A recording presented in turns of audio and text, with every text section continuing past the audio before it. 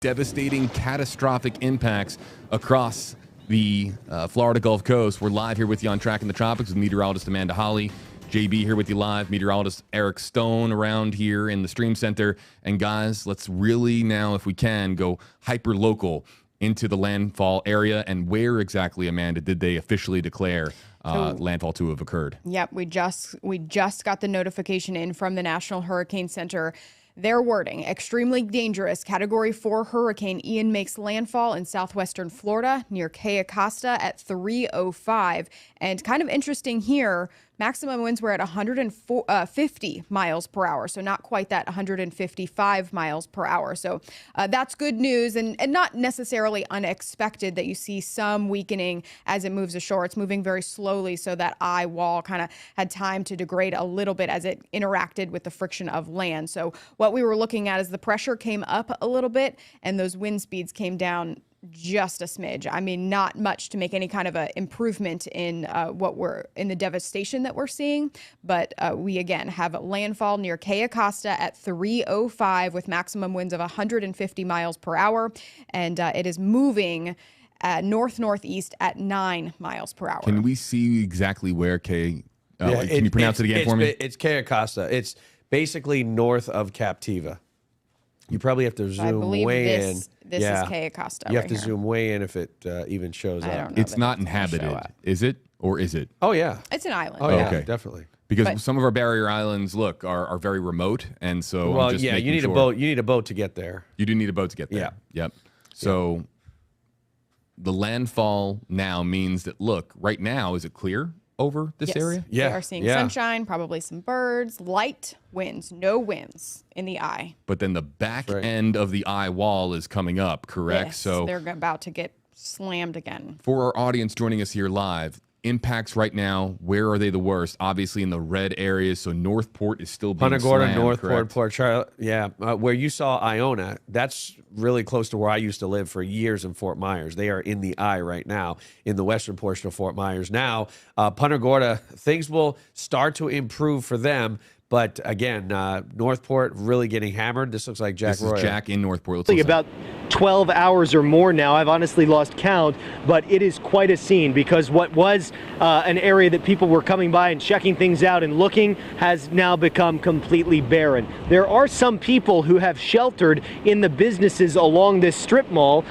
Some of them have homes here. They just felt safer in a structure like this. We have been here because we felt safe here, away from some of the winds, easy to step away from it, but we are feeling it now.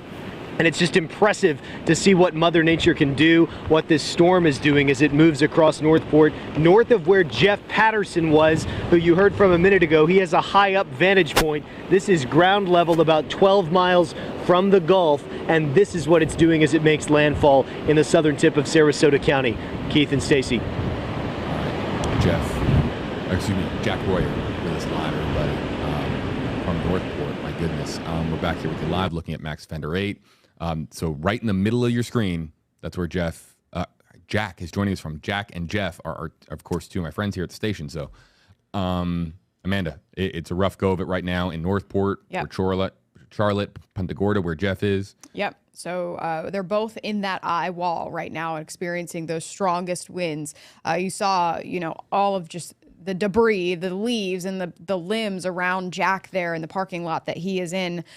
So, that's only going to get worse because, again, especially for Northport might not actually even see clearing because, the storm's moving in this general direction. So it's got all of this eye wall still to get through before those conditions improve. So again, the structures that normally would be able to withstand a few gusts up to this strength will, have devastation and damage to them because that prolonged catastrophic winds, those strong winds, are going to break down things. Yeah, imagine trying to stand in a 100-mile-an-hour wind for 5 seconds versus try to stand in it for 10 minutes or 30 minutes. It's just not going to happen. Let's go to, really quickly, folks, I want to show everybody Naples. Oh, okay, the reporters moved into the shot. They were looking down this street, and it was significant. We will come back to this shot. In the meantime, let me show you my phone. People who were asking about Lakeland, asking about Polk County, asking what's going on there right now. Again, I'm paying attention to Twitter, #HeyJB, and this is from Marisol Santana, who shares this video with us from Lakeland, 3:05 p.m., and you can see that the winds are starting to pick up there, but not nearly what we're seeing, of course, on the Florida coast. What can Lakeland expect, everybody, in the hours Lakeland's ahead? got a lot of time before the worst condition hits them. In fact, they could potentially see hurricane force wind. I mean, 75 to 80 miles an hour. It'll be a close call as this storm moves to the south and east, but it will be in the northwestern portion of the storm in Lakeland, so they could easily pick up 14, 16, even 18 inches of rain, easily tropical storm force wind, hurricane force wind gusts, and the possibility of sustained hurricane force wind in Lakeland. Yeah, we're not going to see, this classic looking structure moving into Lakeland. We're going to see, like Eric said earlier, this eye is going to fill in. You're not going to see the calm really of the storm. It's going to be a much weaker storm. But yeah, lots of rain still because you're already dealing with rain. We've been dealing with rain. Actually, there's your 24-hour rainfall totals right there. So we've got swaths of 2 to 4 inches already in central Polk County.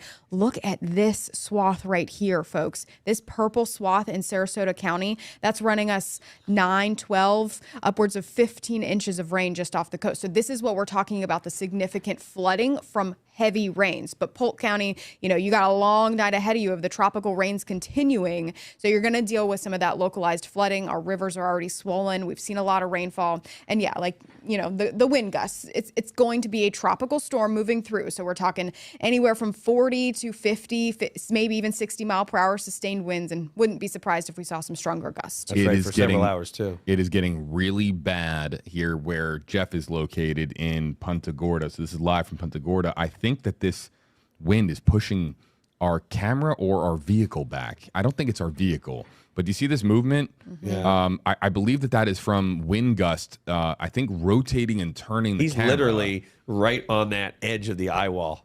He is so close to being in the eye. Yeah.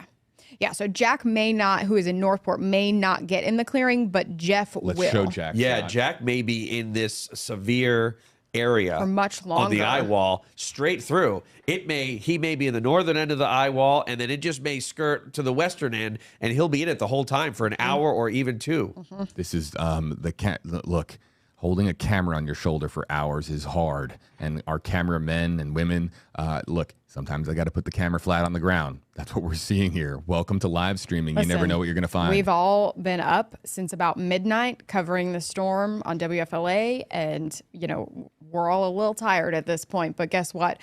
We're just getting started. Yeah, don't remind me, Amanda. Sorry. Don't remind me. But no, it's okay. It's the truth. You're at least in a covered building that isn't experiencing rainfall. Our poor reporters are out in the field. They're soaked to the core. They're experiencing these winds. But it's great to have these shots and be able to see the live footage of what's going on. And when I say don't remind me, I'm thinking about our colleagues. These are our friends. Yeah. These are our friends at WFLA, and they are out in the thick of this right now. And they are, look, they're the real heroes. We're here inside of a studio reading comments from people. Speaking of which, we will be getting back to your comments, but keeping an eye on Max Fender 8. Do we have Wobble Tracker? It's been a while since we checked in with the Wobble Tracker. Yeah, we do. And we can just kind of pay attention to if there have been any wobbles over the last several minutes, because wobbles now are meaningful. Yes, they are meaningful.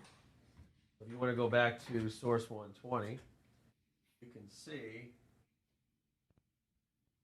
it almost looks like it is moving east right there. Oh yeah, look at that. Yeah, there's a wobble to the east. So, I have never seen I've seen storms wobble, and the wobbles usually occur one time, and it's a drastic impact. With Irma, the wobble brought it into Naples. With Charlie, the wobble brought it into Charlotte Harbor. This thing has been wobbling for how many days now, JB? We've been talking about this. I've lost count, Eric. I mean, 48 hours it's been north, east, north, east, north, east. And then it was a little jog to the northwest, east, north.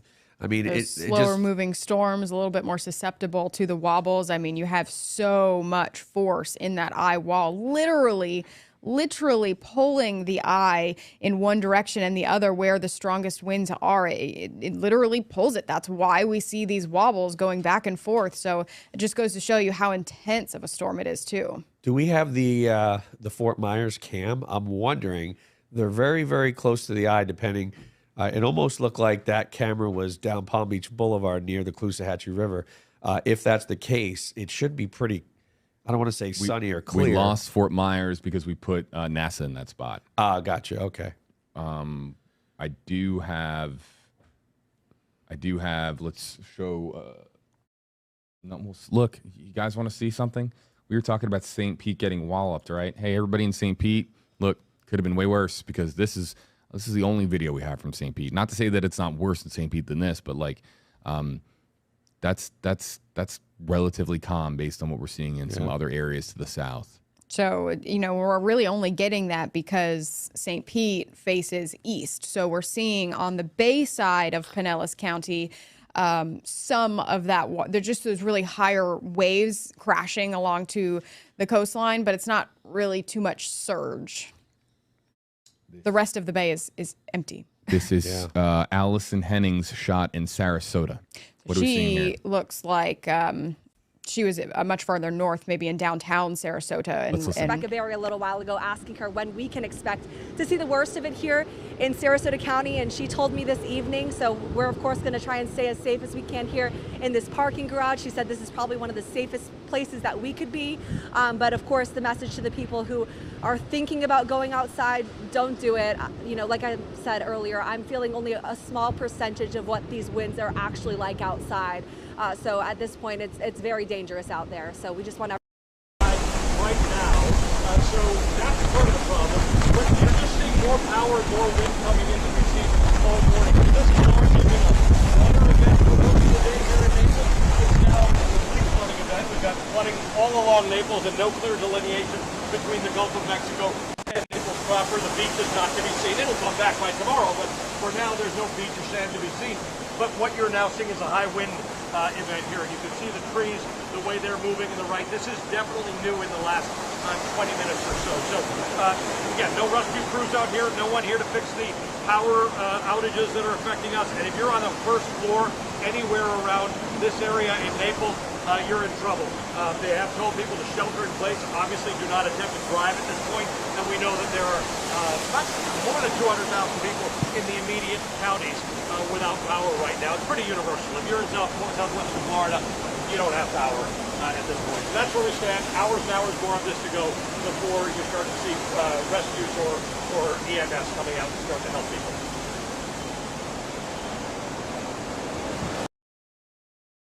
Back here with you live in the Stream Center, Amanda, JB, Eric, and monitoring Wobble Tracker, monitoring the situation in Inglewood, Boca Grande, Sanibel, Fort Myers Beach, really everywhere in between, Punta Gorda, a lot of other areas that not listed on your screen, but definitely in this impact area.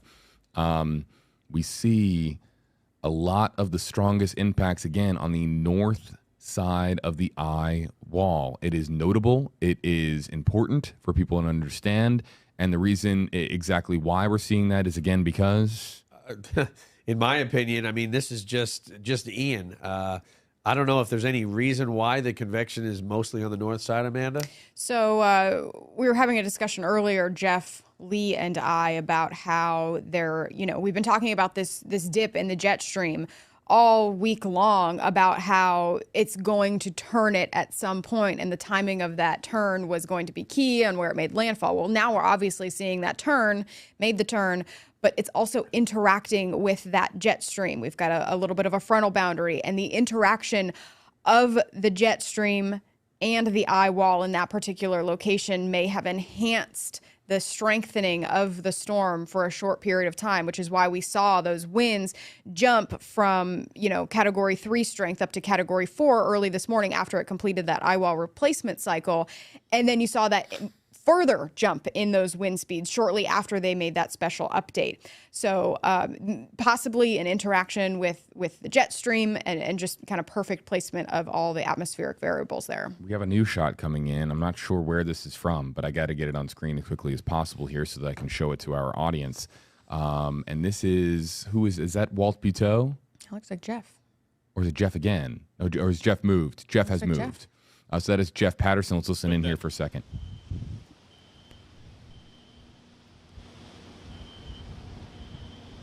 Jeff has moved to a new location in Punta Gorda. He's preparing for a live report. We'll come back to this feed as soon as possible. Back here with you live on WFLA Now. Let me show you everybody what's going on Twitter. Hashtag HeyJB with your tweets, and I can bring it up on screen. Let's see here. Santosh, hashtag HeyJB with this video in the center of your screen from Riverview, Florida. We've got Mikey Mix getting rougher here in Bradenton with hashtag HeyJB. And then 3:01 p.m. Thank you for the timestamp. The timestamp really is helpful, helps. really helpful. Stacia in Pasco County, a few miles from the coast, checking out. Just look, a lot of these people are just kind of peeking their head out of their homes for just a second, just to hold their phone out and capture some video. So we're paying attention to some of the stuff coming in on Twitter as well.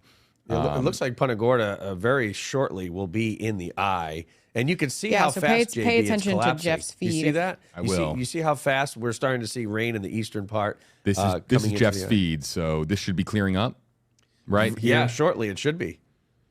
Now, I'm not saying it's going to be bright blue sky and sunshine, but it's definitely going to clear up. Should be a lot calmer. Right.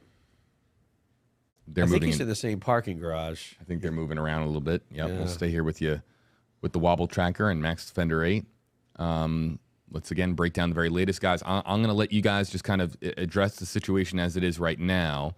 I'm going to take 90 seconds, folks. If you're joining us, I'm going to spend the next 90 seconds just looking at your Facebook Live and YouTube Live comments to get as many in the queue as possible so we can rapid fire and go through as many. We are here to answer questions. In addition to show you live cameras, we know that our YouTube audience is saying live cameras, live cameras, live cameras. But the best thing that we can do to help people right now is to answer their questions live based on where the storm is and where it is going to go. So you can start filing in hashtag-based comments all around your screen. JB, Eric, Amanda. Amanda, you have been here longer than Eric and I. You bow out whenever you are ready. All right. Yeah, I'm just getting some updates on social media here, on my personal pages. Like I said, folks, my entire family, my husband's entire family is in Sarasota. So if you're in Sarasota, if you're in, the Cape Coral, the Fort Myers area, I have family there as well. I feel for you. It's intense. One of my family members, my sister-in-law, literally in their safe place for hours now. They have a leak in their roof, and it's still ongoing. So we're not quite out of the woods just yet. Yeah, I've got loved ones in the Naples area that texted me a few hours ago saying their carport got blown over, and then you see the flooding, the storm surge from the Gulf of Mexico into parts of Naples. And, Southwest Florida was my home for 10 years working down there. And it just, when I think about it, I get sad. I get a tear in my eye because that place is home to me. That was the first area in Florida that I ever came to, that I ever lived at. So, you see the devastation with Irma, but now, I mean, you're seeing it possibly more so with Ian compared to Irma. And I just know that when I go back there, it's going to look a lot different than how it looked a couple of days ago. And I have some of my stuff down there as well. We have the pinball asylum in Fort Myers, where we have the World Championship. I've got my machines there as well. There's a lot of people that are going to be affected that maybe aren't even in the Fort Myers or Southwest Florida area right now. So we pray for all of them and pray everyone stays safe. Let's get to your Amanda. You ready? Nope. Yep. No, I was just gonna keep talking about how the most devastating part there right now is really in southern Sarasota County and near that eye wall. Gene the Bean, hashtag HJB, Eric, Amanda, Sarasota update. I go to school there and want to know how much damage there will be. Yeah, I mean, Amanda's the Sarasota girl. She knows that town better than most. Yep. So, if you want to pull up weather for JB, we can just take a look at current radar, what's going on right now. We're seeing some absolutely intense reds on Max Defender 8 radar. And those intense reds are not only the extreme tropical rainfall, but those are where we're seeing the intense winds. So you can really starting to see it's lifting just to the north of Northport now. Venice, you're getting in on that northwestern side of the eye wall. And all of this is going to kind of scrape by. Listen, downtown Sarasota is right about here, right where you see that 41 marker. And that's where Allison Henning is. We had a report from her earlier. May actually miss out on these strongest winds because it's this edge right here where those strongest winds really cut off. And that's that Laurel, Venice area. Venice, you're in the thick of it, but just to the north of Laurel, that includes areas like Siesta Key, Sarasota Springs, and Longboat Key. We're not quite going to see those 150 mile per hour winds. You're certainly still seeing hurricane force winds. I mean, gusts, I've continuing to see these reports of gusts 60, 70 miles per hour coming in from the Sarasota Bradenton Airport SRQ there. So yeah, it's not fun there at the moment. I mean, it looks like Sarasota is a good 50 or so miles from the center, if not maybe a little bit more. Yeah, so I can put the track on from the actual center of the storm. Downtown Sarasota is about 43 miles. And then from the actual edge of the eye wall, you're looking at just 15 miles from those strongest winds. So if you're in downtown Sarasota right now and you don't think it's bad, call someone that's 15 miles south of you. And this is exactly why wobbles are important. Yes. Right? Because, wow, and stereo sound there, you guys. Yeah, wow. 15 miles isn't, now can a storm wobble 15 miles? Probably not, but a few miles it can.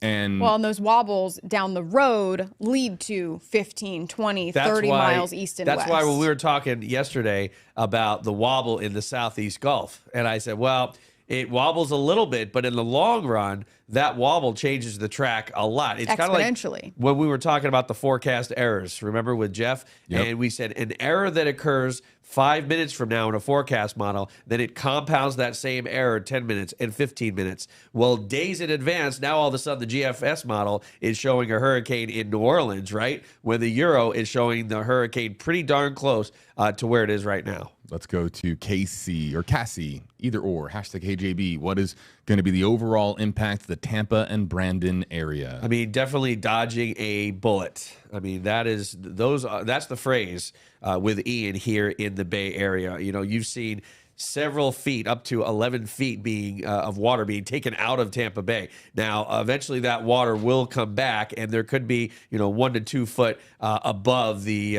average level, or even a little bit of flooding once that does come back. But it does seem to be coming back gradually, or it will be, in fact. And the rainfall, wow! I mean, we were looking at possibly 12 to 16 inches. Now, if we get 6 to 8 here in Tampa, then I'll be surprised. Now, we are monitoring. I want to make this clear. We're monitoring questions and comments from 3 social media platforms: Facebook Live, YouTube Live, and Twitter. We're about to pop into Twitter to check. But first, let's go to McKenn's on Facebook Live. Hashtag AJB. Any update on current conditions in Port Charlotte? Do we have the camera in Port Charlotte? Let me look. Yeah, if that's still going, it should be starting. They're right on the edge. Are they right on the edge? They're right on the edge. Yeah, we have lost access. They're not in the intense winds anymore. It's just light rain, and they're right on the edge of that clearing. So for the commenter, in Port Charlotte, how bad is it right now?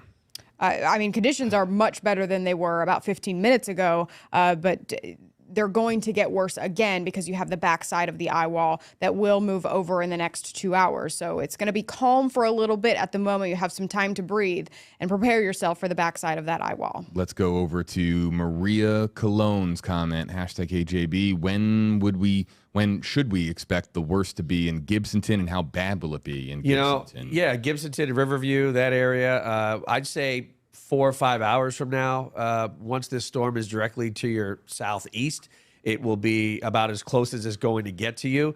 You will not even be close to the eye wall, which, of course, by that time, there won't be an eye, but still the heaviest of the rain. But you'll still be to the north and northwest of the system. So I wouldn't be surprised if you picked up 8 inches, 10 inches, maybe a little more. Definitely tropical storm force wind, possibility of hurricane force wind, most likely hurricane force wind gusts. And we're talking about, at night too, unfortunately. So it's going to obviously get darker earlier. We've got a lot of cloud cover. We're certainly not seeing really any daylight. So it's going to get dark earlier, and those winds are going to they're going to sound kind of scary at night, but just know that it's not going to be as bad as it is right now in Southwest Florida. Live in your hurricane headquarters. We're about to get to Twitter here in just a moment. Before we do, let's go to Bug Life.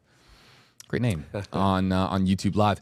Hashtags all around. What are your thoughts on Tampa now that things have shifted to the south? Yeah, I mean, we pretty much just said we dodged the bullet, right? We're not seeing the storm surge that we would have if the models 2 days ago had verified with a storm just off to our west. And you know what? 6 to 8 inches, that may be even overdoing it, Amanda, in Tampa. Yeah, so, just 24 hours ago, yesterday morning, I was explaining why we were going to see the storm possibly weaken as it approached landfall. Well, all of that was dependent on the slowing of the forward motion. We thought we were going to see the storm slow down, not in those really wind speeds in the center of the storm, but we're talking about the forward motion, that 9-10 miles per hour. We thought we were going to see it slow to a crawl of 2 to 3 miles per hour. Luckily, the forecast models didn't hold on to that for very long. I know you showed the GFS earlier, and it did show it slowing down a little bit, but still, I really think our conditions are going to greatly improve by the time we get to tomorrow noon.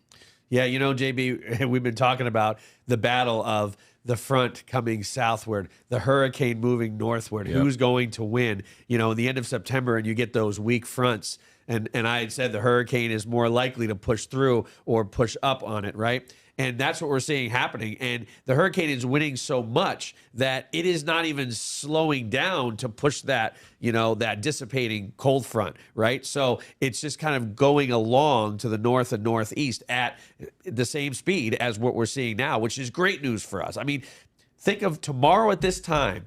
Yesterday, JB, we were talking that we were still being under strong tropical storm wind, heavy rain, several inches of rain. But I wouldn't be surprised if tomorrow at this time, what are we at, 3:30 or so, 3:40, yep, that we hardly see any rain in the area. The superstitious folks who talk about Tampa being protected. Oh, no. There are people in Sarasota that think so, too. Believe me, all my family texted me yesterday and said, is that, the Indian voodoo going to protect us once again? Well, I will ask him again in about 24 hours from now. You know what's funny? So I had a friend from Salt Lake City call me, Amanda, a couple of nights ago, and he says, I don't think you're going to get the storm. There's some Indian ritual. And I said, what are you talking about? Indian burial grounds. I'm pretty sure that's what it is. I've never heard of this. And then we were on the stream Monday, and they're Tampa's not going to get hit. There's this Indian thing. Oh, this has been a thing for a very long time. Yeah, very long time. Yeah, and so it's fodder for the conspiracy theorists in Tampa, but those in Sarasota, look, we're here. Is we're it talking supposed science. to protect Sarasota too, or just Tampa? I mean, I don't know. The people in Sarasota believe it as well. That is supposed to protect Sarasota. Mm-hmm. Well, they're not going to get that strong eye wall in downtown Sarasota. Let's go to these. Let's go to my phone here, everybody. We're looking up hashtag HeyJB tweets on Twitter. Regina, hashtags all around. What does the storm surge look like for Shore Acres? We flooded in 2020, and all of us had to restore our homes. You know where that's at? Shore Acres, Pinellas County. It's an area that floods all the time. It didn't look bad. I saw a picture from it was probably 3 or 4 hours ago now. I've been up for a very long time. Brittany Muller was in that vicinity earlier, and everything looked very good. Again, we're not expecting the significant rainfall that we were. There's still going to be some localized flooding. Shore Acres, I mean, you flood in an afternoon thunderstorm. Let's quickly it's not go to going to be that bad. Riding out the storm here, but it's incredible to see.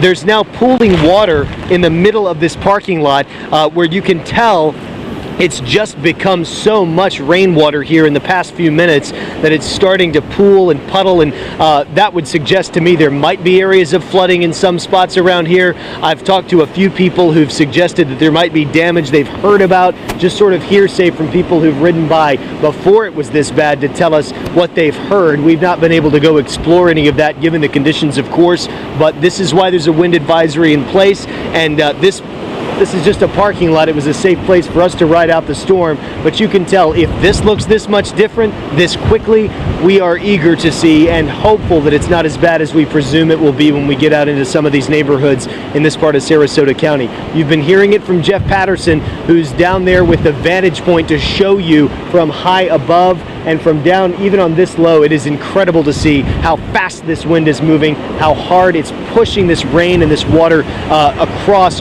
all of southern Sarasota County and all of Sarasota County right now. Keith and Stacy. That's Jack Royer, and again, his location, Northport, Florida, with the MVP hat. Yeah, can't ignore the MVP hat. Back here with you live, folks. I want to get back to, if I may, we're going to try to, did I lose my volume? I did. Hold on one second. There we go. Better. Okay. Let's go back to Twitter and take some of the questions from Twitter. Regina, we were able to answer your questions about Shore Acres. Is that two Reginas? Two Reginas back to back. Hashtag KJB, is Tarpon going to get in the red/orange for rain? Tarpon, I guess that's Tarpon Springs. Tarpon Springs. We have a Tarpon Point. What's red/orange? I mean, maybe 3 to 5 inches. I don't think Tarpon Springs is really going to get all that much in the way of rain. This storm's moving so far south and east. Not going to worry about storm surge. I mean, that's pretty far. That's pretty far up in northern Pinellas, northwestern Pinellas. So no, I think you're going to fare much better with this track than it previously thought. The average Joe, Florida, Winter Garden, 2 miles. Hold on. 2 miles behind Disney's Magic Kingdom. Wind and rain are picking up. So this is not too far away, everybody, from Disney. And he's giving us a little bit of look as to what's going on near the theme park capital of the country. Yeah, this is just an outer rain band, of course. So those clouds move by really fast. Yeah, sometimes you could be, 150, 200 miles away. Again, I mentioned Cristobal. That moved, I mean, it was almost the western Gulf of Mexico, and it was spawning tornadoes in the Orlando area. I mean, pretty far away. And you can see right there on Max Defender 8 radar, a pretty strong cell that's moving right into Kissimmee and Orlando right now. I'm sure that's the one he's under. And with those cells, it can be gusty. Well, and that's what we look for those isolated tornadoes, too. Let's go to back to Naples. Just check in on Naples. And Naples is underwater, or at least the area right on the beach there, or right near the Gulf is underwater. Yeah, I mean, I think it's fair to say that probably goes a mile at least with standing water, at least. Like I said, I don't think it reaches US 41. I pray it doesn't, because that would be quite a large surface area. With that, 5 to 6 feet of water. I mean, you imagine you stand next to your car or a pickup truck, and if you're 6 foot tall like I am, it's a pickup truck. It's right on my level with my head, and you can barely see the middle of the window of that truck. So at least 5 foot of water that you could even barely stand in on the roadways in Naples. Let's go to our commenters on Facebook Live and YouTube Live. Kara, hashtag AJB, the winds are terrible in Ocala right now. How will the impact be there? They must be getting one of those rain bands, Amanda. Yeah, one of the outer rain bands. And again, I've been in these outer rain bands where you get a 40, 50 mile per hour, and you think, oh my gosh, tropical storm force wind. And, it doesn't last long. Right. These are quick moving cells. But again, isolated tornadoes are possible with these. So if you're under one of these, you want to stay inside. Let's go to, hold on. I don't have anything to go to at the moment. Let's go back to Max Defender 8 and show everybody what's going on radar. Yeah, so we're certainly seeing that eye wall well on shore now, pushing into portions of DeSoto County, almost really starting to stretch out into Hardy County. You can see how those reds are expanding north. You see that, yep. Eric? That really shows us that we're seeing that weakening in intensity. That eye wall is really starting to lose its structure. That isn't necessarily a good thing, because those stronger winds can then extend out a little bit farther. So, those are the things we're watching. And obviously, when we start to see those reds and those yellows and those deeper reds appear on Max Defender 8 radar, you're seeing those more intense rainfall rates as well. Yeah, it seems like the eye wall is eroding a bit, Yeah. and that will continue, JB, as we get into the next hour or so, 4 o'clock to 5 o'clock. And, within a couple of hours, it's going to be hard to even see any clearing whatsoever. In fact, you won't even see an eye wall. It'll just be, the moisture will still wrap around. You'll be able to tell where the center of circulation is. Yes, the wind field may be a little bit broader, but it won't be nearly the 150 miles per hour that we saw with landfall. We also have our commenters are big fans of Masa Saidi. You guys remember her live hit yesterday. Masa's one of a kind. There's only one Masa Saidi. Only one. I talked to her on the phone earlier. She is standing by for a live report. Oh, I love it. And on News Channel 8, we're going to be tapping into that feed here momentarily. So that's coming up next. Valerie Love, #HeyJB. Eric, any updates for Anna Maria Island? Again, really, you escaped the worst of it. There's going to be flooding. There's definitely going to be flooding. Anna Maria Island, Whitney Beach, Longboat Key, Siesta Key. But at least you didn't get the storm surge. Yeah. I mean, we're seeing what's going on in Naples. And again, if you think it's bad, Anna Maria Island, I mean, thank God that it's not as bad as it could have been given the models the last couple of days. Now, you're still going to be getting those heavy rain bands. There we go. And possibly an isolated tornado. But we haven't really seen many isolated tornadoes with this, at least not today. Last night, it's what we expected. Of tornado warnings, right? yeah. Miami-Dade, Broward County, Fort Lauderdale area, we saw tons. And then today, there was one right around lunchtime, 12 o'clock in Lake Placid in Highlands County along 27. I don't know. It actually looked like two small little couplets on the radar. And I did see when you were doing that. So I don't know if anything was confirmed, but thankfully we haven't seen any isolated tornadoes. That's not to say that they won't occur a little bit later on. I mean, once this eye wall gets eroded, the storm makes its way over land. There's a lot of friction, and next thing you know, you get these spin-ups. So it is possible, Anna Maria Island, anywhere really in the Bay Area. Let's take this one from Reaper, #HeyJB on YouTube. We lost power for a minute in Brandon already. Well, we should point out that there are folks out there who have lost power for well more than a minute. They're sitting in the dark, and they might be finding our live stream. If you have lost power in your area, please let us know in the comments section so that we can monitor various power outages and also to power outage information on WFLA.com and trackingthetropics.tv. We have resources there. We have about 800,000 customers in Florida without power right now. And that is a lot more than what I reported on air about 4 hours ago. Hopefully folks listened when we said, hey, charge those mobile batteries, right, Amanda? Watch it. Watch Tracking the Tropics right here. I will say my mom in Sarasota County, she lost power early this morning. So we started with those power outages, and we're going to continue. Right now, the brunt of the power outages are in Lee, Charlotte, and Sarasota County, and we're going to continue to see these power outages spread into Manatee, into Hardee and DeSoto, into Highlands County, even portions of Hillsborough County, a couple people in Pinellas County right now without power.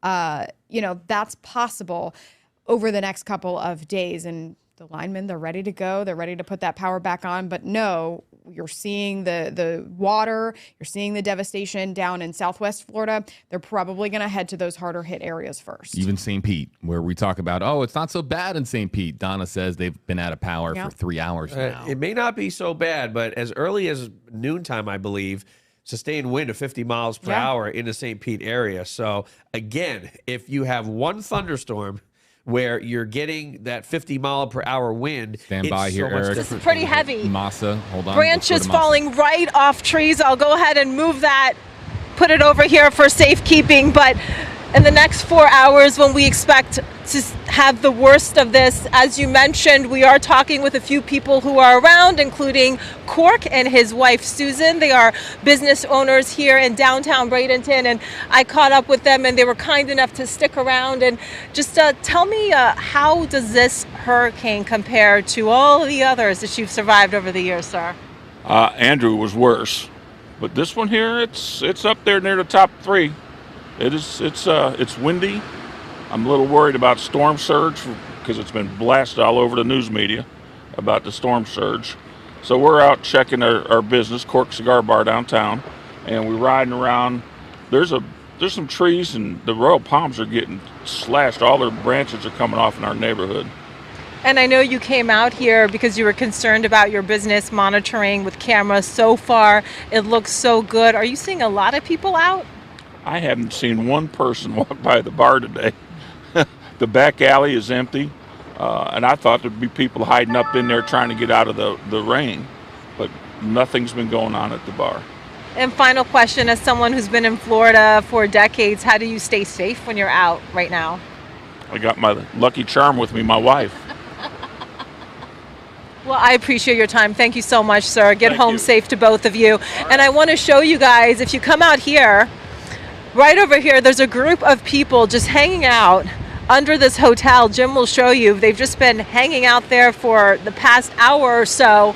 And if you take a look up at the trees, you can see just how strong the wind is here right now. As we showed you earlier, we did watch that branch fall right off the tree. So we are just going to hang out here, expecting to feel the worst of it in the next 4 hours. Right now, as Rebecca said, there's light rainfall. The wind is pretty steady right now, and we feel those powerful gusts about every 10 minutes or so coming by. But Stacey, Keith, I'll send it back over to both of you. Masa Saidi doing not just interviews, but a little community service, carrying a branch out of the street and off of the street onto the sidewalk. Also, how do you not love the interview there as well? Oh, the storm surge has been blasted all over the media. Good. We're glad it got blasted out all over the media because, quite frankly, storm surge is to be taken very, very seriously. So I'm glad to hear that people are hearing about it a ton because it's what we've been talking about. And if we go back to the shot in Naples, that's just what I was going to say. Go back to Naples, and you know why we talk about storm surge, because of this. And I mean, well, there's something floating down that may be, I don't know what that is. This was a street. It's now a makeshift river, and there's stuff floating down this street. Vehicles river. are, I mean, it's 5 to 6 feet of water on a street that leads toward the Gulf of Mexico, and the Gulf of Mexico has blown inland a good mile, maybe more. And I just want to point out, we're talking about 100 miles of a difference in landfall. 100 miles would have put this landfall to the north in Pinellas County, and we would have been dealing with that 5 to 10 foot storm surge in Tampa Bay. Tapping into some shingles on the roof coming off there. Yeah, I'm looking here at a shot from, I'm not sure where the shot is coming from. Power lines, lots of trees. I'm keeping an eye on my family right now, getting some updates, and trees are down everywhere in Sarasota County. If I can get a location from this, I will pass this along to you. Live images from Hurricane Ian, everybody. Where exactly is the eye right now, Amanda? Is it over Punta Gorda? So let's see. I got to zoom out. We have to leave the Max Defender 8 feed on where it's at right now. But Punta Gorda still in the eye wall. Yeah, we're starting to see the eye shrink a little bit as it starts to weaken. So yeah, Punta Gorda is it's dry for the most part in Punta Gorda, and those winds are very calm at this point. I just don't know if they're seeing the clear sky. So that would be what, Jeff Patterson shot? Yes. Yeah. Okay, so that's Jeff Patterson's. Wait, where exactly? I'm sorry. Punta Gorda. Are you referring to this one? I don't think so. That is probably. I mean, we'll get up to date information. Unless he's inland in Punta Gorda.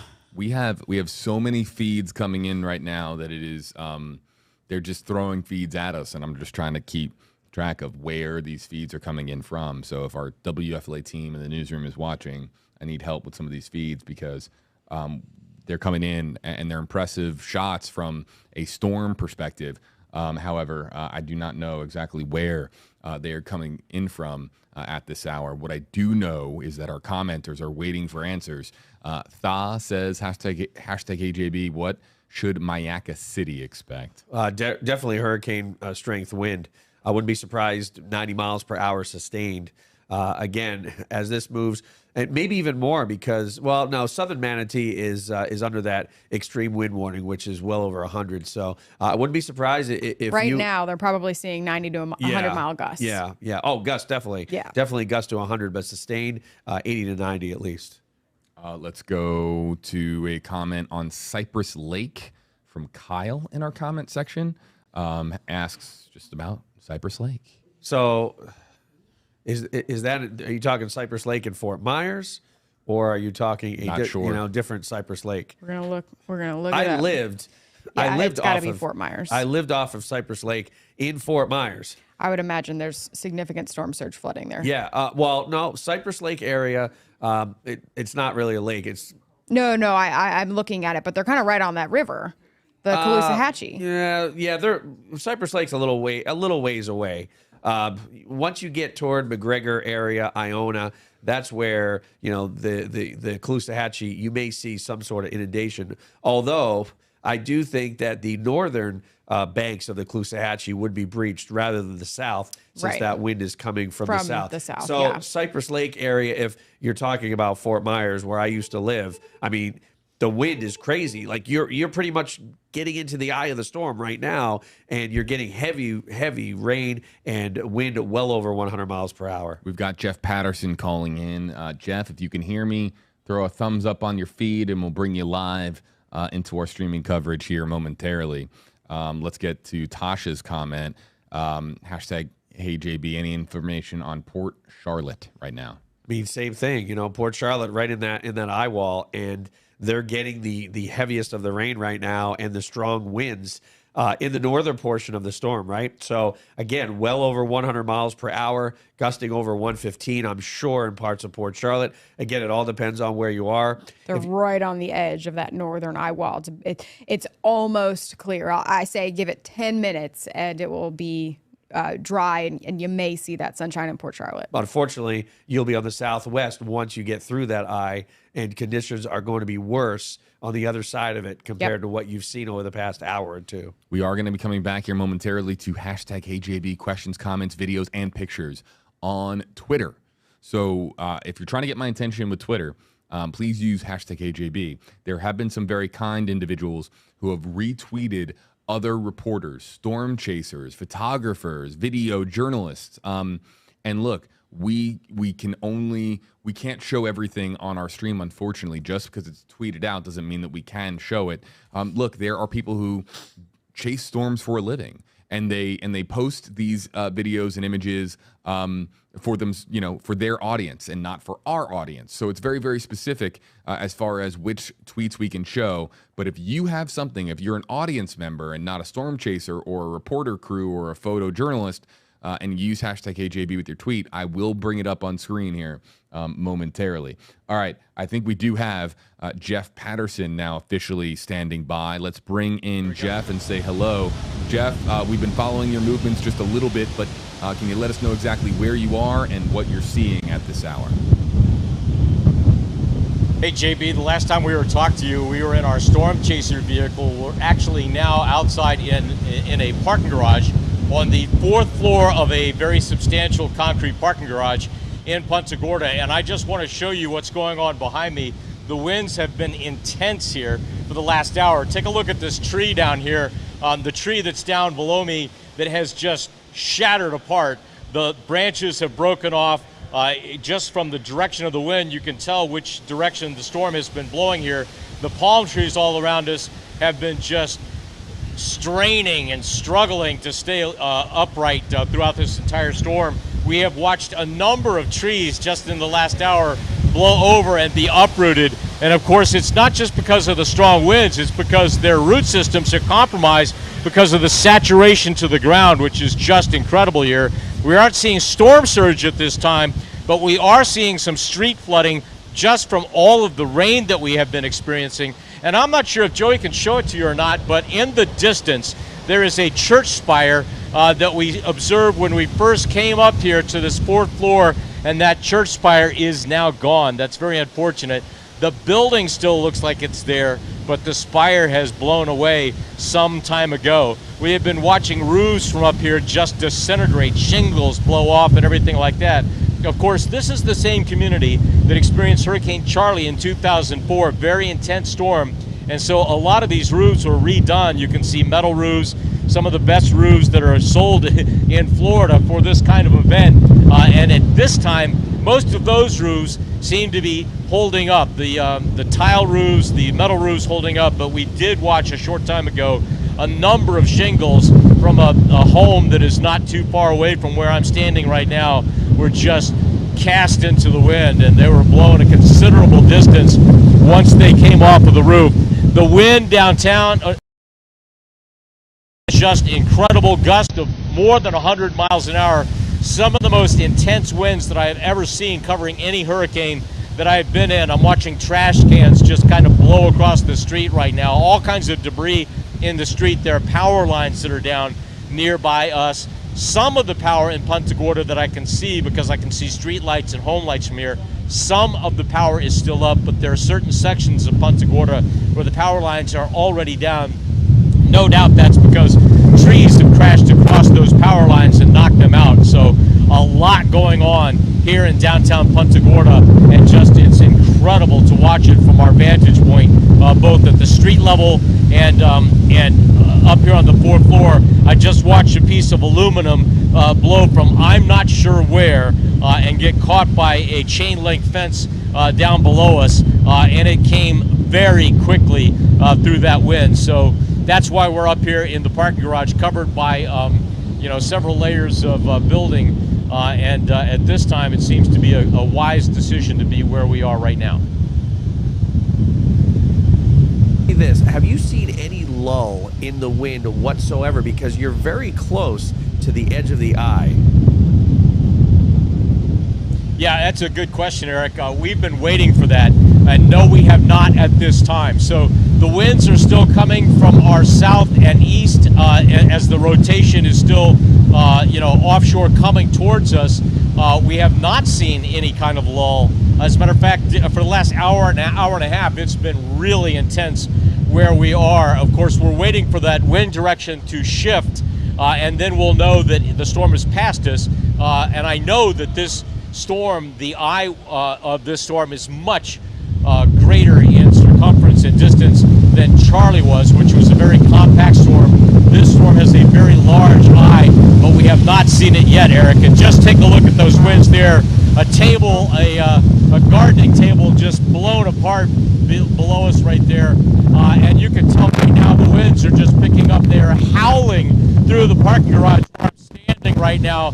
The noise has been intense that we have been experiencing. Just the sounds from the storm as you hear crashes in the distance as things blow apart and fall apart in the distance. But just to watch it come across has been incredible. So, Eric, I'm very anxious to see that eye get to us, so maybe we can have a bit of a lull. But I do want to remind people that's not the time to go out into a storm, because you never know when the eye wall will collapse. You don't know when the danger is coming up again. So if you're in a safe place, stay there.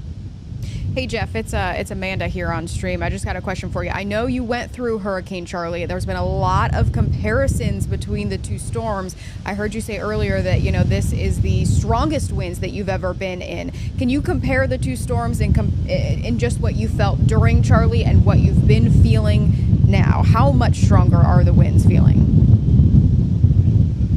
So when Charlie hit, the exact place I was at was out towards the bridge for Little Gasparilla Island. And I recall being in our news car, our Ford Explorer. We were inside the car. I had the car in park and I had my foot on the brake, and the car was actually moving laterally across the street. So that was pretty intense. We're in a much safer, better protected spot right now.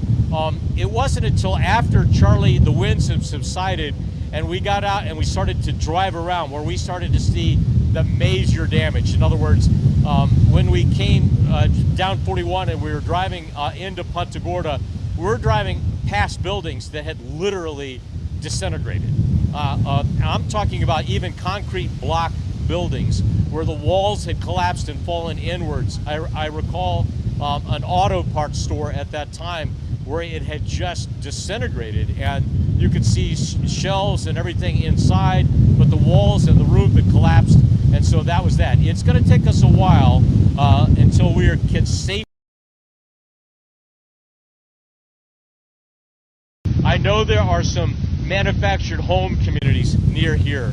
I spoke to a police officer in Venice last night who told me that unfortunately there was a large manufactured home community near where we were in Venice, and a lot of people were refusing to evacuate. Unfortunately, those are the kind of places that are the most susceptible to these strong winds because they're just not built to withstand it. You're looking at some homes that have been rebuilt since Charlie. I recall being in this neighborhood in the immediate aftermath of Charlie, and just to see those homes that were blown apart. Churches, as a matter of fact, I believe it was the church where that spire had has blown away now. They came and they cooked for people in the community. They brought in food, water, ice. The National Guard rolled in here bringing water and ice to people because you can understand it took itself. And Punta Gorda did rebuild, and they rebuilt a lot of the structures that I'm now standing in a lot stronger and a lot better, but it took a long time to do that. So it's going to take us a while to get out and to be able to assess where the real damage is. I'm just very hopeful that we don't have loss of life when we get out and we start assessing where the real damage is. Completely agree, Jeff.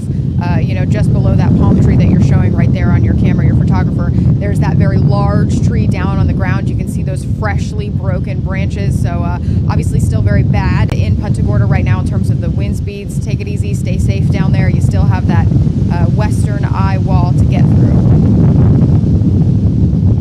All right, thank you very much. I will tell you just real quickly that earlier I'd seen a major part of a tree blow onto a home over here.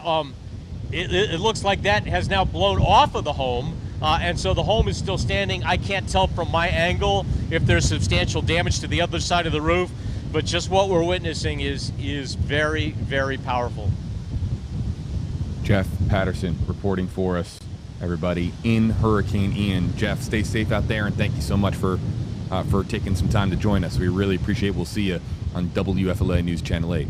All right, back here, everybody, live in your, let's just say hello, everybody, from our hurricane headquarters. My goodness, how many days in a row have we been here streaming?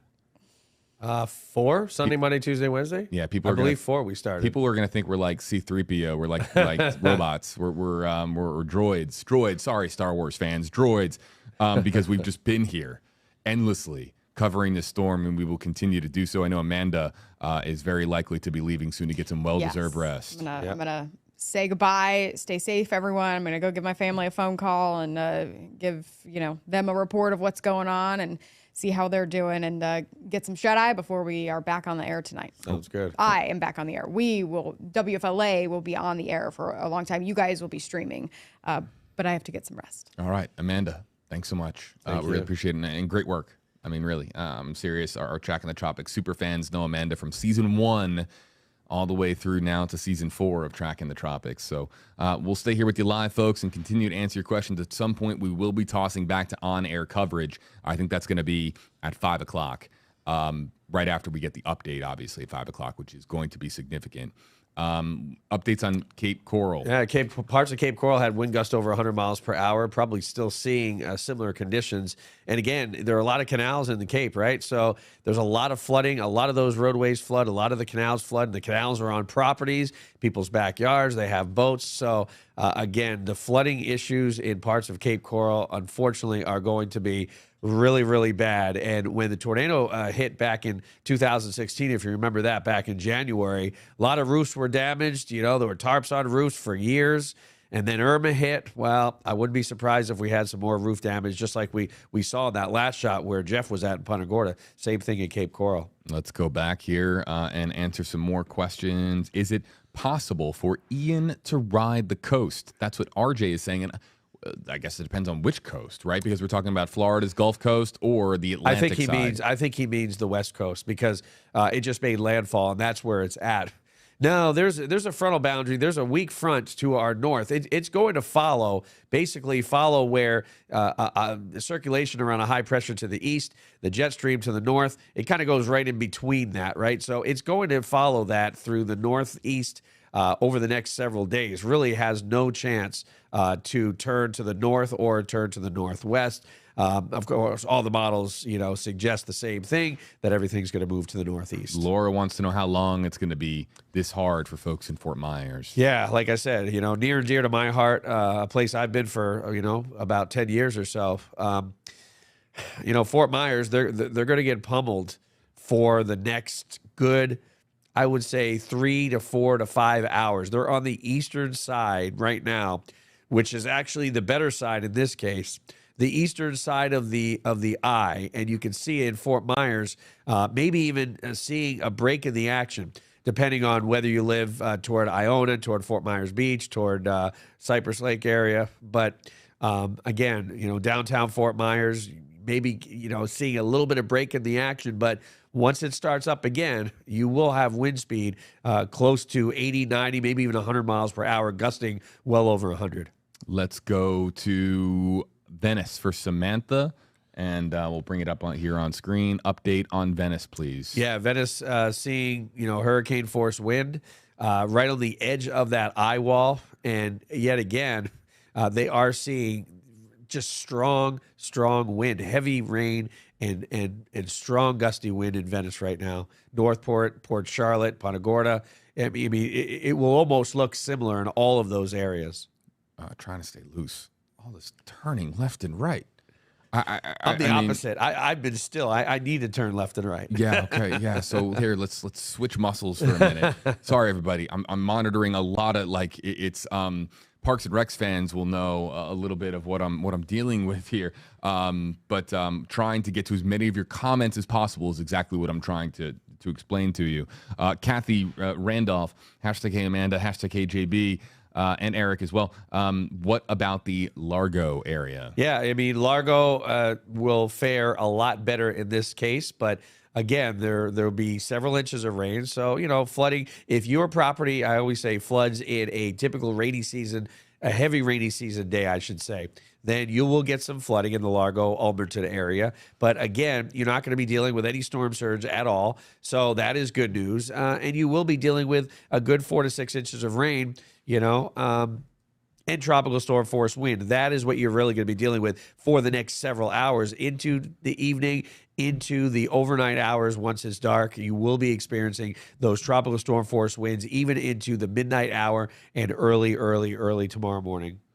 Let's go to, sometimes our commenters, Eric, they answer questions for other commenters, sometimes on purpose, sometimes on accident. SN says #KJB and Eric, can you please provide an update on Brandon, Valrico, and Riverview? Will flooding in Riverview cause trouble in Brandon? Please advise. I'll let you answer this question in just a moment, but then you got Charlie coming in right behind it. #KJB, Riverview is getting slammed. Any idea how much wind or how much wind this is? Trees down, power out. So yeah, I mean, we're getting a partial answer here that Riverview is getting slammed, but back to SN, how is that going to cause trouble in Brandon and or Valrico? What happens in Riverview stays in Riverview, right? No, but what I'm saying is it's going to be raining and windy in Riverview, Valrico, Brandon. There's going to be flooding, everywhere in the Bay Area with 8 inches of rain in that area and up to even 10 or 12, depending on how fast this thing gets out of here, which it's looking like it will be getting out of here faster. So the good news, Riverview, Gibsonton, Apollo Beach, you're not going to see any storm surge because the wind is pushing everything away from your neighborhoods and along the waterways. So that is good. But again, you will be dealing with that heavy rain, and you're already seeing it now. The northern end and the northwest end of the storm is already starting to make its way into the Riverview area, soon to be into the Brandon area, and eventually, again, you're going to get several inches of rain in a short period of time, and that will cause flooding in your areas. I know that we've taken RY's comment before. I like to try to spread it around and get to other commenters, but how much longer in Northport is what they're asking. It's really not great, that person says. Could use updates. Yeah, I mentioned Northport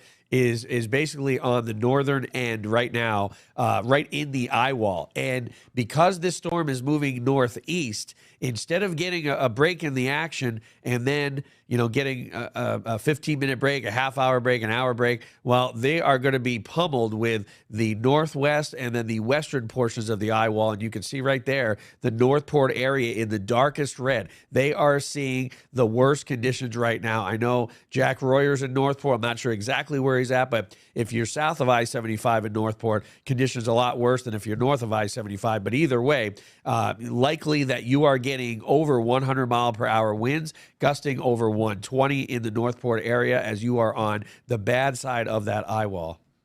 Can you answer a question about, really quickly, I'm trying to load in some new video that we just got in. Jordan wants to know, Wesley Chapel, Can I get some information, please? My older mother lives there. Can we address this commenter? Yeah, the good news is you're not going to experience hurricane force sustained wind. Maybe not even hurricane force wind gusts, but strong tropical storm force, 50 to 60 mile per hour wind, could gust up pretty close to 70 once this storm starts to move further to the north, and you start to see those deep reds getting close to your neighborhood. Right now, we're starting to see those deep reds in extreme southern Hillsborough County, but right now, Manatee to Sarasota County is really picking up that rain. So for Wesley Chapel, the worst for you are going to come a little bit later this evening, 6, 7, 8 o'clock, and into the first part of the overnight, but I don't think we'll be seeing hurricane force wind in Wesley Chapel. Let's go to our commenter here. Hold on, folks. Trying to load it up. Colby Cat on YouTube Live. Hashtag Hey Eric. And it's this comment. What can Sarasota expect in the next 12 hours? It's going to be like night and day from now through 12 hours from now, because you're almost in the eye wall.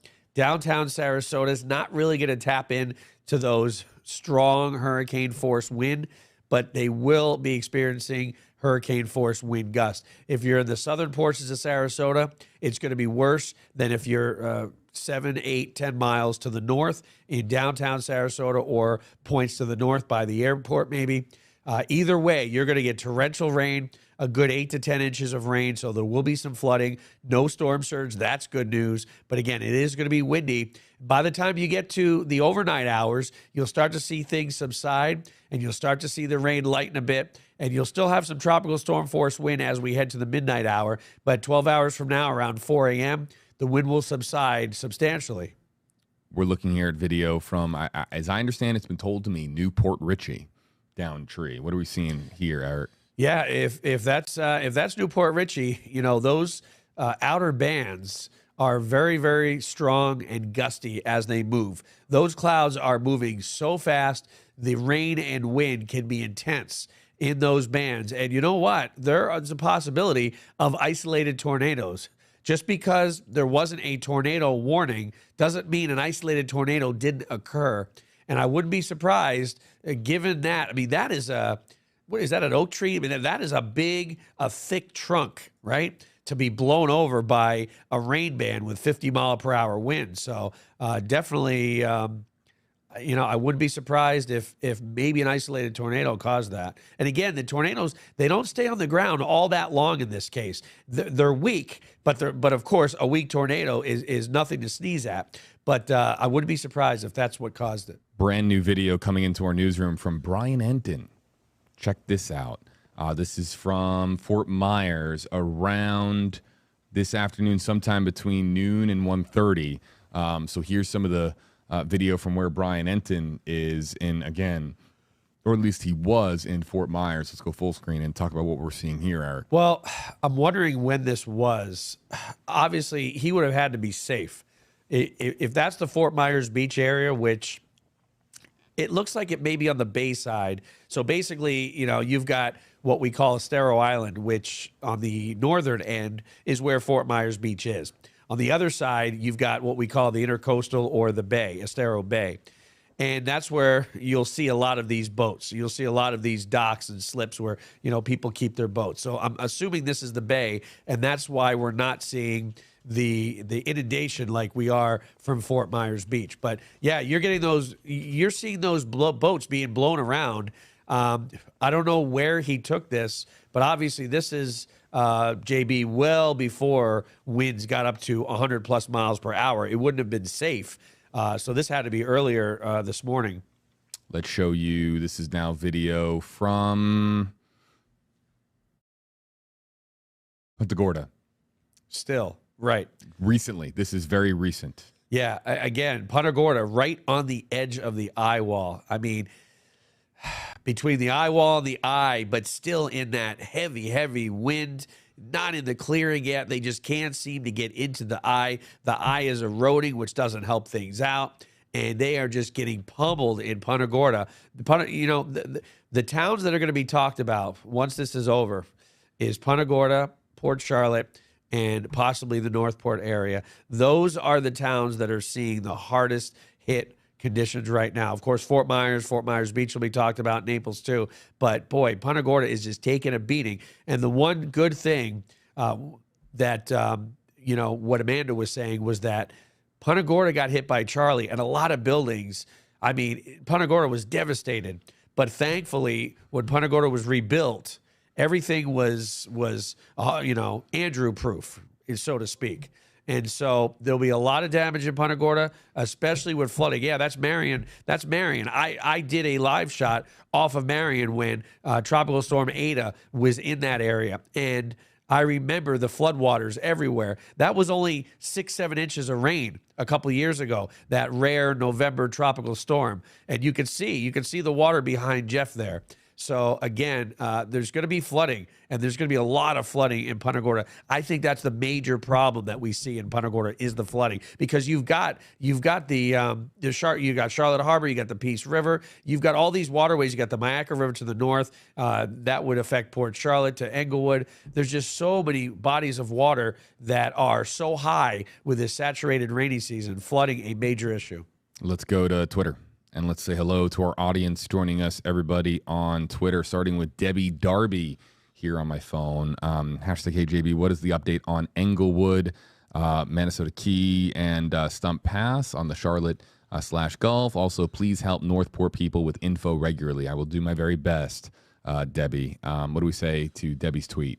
Yeah, Englewood right now on the worst side, right? On the northwest to west side of this storm, although the storm is moving inland. So conditions in Englewood will be improving over the next couple of hours to where right now you're seeing probably Cat 2 at least, hurricane wind, right? 90 to 100 miles per hour sustained wind. But that will eventually, over the next hour or two, decrease, in fact, rapidly as the storm weakens and moves away from Englewood. Not really expecting storm surge around Englewood Beach, Middle Beach, Minnesota Key, that whole area right there, which is known for flooding even in, a typical rainy season day, not even, disregarding the storm surge. So that area, that roadway that goes from Englewood Beach up to Minnesota Key is probably going to be underwater right now, most likely. Really, just thinking about everybody out there, man. Tampa Mike, still pretty strong gusts in Sun City, and sends us this video. Yep. And it's just getting started.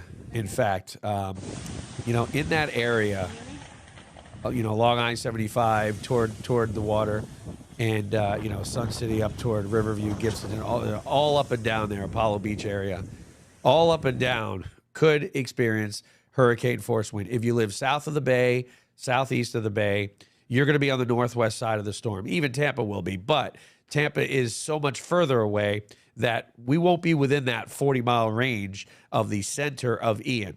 So Tampa, very unlikely for hurricane force wind, but Sun City northward toward Riverview, I'd say not much further north than that, will be experiencing hurricane force wind.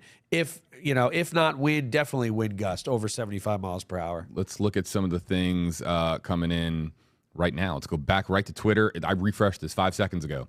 Let's see here. Riverview, not yoked TV. Riverview is getting sauced. Hashtag HeyJB. So this is a video from a backyard. Riverview, really quickly. Yeah, I mean, they're getting several inches of rain, and there's more to come. And is that a roadway that's being flooded right there, or is that an actual... Which one, on the bottom or the top? The top. Or is that a river? I can't tell. Let's go full screen. Oh, it's a fence. Okay. That's a fence. That's a fence. Yeah. For a minute, it looked like it was water. Riverview getting tropical storm force wind right now, and well into the wind gust of 50 to 60 miles per hour at times with the heaviest rain bands. And this is what we can expect for much of the immediate Bay Area. and again, that does include, Hillsborough County, is that we'll be getting these rain bands. Within the rain bands, strong gusty winds, 60, 65 miles per hour, sustained at 45, 50. Then there'll be some lulls in the action. And then all of a sudden, the next rain band comes in. And these move so quickly that you'll think, oh my gosh, this is it. And then before you know it, all of a sudden, there's a slight lull. Now, I'm saying it's not going to calm down like if you were in the eye of the storm. But again, you'll be intermittent rain bands, and it doesn't help things out, especially things that aren't sturdy, because they're getting blown to one direction, then a brief pause, and then they get blown again, and eventually things that are not sturdy will get blown over and will cause some damage. Let's just quickly address Syra in Sefner on the center of your screen. Sefner? Yep. What about it?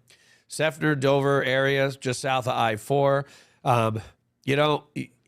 As you get closer to Polk County along I-4, or I should say south of I-4, the chance of you encountering hurricane force wind would be a little higher, in fact, right? Because the storm is set to move through pretty much central to eastern, southeastern Polk County. And again, you can see, so you see the red that's disappearing. That's the tornado watch. Mm-hmm. And it looks like for most of our area, all of our area, the tornado watch has expired. Very interesting, considering that we have a landfalling hurricane with just a lot of friction and a lot of spin. I'm surprised that they discontinued the tornado watch. But hey, great, right? Isolated tornadoes are still possible, but in regards to Sefner, I wouldn't be surprised. Definitely hurricane force wind gusts, but most likely strong 60, 65 mile an hour tropical storm force wind, but not for several hours until this storm gets to Polk County. Let's go really quickly to show you just some of the resources available on my phone here. This is on WFLA.com, the WFLA app. We've got Hurricane Ian coverage, of course. We've got Making Landfall, Child, nearly swept away by Hurricane Ian, also on WFLA.com. Mayor Jane Castor saying Tampa is going to see unprecedented flooding. Jet skis off of Sarasota as Ian moves in. Oh, God. And then, some guy named JB who's answering questions for a audience across social media platforms. And then, yes, the real-time wobble tracker there as well. We'll go back to Twitter in just a second, but all of these stories right now on WFLA.com, the WFLA app. Somebody asked earlier, when do we start to see the eye wall break up and fall apart? It only takes a few hours. We're already starting to see it. Do you still have the wobble tracker? On which source Weather now? 3? No, traffic. I got you. Source 120. 120, right. That'll give you a pretty good indication that there's still some wobbling going on here. There is. In fact, it is wobbling way off to the east. Look at that. Wow. It's moving toward inland Charlotte County rather than northward. But you can see the eye right there. It is not nearly as wide. See that? See how it's narrowing. I would be surprised in the next 2 hours, JB, maybe even an hour and a half, if rain is completely inside that eye, in fact, and we no longer have an eye. It's really a shame that the Fort Myers camera went down, and it probably went down due to the wind, because right now they would probably be fairly clear. Although now, look at Sanibel and Captiva, right? Pretty close to where this storm made landfall. Now, all of a sudden, they're on the back side of it. So they're getting wind in the opposite direction. So things that were facing a certain direction, getting that initial wind from the southeast, now things that are facing the direction that are getting wind from the northwest are vulnerable. So, it's like, how in a storm or when it's windy, you can stand against the corner, against the side of your house, JB, right? Yep. And while the wind's coming at me, I'm good. I don't have to worry about it. But then you're on the other side of the eye, and it's like, wait a minute, now the wind is pushing me away from the house. Now I'm in danger.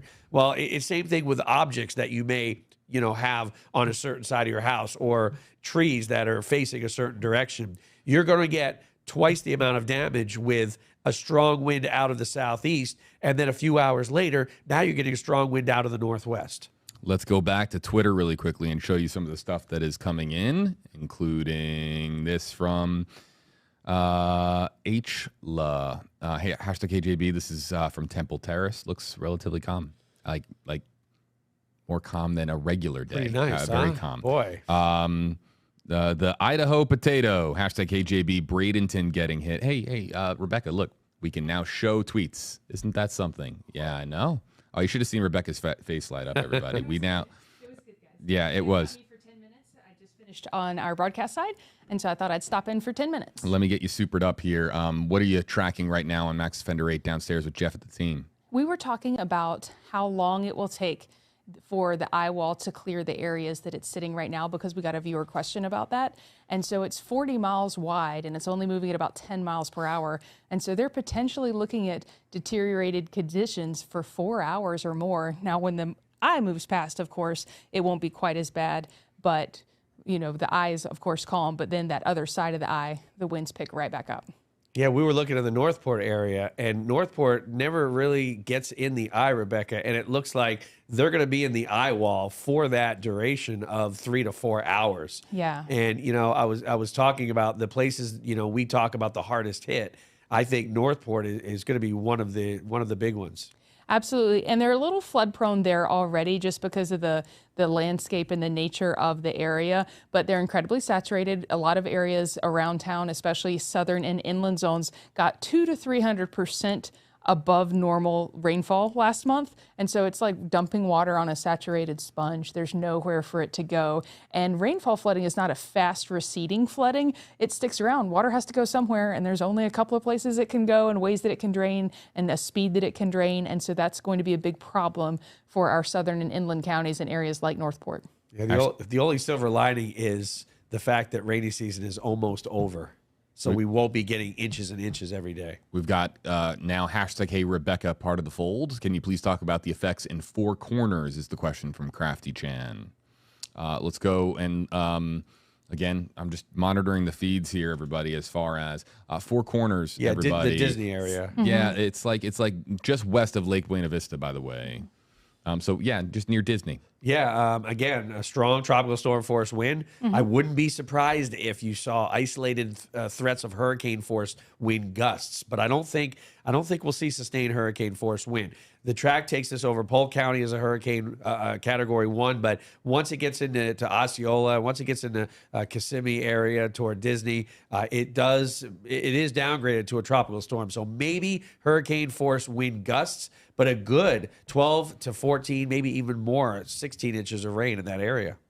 Let's go to Lakeland for Bridget. Hashtag AJB. What should we expect in Lakeland, Rebecca and Eric?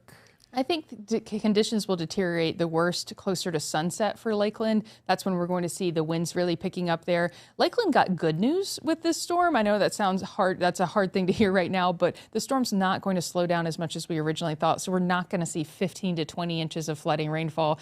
Now, eastern Polk County will see some heavy rainfall, but I think Lakeland will see manageable amounts of heavy rainfall. So I'm happy for that. I think you'll see 40 to 60 mile per hour wind gusts, but nothing too terrible out there. Tapping into several different live feeds right now, by the way, and this is just one of them that some folks are asking in our comment section, you guys, about whether or not we have anything confirmed regarding tornadoes. What do we say? No, that will take some time for the National Weather Service to confirm if a tornado touched down, correct? Yeah, when they see a radar estimated rainfall, a radar estimated tornado on radar, they go out and survey the damage after the storm when it's safe to. And so it will probably be Thursday before any crews are sent out to survey the damage. I did see some video from Delray Beach of a building that was decimated, and it did look very tornadic. There are things they look for: twisting damage instead of straight line winds, splattering of mud up on the buildings and structures. That's very indicative. There we go. Sorry, I've been talking a lot today. Me too. Yeah. That it was rotating winds and not straight line wind damage. So that will be much later from now. The exception is if there's a clear video or a clear picture of a tornado touching down. That's when they go ahead and call it a tornado. What about Oldsmar, Eric? Oldsmar, again, a lot of places, Tampa, north, east, westward, Pinellas, northern Pinellas, a lot of places are really being spared with this track. I mean, things would have been so much different if this was 50, 75 miles north. You know, Oldsmar not even going to tap into the heaviest of the rain on the northwest side of the storm, even though it will be to the northwest. Not expecting hurricane force wind or wind gusts. Still, tropical storm force wind extend at least 300 to 350 miles between the west side and the east side of the storm. So yes, you'll be in tropical storm force wind, but as far as rain, I'd say about 4 to 6 inches. I don't think it's going to be that crazy, any crazy amounts more than a very heavy rainy season day. Let's say hello. Oh, we are. Hello, saying hello from the Stream Center. Getting back to some of your comments. Hashtags for Eric, Rebecca, JB. We'll bring in Lauren. Please give an update on Hillsborough County. What can we expect in Hillsborough County? Any wobbling towards Hillsborough County is even possible. Not even possible, right? No, I mean, in fact, if you put the wobble tracker, I like looking at these as well, but the wobble tracker is showing on Source 120 is showing that the latest wobble actually moved east right there. Mm-hmm. So again, it keeps on jogging northeast. Mm-hmm. And now look at the blue line, JB. It's trying to correct itself because it actually has the storm moving to the northwest over the next hour. And you know why it's doing that? Because it's wobbled so far east of the track, it corrects itself until the next update. So no, I definitely don't see this wobbling in our direction whatsoever. As for Hillsborough County, it's a big county, right? The northwest part of Hillsborough County, no chance for hurricane force wind.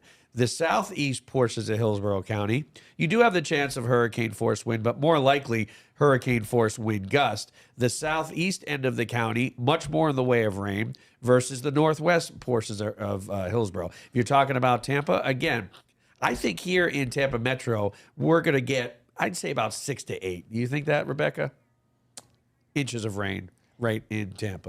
I think it could be a little lighter than that, especially with the southern track. Right. I just looked at the radar estimated rainfall totals for 2 forecast models. They showed 2 to 4 inches. I thought that was a little light. And so it's probably somewhere in between. 3 to 6. Yeah, somewhere in between. Plus what has already fallen, which I'm sure at least an inch of rain has fallen in the Tampa area. Can we all just do what Rebecca did as far as everyone looked at the blue line and went, huh? What is that? That doesn't make any sense. That's a bit different. And each wobble just brings improving weather for most of our area. And I'm just so grateful because 48 hours ago, I was putting my furniture up on cinder blocks because we were talking about South Tampa potentially getting 8 feet of storm surge, and my house is not that high up off of ground. And so we're still seeing the worst of the effects just to the south of us. And my heart goes out to Fort Myers. I've seen some videos on social media of the storm surge moving in there. It's at the bottom of the roofs of those beach houses. It's just heartbreaking. But the wobbles have saved Tampa Bay once again, and I could not be more happy about that. Yeah, Naples really taking damage as well. I don't know if you still have that video of the storm surge damage. They just took a break. Okay, the cars, literally to the very tops of the cars, a good 5 to 6 feet of water just flowing down the roads. Stand by. I might have it. Not live, but in a recorded capacity. Stand by. Oh, no, I don't have it, but I'll try to get it for everybody because it's significant. I think we might not lose that much power in Hillsborough County. I think we're going to be much better than we expected because if you prepared like I did, I'm ready to live without power for 3 to 5 days. Yeah, and that's why you want to prepare because, 24 hours ago, 72 hours ago, when this thing looked like it was heading in our direction, folks in Fort Myers, they asked me, should I board up? Should I board up? And I said, if it makes you feel safe, you never know. It could turn, and eventually, once we got into Monday afternoon, I said, hey, if you haven't boarded up, let's do it now because the trend is moving in that direction. So for Hillsborough County, yeah, Rebecca's right. I mean, we may not lose power in many areas. Jessica Wood, hashtags all around. I apologize if this was said already, but are we still expecting storm surge in Pinellas County? And then I want to show everybody here for a second because we also have this comment coming in from Talia. When can we expect the storm surge for St. Pete? And how much storm surge, specifically the eastern and northern coast? So a lot of questions still coming in about Pinellas County. And while we're so focused on the disaster area right now, there are people around the area nearby in other counties in Florida that are asking if they're going to get anything similar to what they're seeing in places like Naples, Fort Myers, and Punta Gorda. Yeah, I mean, you know, if you're north of the storm, then the wind going counterclockwise is coming in from the east, right? So it's blowing the water away from the Gulf of Mexico.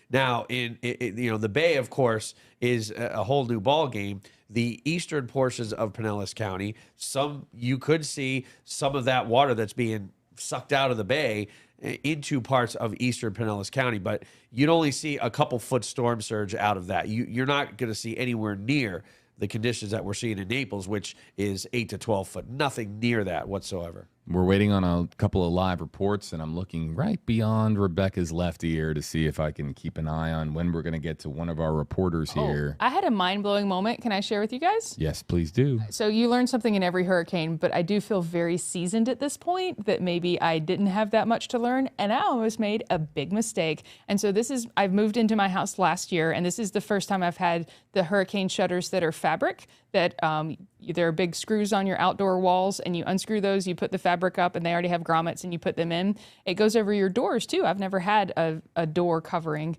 And so the only way to get in and out of my house right now is my garage. And so if I lose power, how do you get in and out of your house? You know, if you're inside, you can pull that red handle, but you still have to physically be able to lift your garage door. And I'll give you 3 guesses as to who cannot lift their garage door. And she's wearing red. And if I were to get off of work and not have power, from the outside, you have to take those shutters down to get inside your home. So when you're rushing back in, if you've evacuated, did you bring a screwdriver?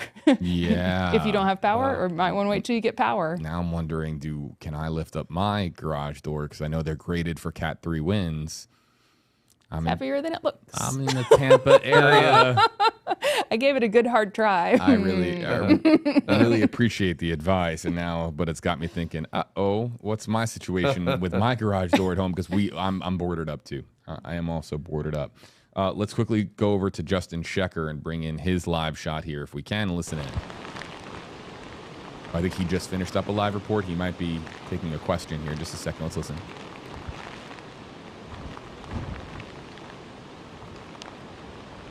Really, in the last 30 minutes or so, we were driving around a little bit. We saw some kind of bent street signs. We saw, like Stacy saw in Polk County 1, a rail crossing bent. But this is really the worst kind of property damage we've seen so far. But again, the last 15, 20 minutes, the winds have really picked up. The rain is starting to come down more. But like I mentioned earlier, we do know there are already some power outages further down Apollo Beach Boulevard towards the water. So it is picking up here in southern Hillsborough County. So best to keep inside and stay off the roads at this point.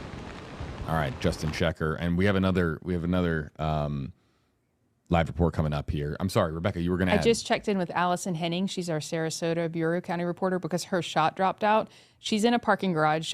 These crews know how to stage themselves and stay safe in these situations, and parking garages are gold in this because you can be shielded from the wind and all of your equipment, but then still see everything that's going on. She says roofs are rattling and about to fly off of high-rise buildings downtown. Trees are cracking, car alarms are going off. This is unreal. Real to hear downtown Allison, Sarasota. Yeah, talking like that. Look how bad it got on radar over the past few minutes. Now we're into the yellows and the reds and almost getting into that eye wall. It is eroding as it's moving over land. But boy, Sarasota area. Look at that. Let's listen to Jeff Patterson. Just kind of flapping of the breeze there. Apologies, there are a number of trees that we have just watched fall over within the last few hours here in Punta Gorda, just collapsing from this incredible wind. And there goes the rest of the gutter just blowing off the side of that building. So there's a lot of debris like that out here in the street. I have noticed in the last few minutes there have been some vehicles that have started to come out because as the winds have started to subside, a couple of people have started to come out into the weather. That's not advisable. You just watch that piece of gutter blow across, and that could still do damage to these cars that are driving around. We are within the shield of a very large, substantial building here so that we don't have things blowing in our direction. So we're trying to be as safe as possible and yet bring you the best pictures that we can. You're looking across the street at the parking garage where we have been kind of staying throughout the majority of this storm because it offers the best structure and standing for us to be in, and yet be able to shoot across the rooftops, if you will, of Punta Gorda. But just to see this storm blow through here has been nothing short of incredible. So we will wait to see if we are in fact in the eye of the storm. I'll check with our meteorologists, but then of course we're waiting for the back half of the storm, which, as you just heard them say, is the more powerful half of this. As the wind direction will shift, then we're starting to worry about storm surge here in Punta Gorda, because we're just south of the Peace River, and storm surge could be a major problem. Earlier today I was listening to some of the local meteorologists who were predicting a very high storm surge, and I talked with some residents here in the area who were showing some photos of other storms that they have been through where storm surge has come up here and has been a problem. So we're keeping a close eye on that to make sure that if we have to get out of this particular area, that we can go to our fallback position so that we can keep our vehicle and ourselves safe through this. But just to watch this storm come through here has been something I don't know that I have seen anything as powerful as I have seen Hurricane Ian. So yes, we were here for Charlie, but as you've heard Jeff Berardelli say, much different storm, much smaller, much more compact storm. The winds of this one are reaching very far out. I have friends in Apollo Beach who have just lost power, friends in parts of Tampa who have just lost power. So we're hoping for the best for everybody up there, as we know the power of the storm that we have seen roll through here. Live from our hurricane headquarters with real-time analysis from some of the nation's top meteorologists, this is Tracking the Tropics. Hurricane Ian makes landfall on Florida's Gulf Coast, and just in moments ago, the 5 o'clock advisory coming in, or is it the 4:35 Yeah, advisory? this is the 4:35. You know, sometimes the National Hurricane Center issues advisories just maybe to show that the wind has lowered to 145. It's still a Cat 4. So the storm is weakening, but still a monster. Yes, the pressure's gone up quite rapidly at 942 millibars, and it's still moving to the north-northeast. Now, at 5 o'clock, I do expect the cone to develop. So let's see what happens over the next, what time is it now? About 4:45. Let's see what happens in the next 10 to 15 minutes and see if the National Hurricane Center updates the cone. Based on that wobble, and again, I'm going to put the wobble tracker trademarked by Jeff Berardelli right here, and you can see that it's wobbling to the east, and it continues to wobble right there. It wobbles to the east. And look at the blue track. The blue track, and I'm going to move this. I'm going to move the so you can see it better. The blue track goes slightly to the northwest. Now, as I move this, well, what I'll have to do is get into here, and I will show you exactly what I'm talking about as, again, this northwesterly track, that blue line that you see, is not going to happen, okay? I'll tell you right now. Look at that. Now, there's no reason whatsoever to believe that that blue line is going to, that's going to verify. There's just no way. So when the new cone comes out, I do expect that the cone will be jogged to the east, because if you take northeast from where that storm is, the eye is right there, it doesn't go back to the northwest and curve back to the northeast. So that means instead of missing DeSoto and Hardy County, it goes right through DeSoto and Hardy County and southeast Polk County, and places like Sebring and Lake Placid and Highlands County see greater effects with that track. Let's also remind our audience that this is still a Category 4 system right now, so still significant strength to Hurricane Ian. And, I think the most telling testimony today has been from Jeff Patterson, who was in Charlie, who says, look, there's Charlie, and then now there's Ian. I mean, that is a pretty significant. Jeff is as straight edge as they come with statements like that. and doesn't say that lightly, doesn't say that for flair or for TB. If Jeff said this is the second most strong hurricane I've ever felt behind Charlie, he would say that. Jeff doesn't make up things. So he's saying that that Ian is stronger than what he has felt with previous coverage, and he was in Charlie. That tells you the story right there. Yeah, and Jeff's he's going to get major impacts in the next 30 to 45 minutes once he's on the edge of the eye wall right now. Once he gets into that western and southwestern quadrant of the storm, which typically is the calmer part of the storm, but not in this case. As you see, the northwest to the western and southwestern portions, that's where we're seeing the heaviest rain right now in the northwestern portions. But he is going to be experiencing wind from the opposite direction, and that is just going to cause more structural damage and more things to be blown around in the coming minutes. We're trying to get a hold of Brian Enton. Brian Enton, a dear friend of mine from News Nation, and I know that he's out there in the storm, and we might be trying to get coverage with him. As we follow this wobble, can we talk about how the wobble is significant for this area, Eric, and what we can expect over the next several hours? Because look, folks to the north of Ian right now are anticipating this system, and wobbles are most certainly important. They are. Yeah, I mean, the more, JB, this thing wobbles to the east, the more the track goes to the east.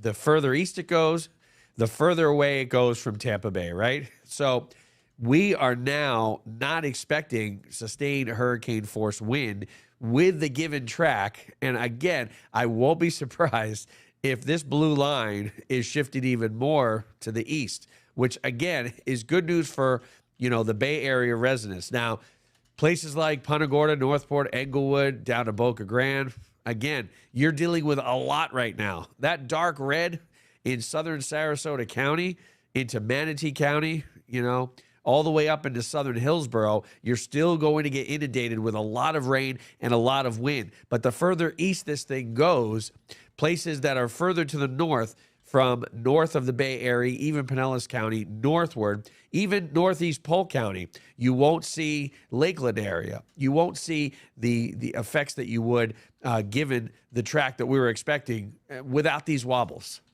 I can tell you, folks, that we're already getting a ton of questions in our comment section. Let's go to this one from Debbie.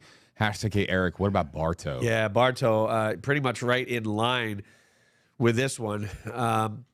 You're going to be on the northwest side of the storm, and it may still be a hurricane once it gets into your neighborhood. Once it gets into southern or northern Hardy and southern Polk County, and you're in the thick of it, I wouldn't be surprised if you had hurricane force wind in Bartow, definitely, and a lot of rain. I mean, you're looking at a foot of rain in the Bartow area. Anywhere where you may be that you're in the northern eye wall, you miss the center, and you skirt into the western eye wall. Northport's the perfect example.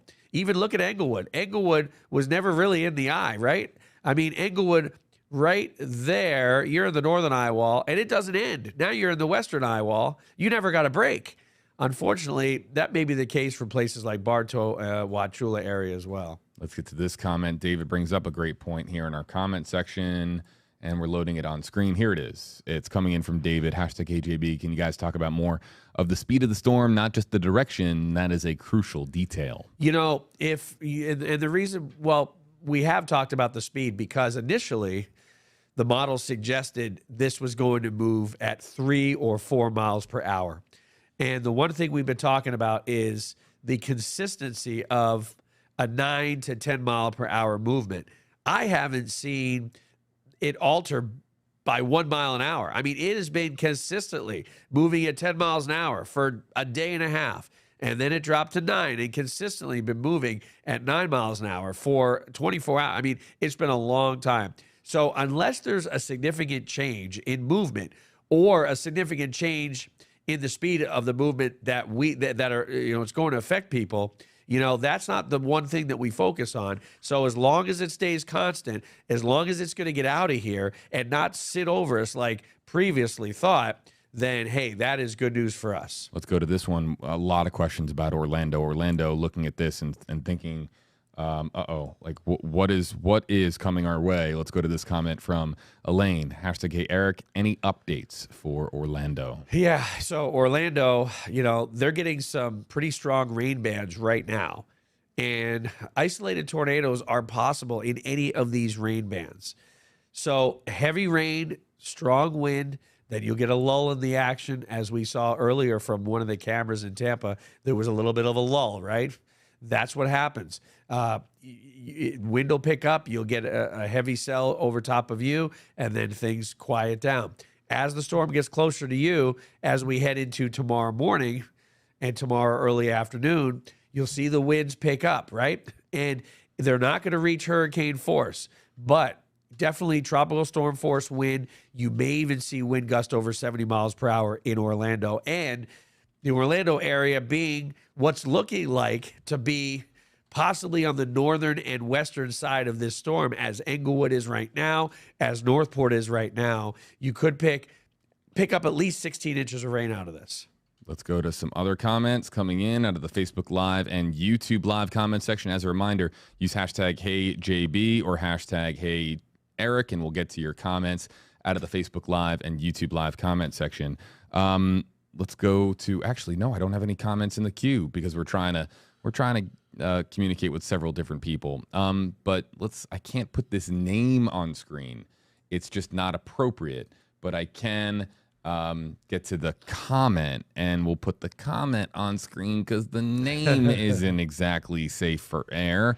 Hashtag HeyJB, hashtag HeyEric. Is Ian anywhere close to Katrina, strength and potential damage wise? It's interesting because the way Katrina hit and the way the devastation hit in New Orleans, right? It came from pretty much south to north, and it just pushed water from a 90-degree angle. It pushed water into New Orleans. And, it was a strong storm, but this one, this is almost a Category 5. What we're seeing in the Naples area, right, is what New Orleans saw miles in, right? Now, New Orleans is below sea level. So we've got that going for us. So in regards to Katrina, again, because of how this storm is moving into our area and because of how our landscape is, if you're talking about, is this as bad as Katrina in regards to damage or in regards to flooding? Well, the $ damage, that's going to come, right? There it is. The track just updated. Did you see the blue line? The blue line is now moving straight to the northeast. What did I tell you? So now we predicted the track, okay, based on the wobbles. That's why this wobble tracker is so important, because the original track had this going up along the border of DeSoto County and Hardee County to the west near Manatee and Sarasota.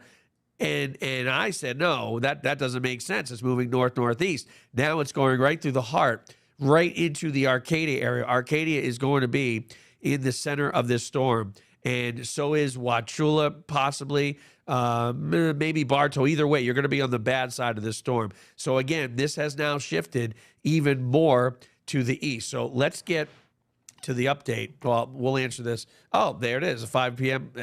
Boy, they read my mind, JB. Richie is on it. He knows. He's ready for the 5 o'clock update. That's right. And is it in? Yes. Well, it has to be in. And the reason it has to be in is because the track changed. So, again, the wind decreased again. Now we're down to 140 mile per hour maximum sustained wind. Now the pressure is up to 945 millibars. Now the speed did lower just a bit to 8 miles per hour. I'm not really seeing a change in the direction of the cone, but now it looks like this is going to move pretty far east of even the Orlando area, southeast Polk County, right around Indian Lake, even southeast to Kissimmee, in fact, maybe southeast to St. Cloud, and then just to the west of Daytona. So again, another significant shift in the cone that we expected because of the wobble, but it slowed down just a bit, 8 miles per hour. Hey, you know what? The models had suggested earlier it was going to slow down to 3 or 4 miles per hour. So no significant change in the way of rainfall amounts. But look at that, JB. Now, this is taking the center all the way into Indian Lakes in southeast Polk County. What a change. And we saw that first with the wobble, so we were able to predict that.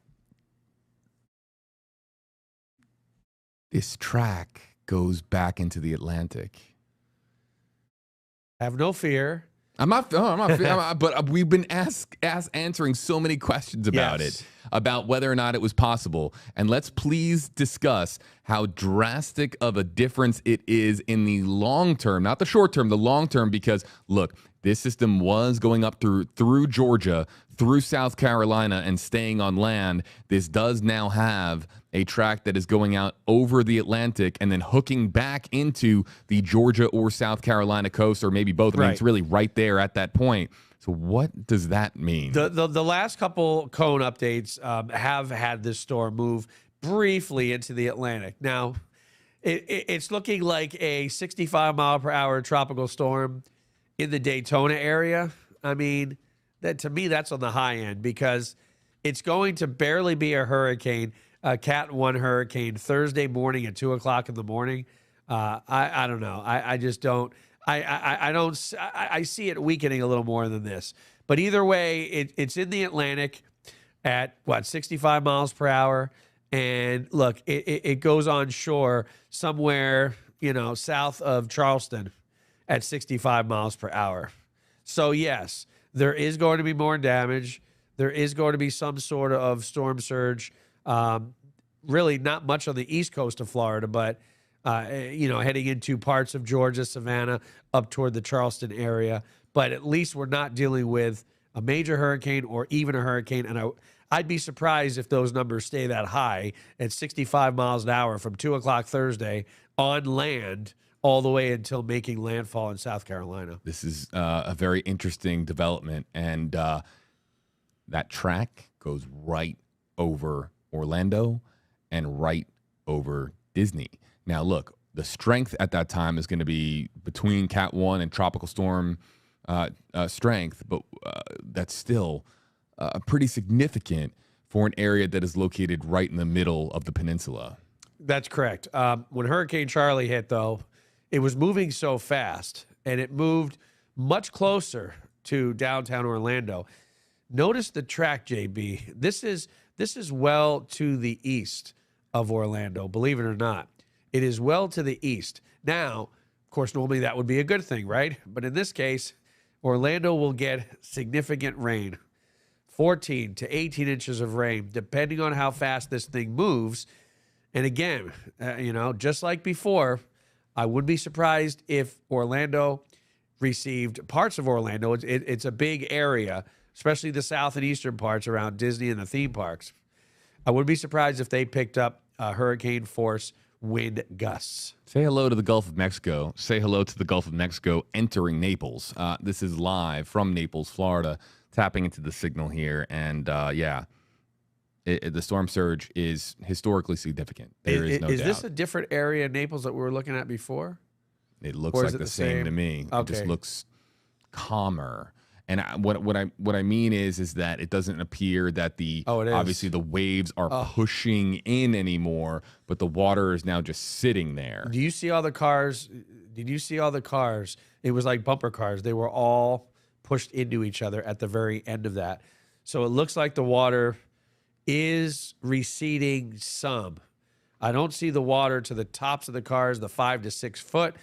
Looks like maybe to the middle of the doors, maybe 3 foot. But it looks like that water pushed all those cars into each other. It looked like there was about 6 or 7 cars at the very end of that shot when he panned down into the street that were like bumper cars. They were all into each other. So the update is in. Let's talk about the narrowing of the cone as well. This is now officially a storm that is going across the entirety of the state of Florida as far as the width of the peninsula goes. And look, this is going to be one of the most significant storms to ever hit the state of Florida. We're talking about some significant urban centers being hit, and kind of urban centers, but I'm talking about Orlando, Jacksonville in the future and in the present. Fort Myers, Naples, Punta Gorda. These are areas with a lot of people, a lot of residents, and a lot of new Floridians as well who have just moved down here to the state. And so I just want to take a moment to say that I'm thinking of everybody out there, and I'm praying for everybody out there. And I will pray that the death toll stays right now at 0. I don't have any details on any fatalities. It is very likely that my prayers will go unanswered in that respect. But I just really am starting to really get, that feeling that we are dealing with, a lot of folks who are in an extremely precarious situation at this moment in time. 800,000 plus without power. I mean, it's rare that you see any tropical storm or hurricane affect Miami. There were tornadoes in Miami and Fort Lauderdale. Affect the East Coast with tropical storm force wind with such a big wind field. The entire West Coast, big city of Tampa, big city of Orlando, big city of Jacksonville. I mean, even almost to Tallahassee with gusty wind. I mean, the entire peninsula is being affected with this storm. It's crazy. Bob King with this question. Hashtag AJB, hashtag Hey Eric. What, if anything, will be left of Sanibel Island? Have you ever been to Sanibel, JB? I've not. It's a beautiful place. And when Charlie hit, a lot of trees were downed on roadways, and it took quite a long time to clean up Sanibel. And yes, there will be things left in Sanibel. It's going to take a while for the floodwaters to recede, the storm surge to recede. It'll take a little while to clean the debris up, but we're strong. We rebuild, and it's going to be just as good as it was before, if not better. I like that attitude, man. I do. Florida strong. That's right. If you agree with what just Eric talked about, let's see that the arm emoji, this emoji, this one. In our YouTube live comment section. I just want to get some positive energy going because Florida is strong. Florida will bounce back. And we are talking about, significant damage, significant, in some places that are going to be rebuilding for years. But look, we're just hopeful that that damage and really more than anything, loss of life is minimal. And praying for all those folks out there. Lauren Travis wants to know, what about Spring Hill? Yes, Spring Hill area, you're far enough north and away from this storm. And again, when we talk about these little wobbles to the east, it helps towns like Spring Hill, right? Because now you're even further away from where Ian is going. So no chance of hurricane force wind, tropical storm force wind. Again, it is a big storm, Ian is, right? 300 to 350 miles from one side to the other in regards to tropical storm force wind. So, yes, you will get tropical storm force wind. People ask me, will I lose power? I know some neighborhoods where, up in New Hampshire, I know that if we get 40 miles an hour sustained for any period of time, I know that we're going to lose power, right? But I also know places where if they get 50, 55 miles per hour, they don't lose power. So it really all depends. But at least with the track moving south and eastward, Spring Hill, places up that way, the chances are less because you won't have the strongest wind and you won't have the heaviest rain, maybe even 3 to 6 inches of rain. We know Eric's one of the best pinball players on the planet. If you ask me, the best on the planet. But Talia, is pointing it out. And we were talking about how angles and how things bounce around when it comes to both pinball and meteorology. And he says it's looking like Ian is playing a master game of pinball, bouncing around from major city to major city. Yeah, the one thing you want to do in pinball is try to do a bank shot. So you want to hit one shot, but you want to hit one shot that hits into another shot, and then you're really doing well. I mean, look what Ian did. Ian affected the southeast first with several tornadoes last night, right? And then the storm surge. And then Ian made landfall. And then you see, oh, well, I'm not done yet here in Southwest Florida. I'm going to inundate the Naples area and, the storm surge there. And all of a sudden it's like, well, I kind of like Disney. I'm affecting Tampa a little bit. My wind field's really wide, so I can move a little bit to the east. Tampa's still going to get tropical storm wind. Sarasota, a big city as well. And then it moves up toward the theme parks and Orlando. And then, hey, Daytona, there's a nice raceway over there. I want to check it out. And then Jacksonville. But it knows that if it goes out in the water, it's not going to weaken. So kind of takes a left look at Jacksonville there. There's some tropical storm wind, right? And then it moves into South Carolina. Then it knows it's done. So as it goes through that track, it does the most damage to several big cities and even, moderate towns. Eric Stone breaking down the 5 o'clock update for us as we continue to monitor the impact of Hurricane Ian. We're getting closer to a live report from News Nation's Brian Enton. And also, we have all of our reporters right now on WFLA News Channel 8. We are going to be tossing to that coverage at approximately 5:30 time. 5:30 Eastern time. As we look here, again, the north side of the storm, let's look at the real-time wobble tracker, and it also shows us Max Fender 8 radar, which shows us that right now to the north of Englewood, inland of Englewood, is where we're seeing a lot of significant hurricane force winds right now. Yeah, not only that, but speaking of Sanibel, they're now on the southwest side of the eye wall. And, not the worst side.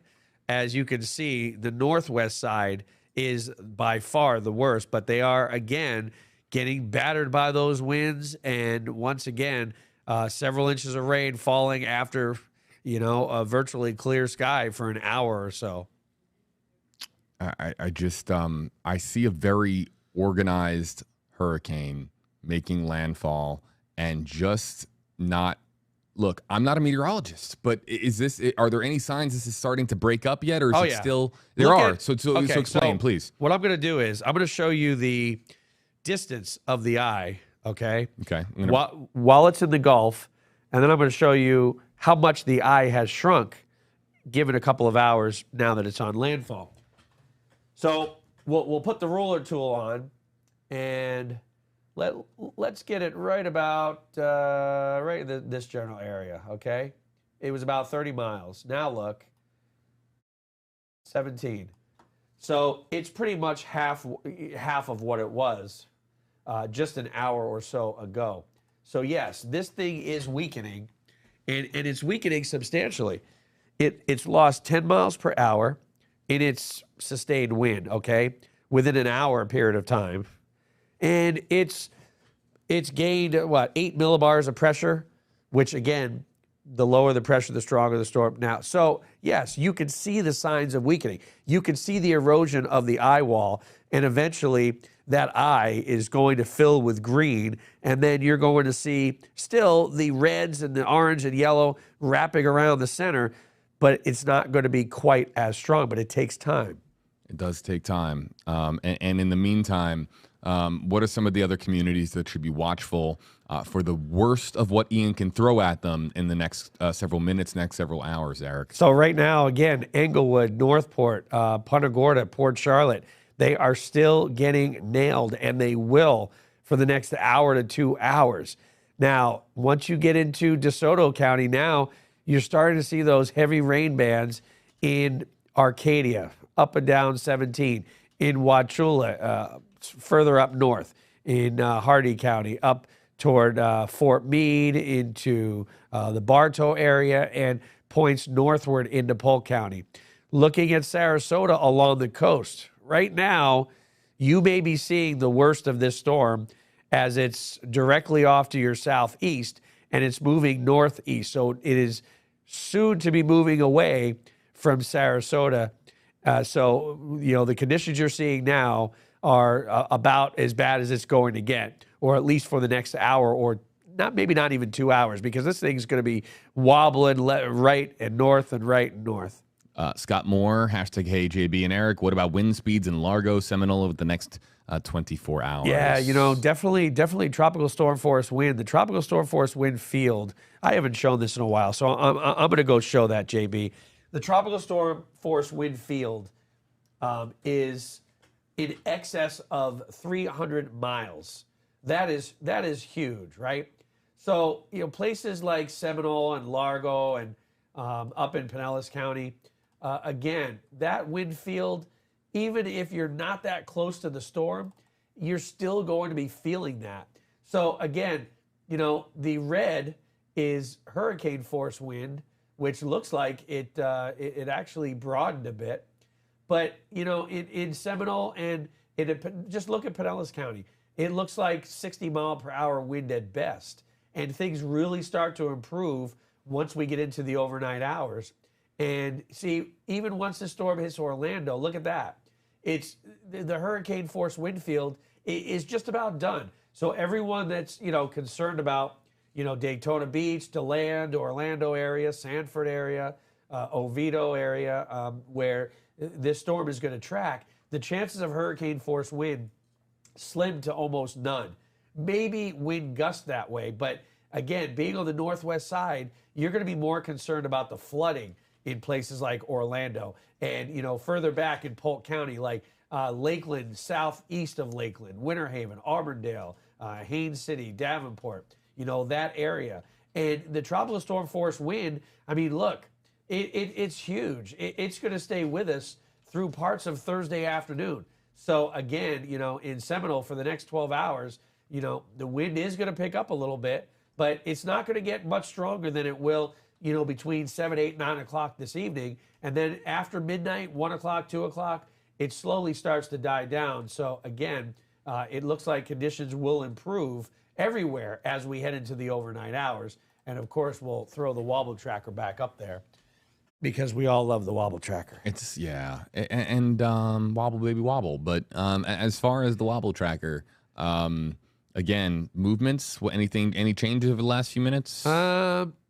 It may have wobbled. Boy, the eye, look at the last frame. The eye just starting to shrink. See that? The eye has gotten really, really small, which is good. I mean, I'm sorry. I was looking at some tweets. Do we have a diameter for it at the moment? It was just 17 miles. But I bet that even over the past few minutes, I mean, look at that. That's now it's down to 14. So, I mean, right there, not even 14. So yeah, it's definitely lost. It's lost some. So it's looking a lot weaker now than previous. 14 or so miles. My goodness. 14, 15 miles. Yeah. Let's go back to Twitter here for a moment, folks, and show you my phone. Again, name pending for this phone capture, but. Subtle gradient, #AJB. Video does not do it justice. This wind is intense out here in eastern Sarasota. I'm going to look for comments mostly with pictures that we can show on stream. And so I'm going to scroll on to the next tweet because I just need to make sure that we can show it on camera. But yeah, there's this one that just came in from Chris Taylor. St. Pete at 5 o'clock. Oh, no, wait. St. Pete at 5 o'clock, warning, don't use volume. Thank you for the warning, by the way. I wish I could flip this, kind of sideways, but St. Pete at 5 o'clock, this coming in over the last few minutes. Thanks to Chris or Stayin Taylor at Twitter. We'll look out for some other Twitter videos and pictures as well from around the Tampa Bay area. Masa Saidi's got a live interview. Let's go to it. How does this storm compare to other storms? I've been in this area here for about 12 years, but I've moved in here since '88. So I've seen a lot of storms. So I'm kind of aware of the nature of the storms. And, you really prepare for it. And it's Mother Nature. She's going to do whatever she wants. So a little bit of driving around today, I noticed there's no traffic there's no one out, which is a great thing. Our first responders are doing a hell of a job just keeping everyone off the streets. So shout out to the first responders and you guys too. I mean, you guys are out here you guys are playing with Mother Nature here. You know what? I mean, we're being very safe. You're right, but it can be very dangerous. So what we're going to do is, as soon as I finish up my live shot, I'm going to give you my phone. We'll try to help you, hopefully. Maybe you can call a friend or something. Thank you, Anthony. I'll be with you in a second. But if we can just come back out here and just give you one more look of the conditions out here. As I was waiting for you guys to take my live shot, the rain really started to dump down on us. You can see it's puddling down here. And somehow I'm completely soaked right now. Jed and Keith, somehow the rain has gotten into my boots. I'm completely soaked right now, but I'll send it back to you guys.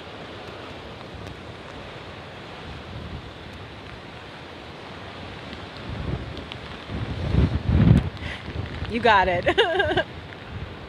Masa Saidi, always with a smile. I don't, well, unless she's doing an investigative, masterpiece. Because when she's doing her investigative reporting, same thing with Shannon Bankin. When they are doing their investigative reporting, boy, it's like, I didn't do anything. I'm just walking by, But yeah, it's good to see Masa with smiles on her face yesterday and today. Yeah, keeping her chin up. Yeah, even though Florida's getting a beat down right now in areas like Boca Grande, Punta Gorda, Englewood, Northport. These are some of the hard hit areas that we are going to remember for a long time. After this storm is over, and our thoughts and our prayers are with everybody out there. Let's go to Star on, let's see here, on YouTube Live. That's just the name. It's like the asterisk. Hashtag HJB and Eric, my home is in the path of the eye of the storm. I heeded your warnings and evacuated the state Monday. Please help. When and how can I return? We just need I'm never going to say, hey, give us your address as far as your location. But to Star there, we need a general idea as to where you are to best answer that question. But let's say she's in. Okay, so yeah, say she's let's in, try our best. Yeah, say she's in northern areas from Sarasota northward, all right, where the damage won't be as extensive as Sarasota southward, okay? If you're somewhere in northern communities or you didn't really get hit that hard, I would say Friday. Friday's a good day to come back. The storm will be out into the Atlantic, offshore Jacksonville. There'll still be some wind, but again, this all depends on where where you live. If you're in Southwest Florida with flooding and debris on the road, I mean, it can take a week or two. What I would do is consult your neighbor, someone that did stay behind, and ask them how the roadways are. Are the roads passable? Do you have power? This and that. Because you don't want to come back or even attempt to come back if you don't have power, if things are flooded in your neighborhood, blah, blah, blah. But if you know that conditions are safe. So I would really just give the green light when your friends or if you have family or whatever, neighbors, when they say, hey, it's safe to come back, that's what I would do. And look, the eye is just shrinking again. This eye is going to be gone within the next hour, I bet. Look at that right there. Gone almost. I want to give an update. People who we were talking about Brian Enton joining us in a little bit. Brian is he had to move because of floodwaters. He had to move locations. So Brian is okay, as we understand it. He's okay. He and his team on the ground, they had to move to a different location. So they are repositioning, and we will very, very try. I know him. He's going to try his hardest to be able to join us, but right now he's not live for anybody because they've had to move a little bit more away from incoming floodwaters. So thinking of Brian Enton and the rest of our WFLA team out there. We've got this shot. We've got a bunch of shots, but I actually would like to get back to some of the questions and comments coming in. But first, I want to look to see if Star did comment back, and they didn't with a more precise location. We'll go back here to... I think either way, contacting, your neighbors, your friends in the area, I think they'll give you a better idea on when it's time to come back. Let's go to Ava Brady, hashtag KJB, Rebecca, Eric. How will it look like in Safety Harbor? Again, really not all that bad. You're so far to the north and to the east of the storm, and you're going to continue to be, right? Especially on this eastern track. Now, you're going to get rain bands, and you're going to get periods of strong wind. You know, you'll be under tropical storm force wind conditions, you know, all the way through the overnight hours and even, you know, into tomorrow. Conditions will improve tomorrow afternoon, but I would say only about 3 to 6 inches, because the heaviest of the rain you can see is actually south of Tampa right now. The yellows and the reds are primarily south of Tampa, with the strongest right now being, again, Northport is just getting hammered. I mean, they are on the worst side of this storm in Englewood and Northport. As we look here at the real-time wobble tracker, everybody, on tracking the tropics, powered by Handyman Roofing. Our sponsor is going to have a busy time here on the Gulf Coast, and because rooftops, and we already saw some images of shingles getting torn off of rooftops. And so structurally, there's going to be so much flood damage. There's going to be so much wind damage. The rain totals, of course, are going to be substantial. Looking at this now, you've seen some of the pictures, Eric. You've seen some of the images, the videos, the live reports that are coming in. Is this a wind event? Is this a rain event? Is this a storm surge event? Or I guess it really depends on where you live. In Naples, it wasn't a wind event and it wasn't a rain event. But boy, they got the storm surge in Naples, in Collier County, southern Lee County.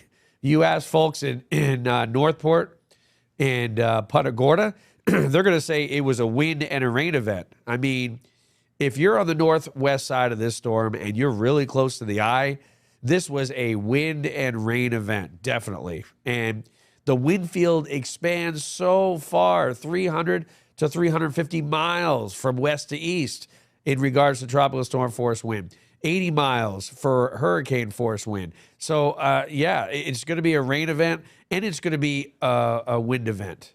Let's go back to Naples, Florida. Check this out. Wow. So it looks like the water has subsided a bit. Yeah, it has. Because that was all underwater just a couple hours ago. And you can see those cars all the way at the end of the street. They look like, yeah, oh boy, he zoomed in right on my cue. They look like they were pushed against each other. Look at that. There's 1, 2, 3, 4, 5, maybe 6. I think there's about 5 or 6 cars there that have been pushed against each other. And unfortunately, with all the water damage, I mean, I don't know if they're salvageable. I don't think these cars are ever going to drive ever again. I could be wrong. Hey, mechanics in our YouTube comment section, in our Facebook Live comment section, a car that has been submerged nearly to the roof of the vehicle for a period of time of about several hours. Can that car ever be driven again? I would imagine that the cost, even if you could drive it again, is going to be just cost way too much to repair it versus just purchasing a new vehicle. I'm getting new extreme wind warnings for. Let me bring up your computer then. Parts of Hardy, Charlotte. Yeah, let me go back to the computer.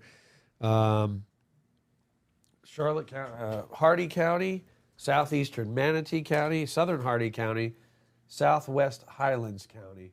So extreme wind warnings for those areas. So let's pull up the map here and show you exactly where we're talking about. So here are the extreme wind warnings. Let's widen this view so you can see. It looks like for most of Sarasota County, so Sarasota County southward, in Hardy County, looks like south of Zolfo Springs along 17, south of Moffett in regards to 17, and all the way eastward toward Lake Placid, almost including Sebring along US 27. So once again, it looks like an extreme wind warning is in effect for those areas, as strong hurricane force wind is likely in that area over the next few hours as Ian makes its way into your neck of the woods. And again, with the new track, we are seeing these new extreme wind warnings, right? As the track keeps shifting to the south and to the east, now all of a sudden, all eyes are on the inland communities, into the Arcadia area, up and down 17. It's pretty rural in DeSoto County, especially the eastern parts and, southwest of Arcadia. Yeah, I mean, high wind warning all the way up to the Moffett area in Hardee County. Let's go to Rebecca. Hashtag Hey Eric. What's in for Ocala, Florida? So again, I love questions on northern towns because as this system moves to the south and east of the expected track, northern towns, they bode well. And so places like Ocala, tropical storm force wind, 40, 45 miles per hour, right? You're pretty far north of where this is going to go. But you're within 150, 175 miles from the center. So you'll still experience tropical storm force wind. In regards to rain, you'll have those heavy rain bands that come in, right? They'll be intermittent here and there as the storm moves right through the middle of the state. So expect several inches of rain. I'd say Ocala, 3 to 5, in that general area. How about Gemini 65, Apollo Beach? Yep. So Apollo Beach, definitely possibility of hurricane force wind and more likely hurricane force wind gusts. I don't see the extreme wind warnings being extended northward at all because the storm is moving to the north and northeast. So you'll escape the brunt of this. But again, being on the northwest side of the storm, you're going to pick up a lot of rain. Wouldn't be surprised you pick up 6 to 8, maybe even up to 10 inches of rain in the Apollo Beach area. Okay, so Star responded back. Remember we were talking about how they heeded our advice and evacuated the location and asked when can they go back. Northport, just south of 75, but north of 41, directly in the path. And saying, very glad that I took your advice. I can't put it on screen because it doesn't have the hashtag star. It's got to have it, but... Well, thank you again, for listening. A lot of people are what some people call stubborn farts, right? Yeah, we were talking about stubborn farts. As we had a comment. And worst case scenario, you evacuate, nothing happens, and whatever. But I'm telling you, you are very, very smart in the Northport area to evacuate because they're getting the worst of Ian right now. Boy, there's going to be a lot of flooding in low-lying areas in Northport. And it might not be a good idea to come back until next week, in fact, depending on where you live. If your roads are impassable, if there's floodwaters in or near your property, if you can't get back to your house, why would you want to, come back earlier? So find out from friends and neighbors, especially in that area, praying that everybody's safe. And then, they'll give you a good idea whether or not to come back in a couple of days or wait till next week. We might be talking about fundraising efforts already being started. Abby Mabley, hashtags for both of us. Is there somewhere people can donate directly to help people in Florida? I believe it is already underway. Yeah, usually the Red Cross will set something up, or maybe there'll be a GoFundMe. I still think it's too early. I think this storm has to get through first before once damage is assessed. Even though we know that damage is ongoing right now, once the storm is through, that's usually when fundraising efforts take place. Right here on WFLA.com, 22 minutes ago, how to donate to the Red Cross in Florida to help victims of Ian. We'll read this. Hurricane Ian is currently causing widespread destruction on its way through Florida. The ARC is in Florida helping residents recover from the damage, and in form of donations is especially important. People looking to donate to the ARC as they assist Floridians affected by Hurricane Ian can do so by clicking, let's click right here. Where does it take us? redcross.org. It's a Nexstar media group. That's our parent company. WFLA partnership. And okay, we are sitting on 0 right now. Just started. It just started 20 minutes ago. So maybe we can come back to this in a little bit, and maybe we'll see the number a little bit higher than 0. But look, the time is now. I know it sounds crazy that we're not even in really we're still dealing with a Cat 4 storm, but the time is now to make those donations. And if we get any donations in, that's extraordinary. And again, this is a WFLA News Channel 8 Nexstar American Red Cross partnership, and just so grateful to be able to see that happening already. Cool. Yeah. Awesome by our parent company Nexstar. Big salute to them, and then also as well to the leadership here at WFLA News Channel 8. It's going to be needed, Eric. We're going to be rebuilding for a bit. Yeah, I mean, just look at this. Look at this monstrous system coming in. I can only imagine, and you know, I go back to Fort Myers quite often. I can only imagine what the landscape is going to look like down there the next time I travel, even through, you know, Sarasota County in the Northport area, Port Charlotte, Punta Gorda, Fort Myers, Cape Coral, Naples. Ugh. I don't want to think about it. Me neither. I'm just taking a step back here just to kind of let things kind of sink in for a second. Stacy De Silva, let's bring her into our coverage really quickly and show you what's going on with Stacy. And I'll tell you exactly where Stacy is. Where is my sheet? Here it is. Stacy is joining us from Lakeland. So people who want to know about Lakeland, Stacy is the Lakeland expert. She's our Polk County Bureau correspondent. And so let's listen into Stacy. Ian. He said they've already dispatched some push teams. They are pulling up trees and collecting trees from major roadways so those first responders can get in. They're doing that already right now. Like you said, the worst is still to come in Polk County, so while they can do it, they are. He also said in Polk County, emergency services will always be available for life-saving measures. But he said, if you thought you should evacuate and you didn't, and you call us because you're scared, unfortunately, you have to hunker down. But if you have a heart attack or something, they will do everything in their power to go out and help you throughout this storm. So yeah, we're here with the Swans. They're doing okay, so no one needs to worry about the Royal Swans on Lake Morton, even though it is windy and rainy, and some trees are going down around them, guys. The world famous Swans of Lakeland, Florida. If you're outside the viewing area, Google it. We've talked about it. You know, Stacy De Silva and she did an interview with me at a humongous pinball collection in Lakeland, if you remember, in May, right before the World Championship. So I've been in touch with my friend that owns those machines. So far, so good, but there's still a lot of rain and some wind to come in the Lakeland area. This thing working? Let's talk to our audience really quickly about something. Yeah, Haley wants to know, and I'll bring this up in our comment section. And I just want to bring this up because it's very kind of people to think about this already. But hashtag hey JB, where is the WFLA office studio? Are you guys okay? We are in downtown Tampa. And we're right on the Hillsborough River, and we've had some live reports from downstairs to show you what it's like at WFLA, but we're doing okay. We're more concerned with our friends to the south, but thank you very much for asking. I want to see you guys. This is what I do. I don't have a script. I don't have a teleprompter. Eric and I are just going with it. We're riding with the flow. We're doing what we can. Every storm is about people. Okay, storms are about people, and they're about homes, and they're about families.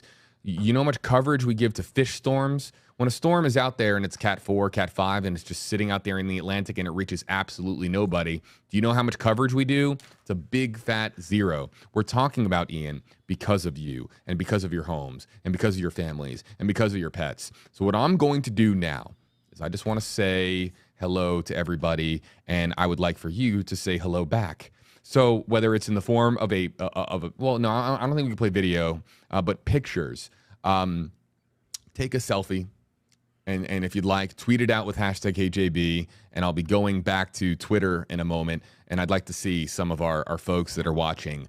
You can show us your pets. You can show us yourself and your pet. What are you doing? Do you have a chessboard out? Are you playing checkers? Are you playing Monopoly? Do you have a pinball machine? If you have a pinball machine at your house, hashtag hey Eric and send it in. I want to see it. I'll look for that too. We'll look for anything with those hashtags on Twitter in just a few moments. We want to bring you guys into the conversation, and we're especially for those that are watching in a place without power. If you don't have power, tweet that out as well. Tell us where you are, give us a timestamp, and tell us if you have power with your tweet. We're going to be going to Twitter in just a few moments to bring in as many of those questions, or excuse me, as many of those pictures and as many of those tweets as possible. And the Jelly Boy here on YouTube asking a great question, and a great name, by the way. What is the status of the water recession in Tampa Bay? Do we have any idea when it is coming back and how bad it may be? I'm going to bring up Tower Cam, but any idea, Eric? So as JB mentioned, we're right on the Hillsborough River.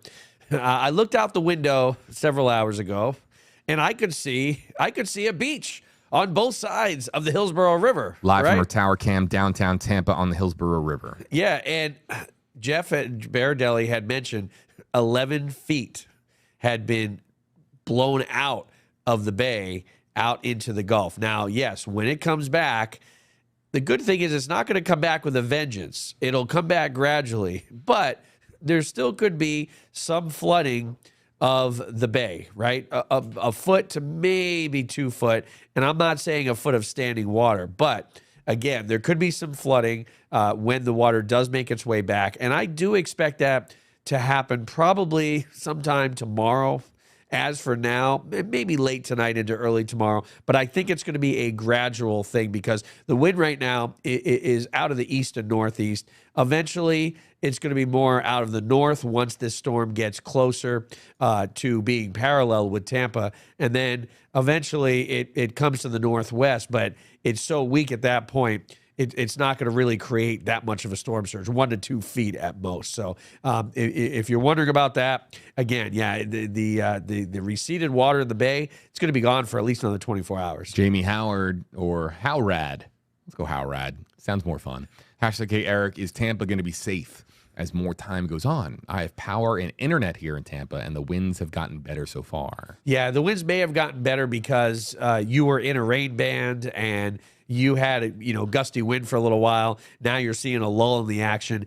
Again, as you can see here on radar, the heaviest rain is really south of Tampa. And you can actually see right there, right before that last frame, that Tampa had some yellow going right over it. Of course, depending on where you live. So again, rain bands are coming in. You can see some right there, some right there, some right there. They're going to be intermittent, especially Tampa northward. When you're in those rain bands, it's going to be windy.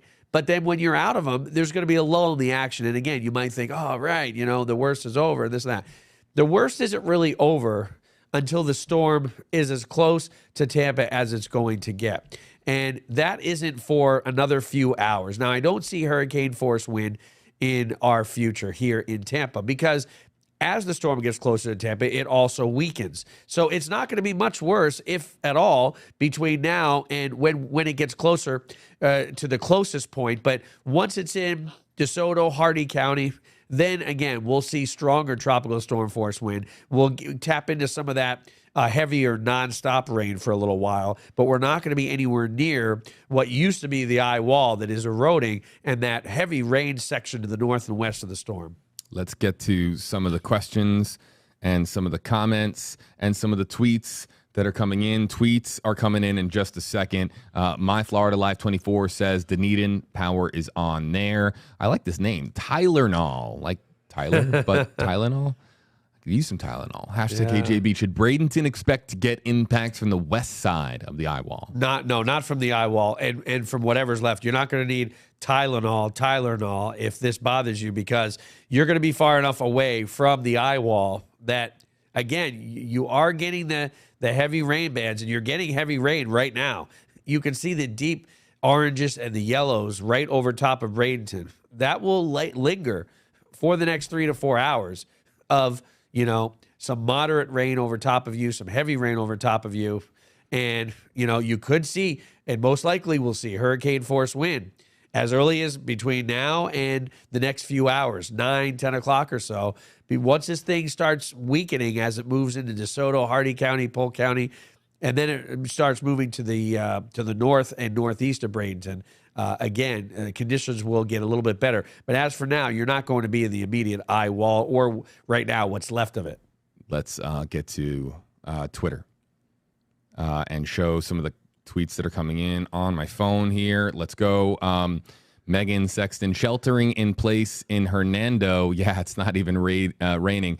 And of course, we're getting a lot of pet pictures here of a furry, four-legged friend of Megan's. The average Joe in Florida, cats Holly and Jillian are sleeping through the storm and just want to know what all our air side furniture and plants are inside.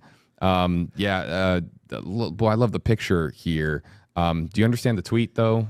As far as or inside, that's supposed to be inside furniture. The cats are wondering why the outside furniture is inside. Right. Okay, I understand. It was just probably just, hey, Siri on the keyboard sometimes, or if it's hey Siri speaking into the keyboard, it can get no Siri, I don't. Now you've done it. Yeah. See, I just sent my phone for a loop there. Whoops. Let's take this from Patrick.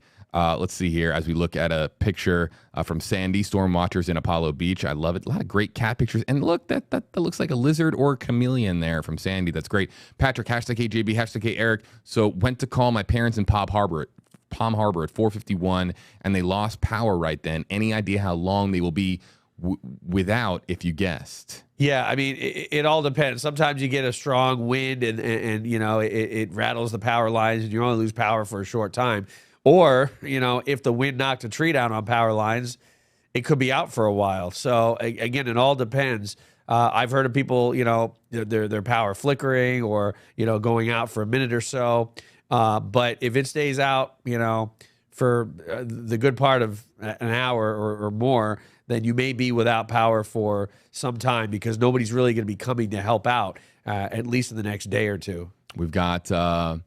I can't say this name, but I can't pronounce it, but it says #KJB, and it's a screenshot of us. Hello, wherever you're watching from. Priscilla Santos, #KJB here in celebration. Look at that dog. Love it. It's a wiener dog. I love saying that we love your coverage. Really, really appreciate it. This is just an opportunity, again, to remind our audience the storm is about people and families and pets, and it's an opportunity for us to show you, because we've been showing so much of us over the last several hours. Alexandra Lopera wants to know, #HeyJB, #Ian, why did Ian turn right before Tampa? Why did it make the turn, and why did it not slam into Tampa Bay? Yeah, Ian's been turning well before. Yep. We've noticed on the wobble tracker. I like wobble meter. I don't know. Okay. But we've noticed on the satellite and radar that Ian continuously went north then east, then north and jogged to east. So it's been doing this for the better part of 48 hours, really, right? Since Monday. And of course, the reason is, again, it's interacting with a cold front and a jet stream that is moving to the south, a trough that's moving to the south, and eventually it just, it kind of just moved along the trough. It was guided by the jet stream, and it was guided by a ridge of high pressure to the east. And there's this weakness. So you have high pressure to the east, you've got a trough to the north, and it goes right in between there. And that is why it's been moving to the east and northeast. And Tammy, we asked for selfies. Asking you shall receive. Tammy doesn't say where she's watching from, but it looks like the lights are on for Tammy. That's good. That's a plus. #KJB there as well. We've got some questions and comments coming in out of the Facebook Live comment section as well, and we will be coming back to Twitter. Don't worry, folks. We'll be coming back to Twitter. Looks like another wobble. Another wobble right there. Look at that. That's a significant wobble. That was a big one, wasn't it? That's a significant eastward wobble. Yep. Look at that. Ooh. Yep. Look at that.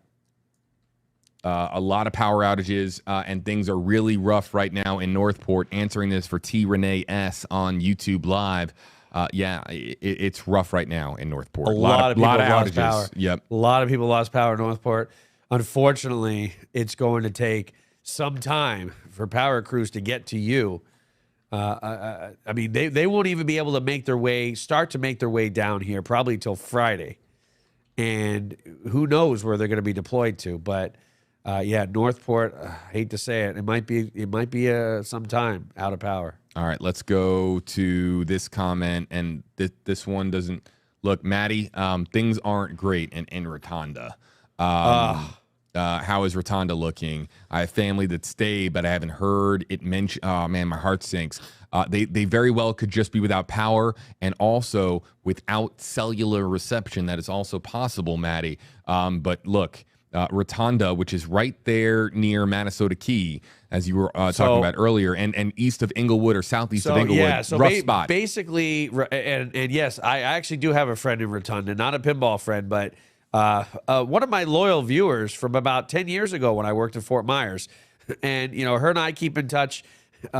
She lives in Rotunda, and boy, it is the central portion of Cape Hayes Peninsula, east of Englewood, but south as well. So southeast, south of 776.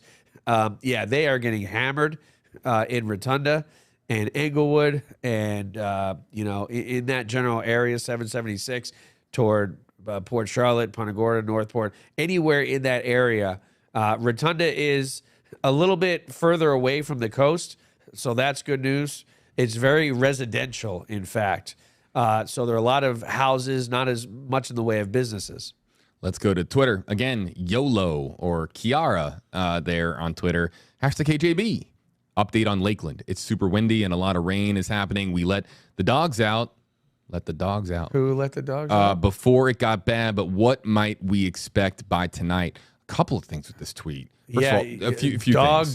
Beautiful dog. Watch out for the trampoline. Make sure the trampoline is secure. Trampolines are known to go flying in storms. They are. And then as far as Lakeland, what do we say for Lakeland? Lakeland? You know what? Like I said, I called my friend in Lakeland last night. I said, man, you are right in line for a Category 1 hurricane to go right over top of you in Lakeland. Well, now the track has shifted so far to the east and south, I wouldn't be surprised. In fact, I think it's unlikely to get hurricane force wind in Lakeland. And you know what? Even hurricane force wind gusts, you may be hard pressed. So that is good news, but you'll still be on the northwest side of the storm. Yesterday, I would have said, yeah, you're going to get 18 inches plus. Today, I say, 8 to 10 inches in the Lakeland area. Again, if this thing keeps tracking to the east, which, what did we talk about a few days ago? I think even on Sunday, we were talking about once the models are in error in a certain direction, they typically tend several days before the storm to trend in that direction. So the cone has been trending to the east ever since Sunday, right? And it's still trending to the east. So I wouldn't be surprised. And of course, that bodes better for Lakeland with a more easterly track. So we'll call it strong tropical storm force winds, 60, 50, 60 miles an hour. And, a good 8 inches of rain or so. Let's get to some other tweets coming in. We got some pinball stuff. Oh, yes. #KJB, I love it. JMac, Silver Ball Retro Arcade. Been here, Eric? Of course I have. Yep. Silver Ball. So Silver Ball is actually in Delray Beach. And they have got 150 games, JB. That's how many games they have over there in Delray Beach on the East Coast. Most of them are the old school games, but yeah, I love that place. It's a good look. If you've got power, pinball, you need power. That's a pinball party right there, Delray Beach. Yeah, I mean, they're hopping. Bianca Farah, #KJB. My name is Bowie. Obviously, the dog that we're looking at here. Great name, by the way, for a dog. I think if I had a dog, it'd be Bowie. Me and Looks my like wife, a Bowie. huge David Bowie fans, and I'm safe inside watching your storm footage from Orlando. Stay safe, everyone. Woof. We've got Matt Sutherland. Hey JB, we are safe but without power in Northeast St. Pete, but are making the best of it with you in the live stream to entertain us. Please keep it coming. #KJB, #KEric. Look at all the stuff they got here that looks like a bunch of puzzles and a bunch of games. Yeah, Matt, that's what we hi, man. That's what we had when we were a kid. There wasn't computers and whatnot. Man, look at this. This is so heartwarming to see, man. I'm gonna get emotional because like this to think that there are people right now and they don't have power and they're watching us. Man, if I could be at your place, Matt, and hanging out with you guys, man, and hanging out with your dog there. Matt says no power and heavy wind and rain in Mayaca City at 5:40. Yeah, hanging with my wife Anna. nailed. Hi, Anna, and Mr. Furley watching on YouTube. man. Hello, We'll guys. try. Look, we're gonna try to do right by you guys and try our very darndest to keep you safe. So let's get back to the task at hand. That's why we're here. And that's why we're here. And yeah, before I start getting emotional, I'm gonna throw Eric on screen to talk about what the latest is and what the latest is with this wobble. So we're almost at 6 o'clock. So there should be another update coming soon. But notice that wobble. Wow. I mean, the line isn't even in the eye anymore. Look at that. The line is in the western part, almost in the eye wall. That blue line is what I'm talking about. The blue line is the National Hurricane Track. The faded yellow line is where Ian has gone. But of course, over the past hour, there is no yellow line because it gets updated every hour. So this thing has moved even more so to the east, which doesn't surprise me. Boy, folks in Lake Placid and Sebring, if this thing keeps on going in that direction, definitely hurricane force wind in those areas. Let's go over to Big Red on YouTube Live. #KJB. Relatives in Port Charlotte saying that they are having a hard time getting cell signal, but the eye hit them really hard. Look, we talked about this. The cellular infrastructure was going to get hit. And just know that mobile deployment sites are going to be deployed as quickly as possible because, look, what they can do is they can roll out deployment sites before they can actually rebuild the cell towers. These are very helpful in the aftermath of storms. So I haven't heard anything from Verizon, AT&T, or T-Mobile, or any of the big carriers in the last several hours. But if we hear anything about cellular reception, we'll pass it along because it's so important, right? I mean, your phone now these days, it's really important to be able to get a signal out. So we'll continue to keep you posted on that. Yeah, I mean, cell towers, definitely. They're high up in the air. They're exposed, and I mean, a prolonged period in Port Charlotte with 100+ mile per hour wind. Yeah, of course, some of those are going to be damaged. We've got Turk in our comment section asking. Hold on, here it is. YouTube Live. Turk. #KJB. Sarasota flood update, please. I'm so worried about my family. Yeah, I mean, they picked up 8 to 9 inches of rain in parts of Sarasota the last I've looked. Of course, there's definitely going to be flooding. Good news is, you're not going to be seeing what we're seeing in Naples with storm surge. Water's going to be pushed off the coast of Sarasota County. But again, if your property floods in a heavy rainy season day, then chances are there's going to be some flooding in your neighborhood right now. Let's go to. Hold on. I want to bounce back over to Facebook and check in on Facebook. And we're going to go to Amanda Edson. #HeyJB or hashtag. No, it was JB. But look, is Orlando still in Ian's path? Not quite as much now as what we saw before. The latest track we'll show you right here. And the 6 o'clock hasn't come in yet. But notice where Orlando is. It's a good 30, 40 miles now. Or maybe I'd say about 30 miles to the east. Yesterday, this was looking like it was going to hit Orlando dead on. So if this track continues to jog eastward, I would say it's going to be pretty close to impacting directly Daytona Beach, which is a little bit further south than the track right now, and then move into the Atlantic and then come back into the Carolina coast as a tropical storm. So, sorry. No. Continue, please. I was interrupting you. No, so Orlando, I don't really think you're going to be seeing. I never really thought you'd have hurricane force wind. And now, I don't even know. You might have a strong rain band that comes in where you get a gust over 70 or 75. But I think in the Orlando area, you're looking at more like 50 to 60. Orlando, Daytona, St. Aug, Jacksonville. And you know what the craziest thing about this is the time to me. I mean, it's going to take, we're talking about it taking another 24 hours really for it to clearly cross the Florida Peninsula. But it's better than what we were looking at yesterday. Yesterday, it was 24 hours from Sarasota just to get to Orlando. Remember that? Wow, yeah. So it did. So there is a speed pickup here, but it's still 24 hours for a hurricane to sit over, the center part of the state. Just kind of It's stinks. weakening, though, the whole time. At least, That's my the good goodness. news. Watch this shot. Oh, my goodness. Look at this for Jeff Patterson. Just got his live feed up. Oh, I bet he's on the west side now. I think he's on the west side. Let's go to Jeff is the Patterson. Oh, it's breaking up, and he's listening. Let's see if we can just kind of listen in here. He's getting ready for a live report on WFLA News Channel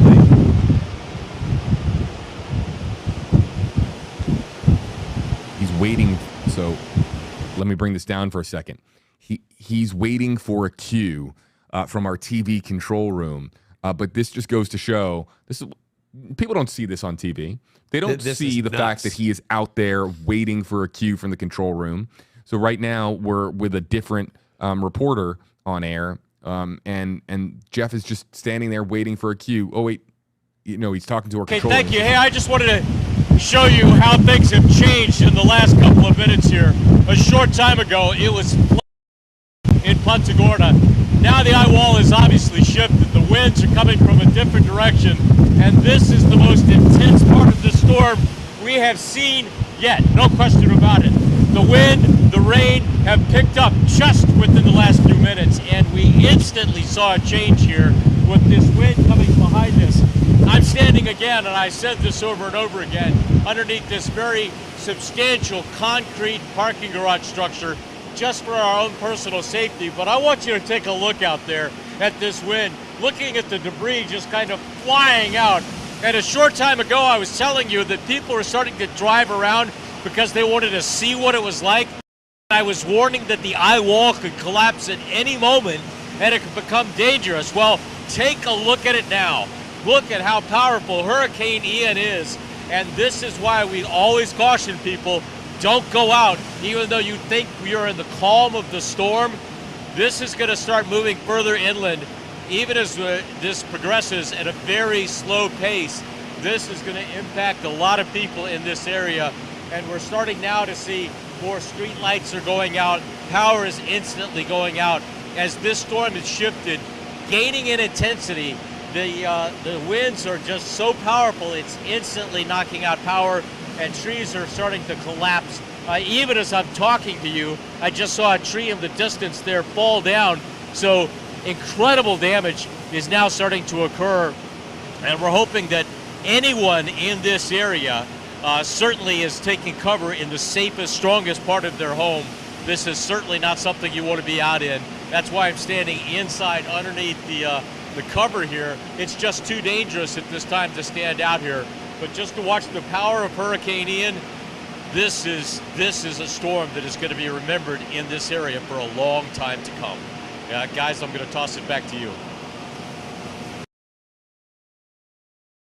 Okay, the car. How did that car? How was there a car driving? You know who's driving that car? Who? Florida man was driving that car. What does that mean? Means I can't. I'll tell you off camera what I really think of all that. right. How was that? I'm telling you, that wind looks like 80 to 100 miles an hour. It looks closer to 100. Those are significant gusts. Look at people. all the debris. Significant gusts. Look at all the debris being flown. I mean, you can't even see anything. And there was a car. I want you to. How? Jeff is in Punta Gorda. Is that guy going to make it home safe? I mean, how? He should have went in that parking garage. Should have turned right in. Can we show on Max Fender 8 where this is so the people get a better understanding of why it's so strong there right now? Punta Gorda is not in the clear, clearly, because we're still obviously talking about. Go over to Links 4. I think your wireless mic died. Just a heads up. Do I have time to change the batteries? Yeah. Okay, let me go change the monitor batteries. This shot. And we're gonna go over to Links 4, and I'm gonna show you what he's going through. Yeah. Give me a minute. Sounds good. That was pretty wild, folks. And Jeff is a veteran reporter who has been through many storms, and that was pretty crazy what we just saw right there. We'll also show you. We'll go to the touchscreen here, and I want to show you Stacy DeSilva's shot because there's down trees, there's down power lines, there's down everything. I mean, we're talking about significant damage to the south of the Tampa Bay area in places like, Port Charlotte, in places like Punta Gorda, in places like, Northport.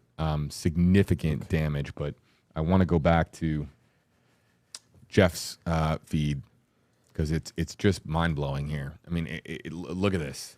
This is this is very intense. What's going on right now in Punta Gorda? I think your mic is back on. Eric. Yep, the mic's back on. I wonder if there's a way that we can talk to him, because I really want to see if we can get his opinion. He was so calm, cool, and collective as this car is driving by in 100-mile-per-hour wind. Like, I've never seen anything like it. All right, I'm going to go over to the radar, and we're going to zoom into Punta Gorda. So what? I have source 120 up. Good. Source 4. Okay. Yep. And you should be seeing Max Defender 8, right? Right now, I do. It's all yours.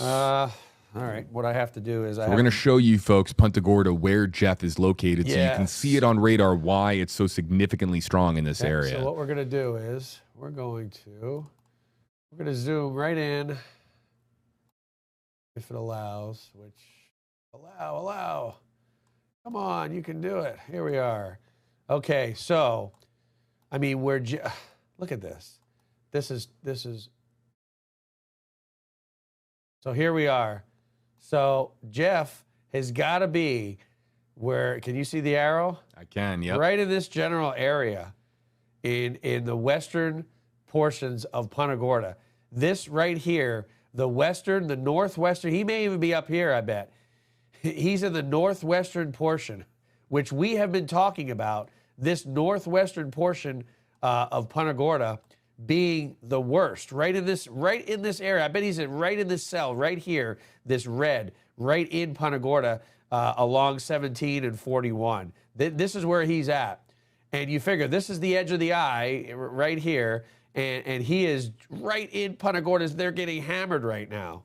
Look at Port Charlotte. Look at Northport. Englewood, things are starting to get a little better. I'm interested to see if we can see how Jack's shot is, because Jack's should be really deteriorating compared to when we saw him last. Now, looking a little bit further to the north, there's not much going on population-wise, but now we get to Mayaca City, and you're in the heavy, and look at Arcadia. Now, Arcadia is in the northern portions of the eye wall, right? So again, it's looking like Arcadia is going to be much like Northport, where you're going to get this constant. You're in the northern part of the eye wall, right? And eventually you're going to be in the western part of the eye wall. You're not going to have a break. So as Jeff had mentioned, Punta Gorda had a break, right? As you can see, I'll animate this a bit. So look, here's a break in Punta Gorda, right? Look at that. Oh my gosh, Punta Gorda, things are looking great at 4:50 this afternoon. Wow, it's looking great. Jeff says, hey, it's good. And this is the mistake that people make. They say, oh my gosh, the storm is over. I want to go see what it looks like out there. And you saw that car on the screen. You can only pray for that person, because now they are dealing with this, and they are dealing with the western side. Be at the extreme southern part of the western side. But boy, I mean, Jeff was getting hammered out there. You could hardly see a thing on that. Boy, I mean, it's amazing, JB. It really is. Checking a couple of things really here. Checking a couple of things. That is something else. Northport, things are finally about to start to improve. Remember, we talked 4 hours. And wasn't this about 2 o'clock, 2:30, where we had said, I think Amanda had said, 4 hours of, torrential rain, the strong 100+ mile per hour wind in Northport, almost coming to an end. But boy, they're still getting it in Northport and into Port Charlotte and even parts of Punta Gorda. I'm looking at the comments, and hopefully, everyone feels the same way as I do, as far as sending prayers and thoughts to, to everybody in the path of the storm. Yeah. Chenboy 2008 wants to know if there's an update of any kind on Pinellas County. Pinellas County, things are still not looking all that bad. I'll go back to Max Defender 8 radar, and I'll show you Pinellas County. And we are not expecting anything near what we're seeing in the Punta Gorda, Northport area. You see this right here from Lakewood Ranch, east of Sarasota, in this red. This is the heaviest of the rain and the strongest of the wind, heading toward Wauchula, Arcadia, already seeing it, Bowling Green, and points southward in Hardee County, eventually into parts of Highland County, but you go a little bit northward into Pinellas County, and look at that. I'll back this up an hour, and you can see those rain bands moving in from the east. Now, the dark red's getting closer and closer, but we're not going to tap into this nastiness that right now is just south of Lakewood Ranch, Wauchula, Arcadia, Northport, Mayaca City, and as you saw, in Punta Gorda. Scratching with Holly, hashtag AJB and Eric. What are the chances of of more eastern wobbles? I've got the wobble tracker up on Source 120 traffic, and you know what? I think the chances are pretty good. We got 6 o'clock. So 6 o'clock advisory, the 6 o'clock advisory just might be in. So here's the wobble tracker, and you can see at the last minute right there, wow. I mean, that line is on the west side of what's left of the eye. Let's see if they updated 6 o'clock. Oh, look how it dropped. 130 now, JB. Okay. That dropped big time. But we're not to Cat 3 strength, are we, yet? No, believe it or not. We're one more away. We need to get, so when they drop this to one, no, I believe 130. Let me check. I thought 130 was, no, I guess it's still on the, I guess it's still on the line of a Cat 4, but it's very, very close. It's very, very close. Yeah, north. So yes, more eastern wobbles. Yeah, it is. It's 130 on the nose. So still Cat 4 still until barely, they declare it yes. a Cat 3. Yeah, it's major hurricane. That's either the way. thing. That's exactly what I was going to say. Even you downgrade it, we're still talking about a major hurricane moving towards Disney World or Universal Orlando, the central part of the state. And while look, they're still hours and hours and hours away from getting hit by the worst of this thing. It's still significant to note that basically the entirety of the eye is over land, mainland, not barrier islands. I'm talking land. And it's still a Category 3 storm. This is very noteworthy because we're talking about a major hurricane now just trekking across the peninsula, probably quite casually for the storm, but for us, it's just causing catastrophic damage and flooding along the way. Yeah, and again, these wobbles just continue to happen, and again, I really think they're going to continue over the next several hours. As you can see right there, it in the National Hurricane Center, they just updated the track, and it's already wobbled off. Do you see that? They just updated this 10-15 minutes ago, and it's already wobbling. And it's already wobbling off the track. Oh my gosh! So this thing, in my opinion, is going to go pretty close to northwestern Highlands County, pretty close to the Sebring area. We've got a lot of good folks in Sebring. They're going to be in for some strong wind. Matt per 82, hashtag AJB, hashtag Hey Eric. Will Ian get stronger as it goes over the Atlantic? Well, of course.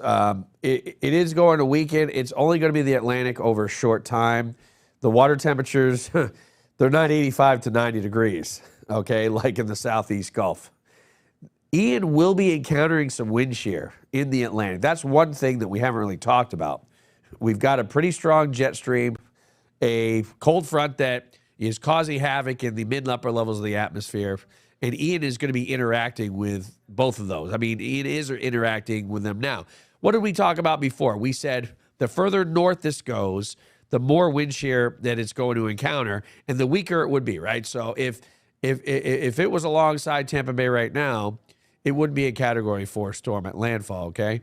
So once it gets in the Atlantic, yes, the water's temperature is above average, but it will be encountering some wind shear, and it has to somehow regenerate, right? Because it's on the downslide right now. I mean, it's lost 20 miles per hour in wind within, 2 hours.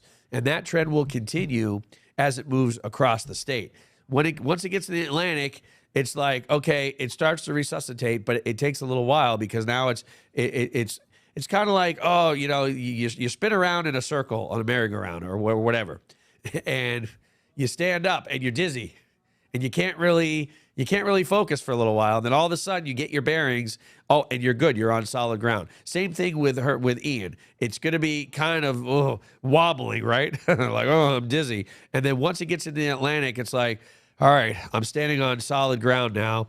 It gains its focus, and then it starts to regain strength. But it's not going to be over the Atlantic that long. So again, I don't think it's going to become a hurricane over the Atlantic. But Ian has surprised us in so many ways, so nothing is impossible. Let's go to,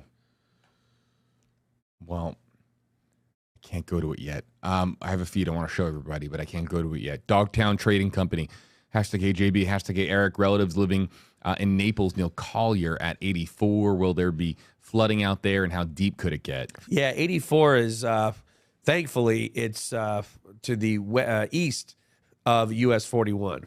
So you're not going to see the storm surge that you've seen earlier. 84 is pretty far south as well. You won't see any surge coming in from the south or the west. You know what? I don't think there'll be much flooding on 84, just because they're not going to live pick from up that Lakeland, much rain. real quick. I'm sorry. Continue, but live from Lakeland. No, that's it. There's really not much rain on down in South Naples and inland, so I don't think there'll be much flooding on 84. Stacy just lost her hat. Oh no! And so there was a crazy wind gust, and we just missed it. But let's kind of listen. I want to know how here Jack's for a hat second. is doing. Jack's hat, I think, is still secure. We just hear cracks. We don't know where they're coming from. Yeah. Downtown, there was no one around, but we heard cracks in the air. We don't know if it's a flag or what, but yeah, you definitely hear a lot of ominous sounds when you're out in this.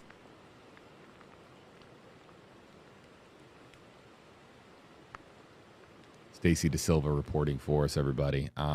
We will be coming back to our reporters in the field, including Masa, who I think is going to be standing by next. In fact, I'm going to load up Masa now so that we can have her live report just kind of ready here, and we can show that to you. Looked like a downed tree behind Stacy. Did you see that? Covering half of the road. Yeah, that like was a also big tree. what I was trying to show. Here's Masa. We are hearing things that I've never heard.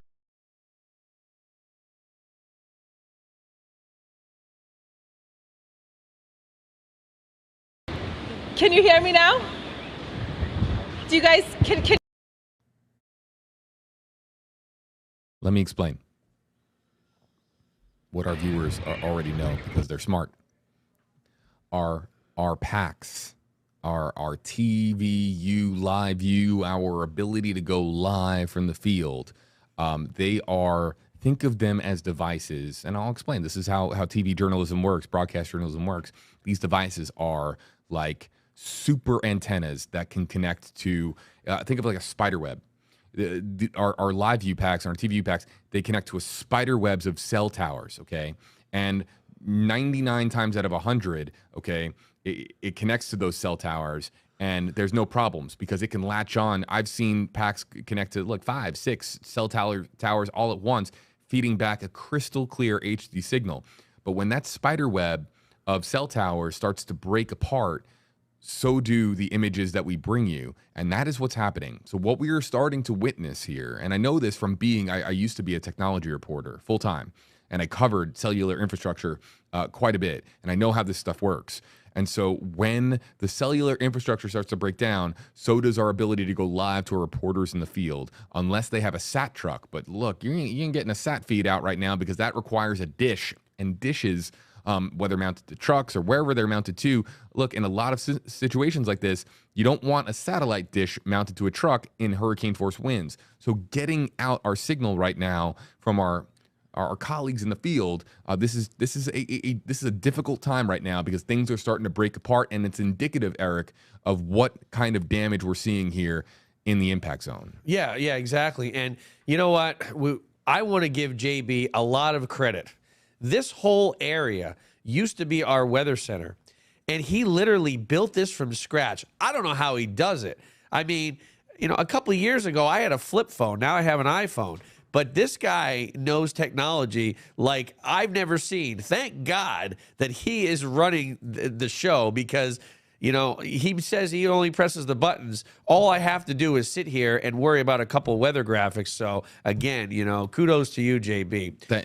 Very, very kind of you. It's the truth. If people saw like what you know and what you do, it's amazing. It blows my mind. But I appreciate it. But back to the storm. Yes. Cell phone signals. It's kind of like driving into, when you drive through a bad area. So when I go back home to New Hampshire, it doesn't even have to be, bad weather.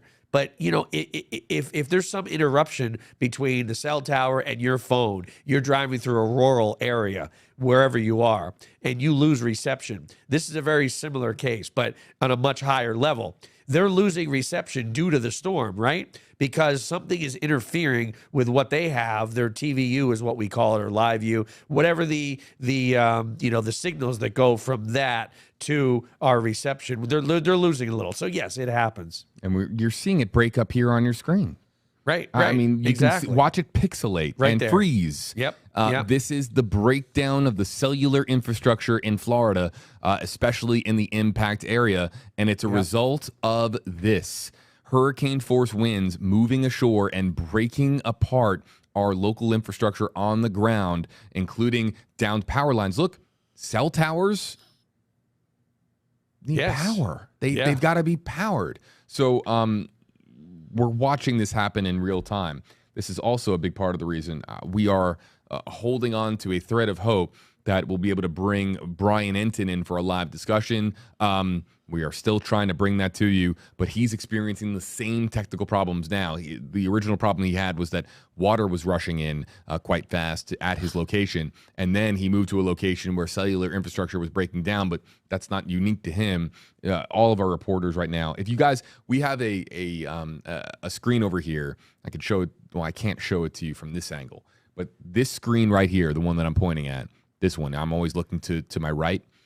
This has what we call the grid on it. And the grid shows us all the different live feeds. You know this, Eric. Yep. The grid shows us all the different live feeds of all the reporters around. It's 16 different images of reporters around the area. And it usually shows everybody like in full crystal clear HD. Everything's like frozen right now. I mean, frozen because of the cellular infrastructure breaking down in Florida. And look, if you have family or friends out there that don't have cell reception, this is exactly why. Because we're seeing a major breakdown in power. We're seeing a major breakdown in cellular. We're seeing trees fall onto homes and onto power lines, and things like that are bound to happen when we talk about storms of this nature. So that's part of the reason why things are really starting to break down communication-wise, and maybe, just maybe, we'll have some promising news to report as far as efforts to get things back up and running.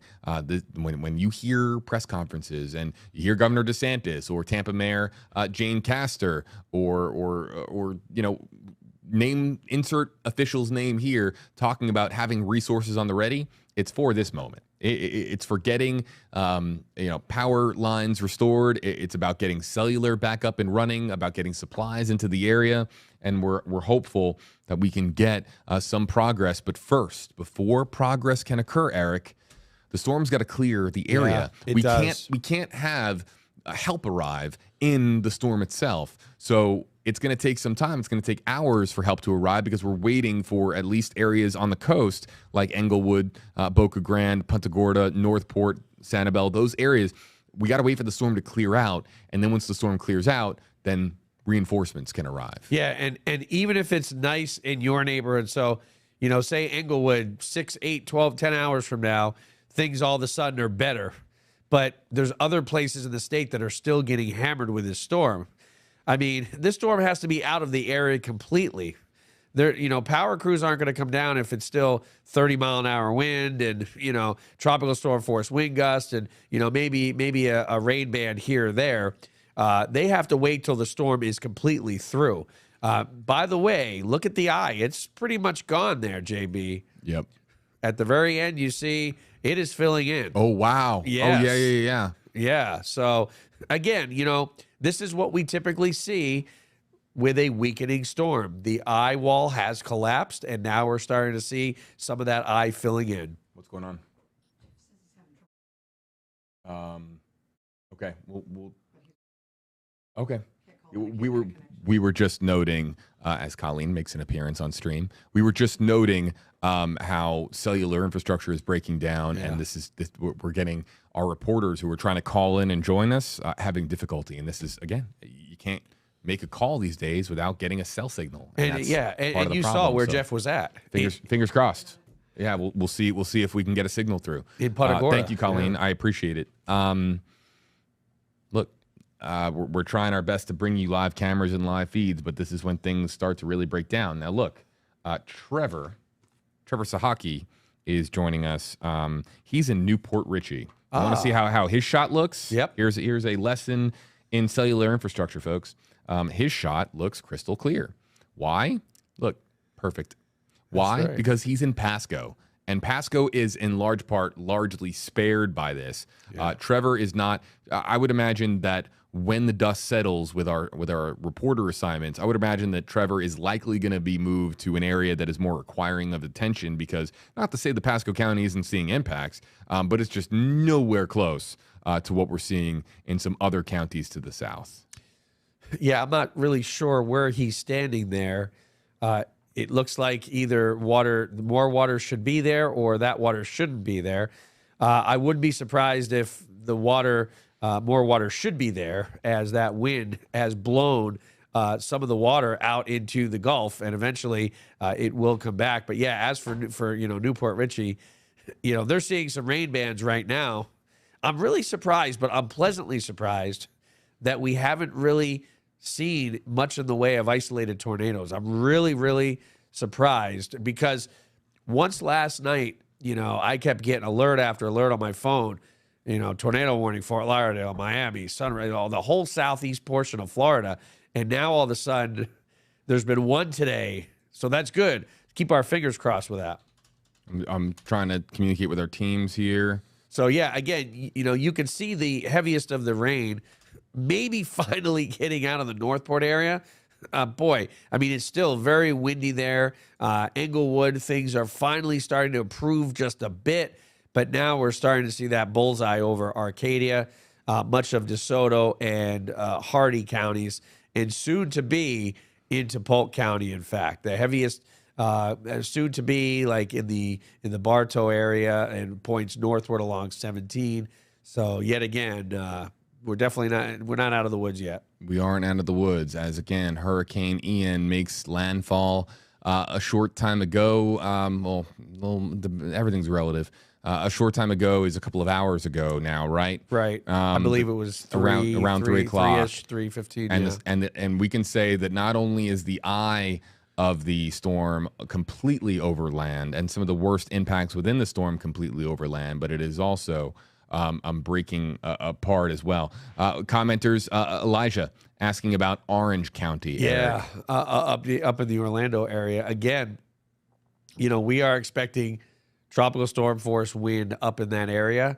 I don't see Ian being a hurricane by the time it tracks that far north, but you could see hurricane force wind gusts. I think more strong tropical storm force wind, 55 to 65 miles per hour.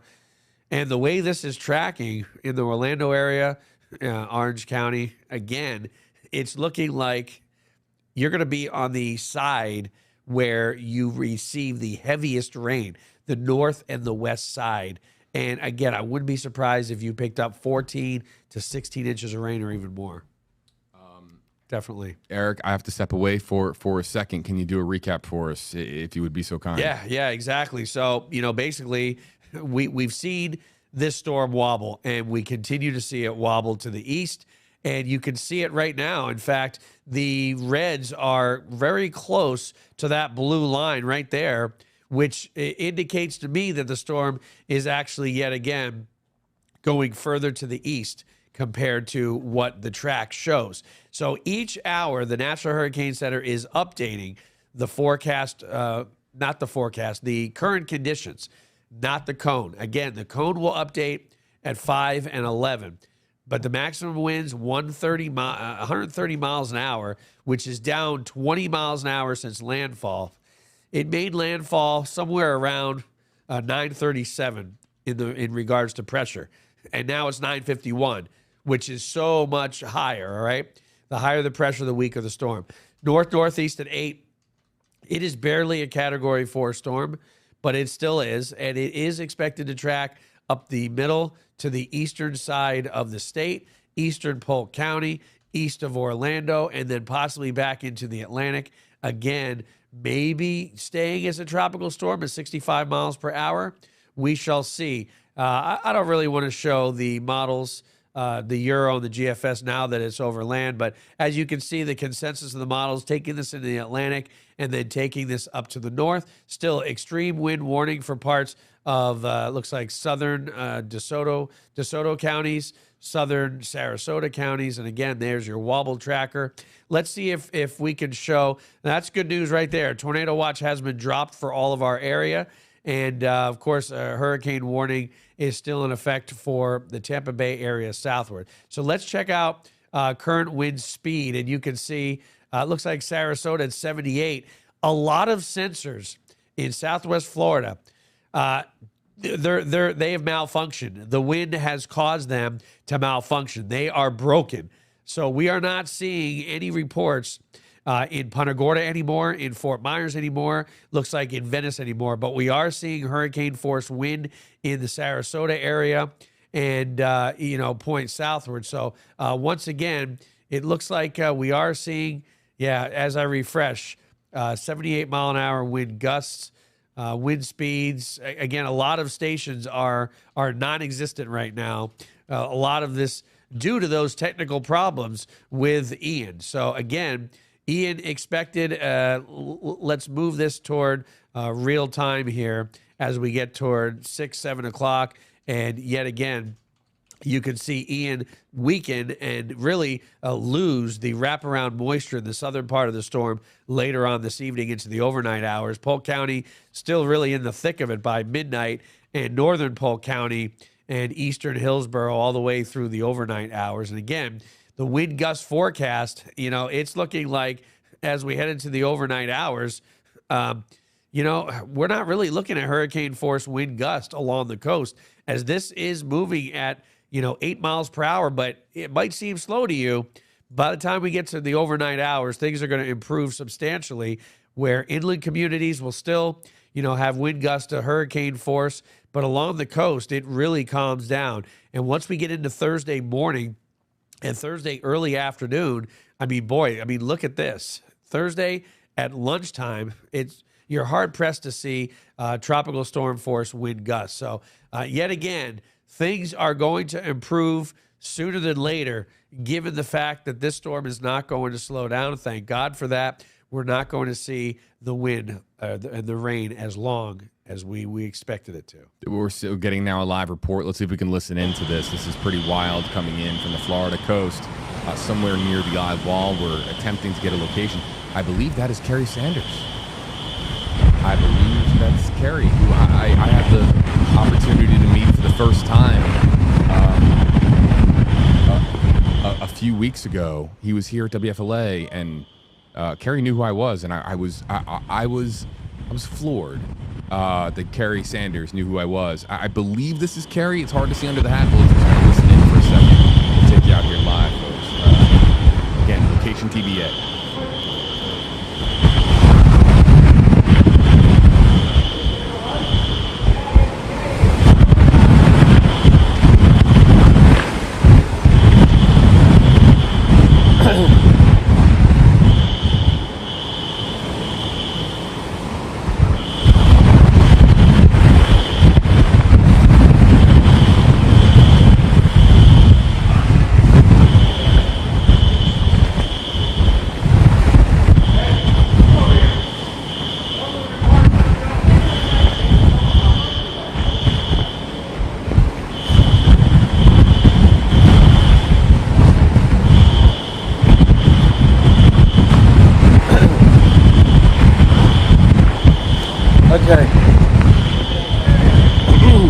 1, 2, 1, 2.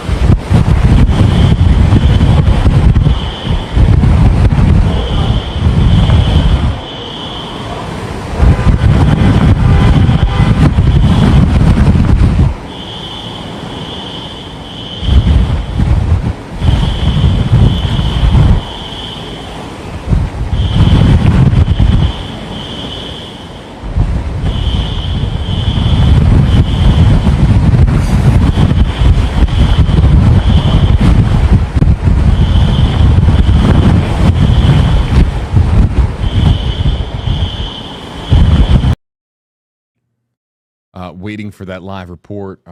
We saw that the correspondent there, who I believe again was Mr. Sanders, but was on standby. I'm a little shocked to see that they would make that reporter wait that long to go to that person in those conditions. I mean, he was inside the parking garage and could barely stand up straight. Here it is again. Let's just look at it. I mean, he's still there. He's waiting for his cue. Let's just listen in again.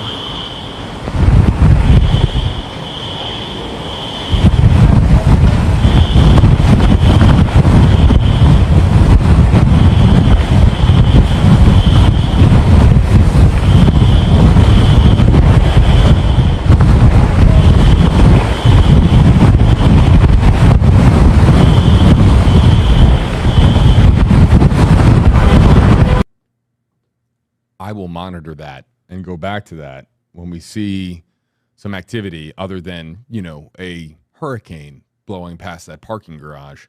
JB, Eric here with you live in the Stream Center. We want to get to as many questions and comments as possible. There's just a lot going on right now, folks, here at WFLA, here in the field with our reception. Phone lines are starting to go down. So things, look, we can get a feed out right now. In fact, how's everybody doing out there? Say hello if you still got us. We're going to broadcast for as long as we can, and that's not because our building is compromised in any which way, but internet and cellular lines in the area might be affected. We're going to stay here with you live as long as we can, and I don't think it's a very small chance that we lose connection. We're again in Tampa, but we do know that there are powers beyond our control, quite clearly. And also, too, power-wise, we do have a generator, a very advanced generator here. So if we even lost power, we stay on, which is great. But I can't speak for the cellular and internet infrastructure in Tampa and the greater Tampa area. Let's go to... oh, my goodness, we got some damage to... Yeah, some buildings. Hold on a second here, folks. Let me show you this. This shot, I'm not sure exactly where this is from, Eric, but maybe you can help me out here. Let's take a look. This is Nico. Oh, this is Nico Clemens. Nico is located in Pinellas County, and there is some damage that the photographer there was just zooming in on. Actually, I'm sorry, it's not Pinellas. Hold on, stand by. Wrong feed. This is another feed coming in. I'm trying to see exactly where this is. Let's go full screen to it because there's damage. You can see the blown out windows. Is that Sarasota? Allison Henning? I think it might be, actually. Yes, it is. Yep. Let's listen. Pretty much only news crews, which is a good thing because we don't want to see people out here. But yeah, the reason why is because the damage that the flying debris can bring, for folks who are choosing to drive or choosing to walk through the area. But that's pretty much the latest here from downtown Sarasota. Fortunately, we're not dealing with flooding. This area occasionally does see flooding, but the rain has kind of been off and on. Like I mentioned, it really has been a wind event for us here, but we, of course, will continue to monitor the conditions as the evening progresses. But now we'll send it back to you guys in the studio.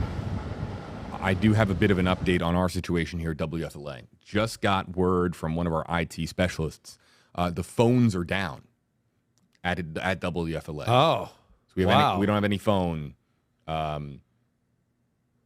access, which is likely because our phones run on IP, and that's related to the internet, obviously. So we have, but see, interestingly enough, we haven't lost internet, but we lost phone, which is a little bizarre, a little bit strange. However, that is why we can't bring you any live reports right now, because we use the phones for them to call in, right, so they can hear us. So right now we're just tapping into feeds, and that is also why Brian Enton Brian tried 14 times to call in. I am so sorry to everybody out there who are big Brian Enton fans who were hoping that he would be able to join. He tried 14 times to call in. That is a lot of attempts, and we appreciate it. He's a class act. We were unable to get to him because he was unable to call into our stream. So that is a reason why we are no longer going to live reporters and having talkbacks, because they can't hear us, and they can't hear us because the phones are down at WFLA, likely connected to Hurricane Ian. More breakdown of the eye, Eric. I can't help but notice that we're seeing even more of the eye fill in. And so when can we declare the eye completely deteriorated? It's pretty much there right now. You see some dry air to the south of what used to be the eye. But, I mean, the eye's going to fill in completely, I would say, over the next 45 minutes, maybe an hour. But the eye is gone. It's gone. Oh, my goodness. We have a lot of... Oh, everybody, say hello on camera there, Jeff. Look at Jeff, everybody. Bringing in waters for everybody. Oh, thank you very, very much. Yeah. I appreciate it. I have probably another 40 minutes. Oh, good. Thanks. Thank you, Jeff.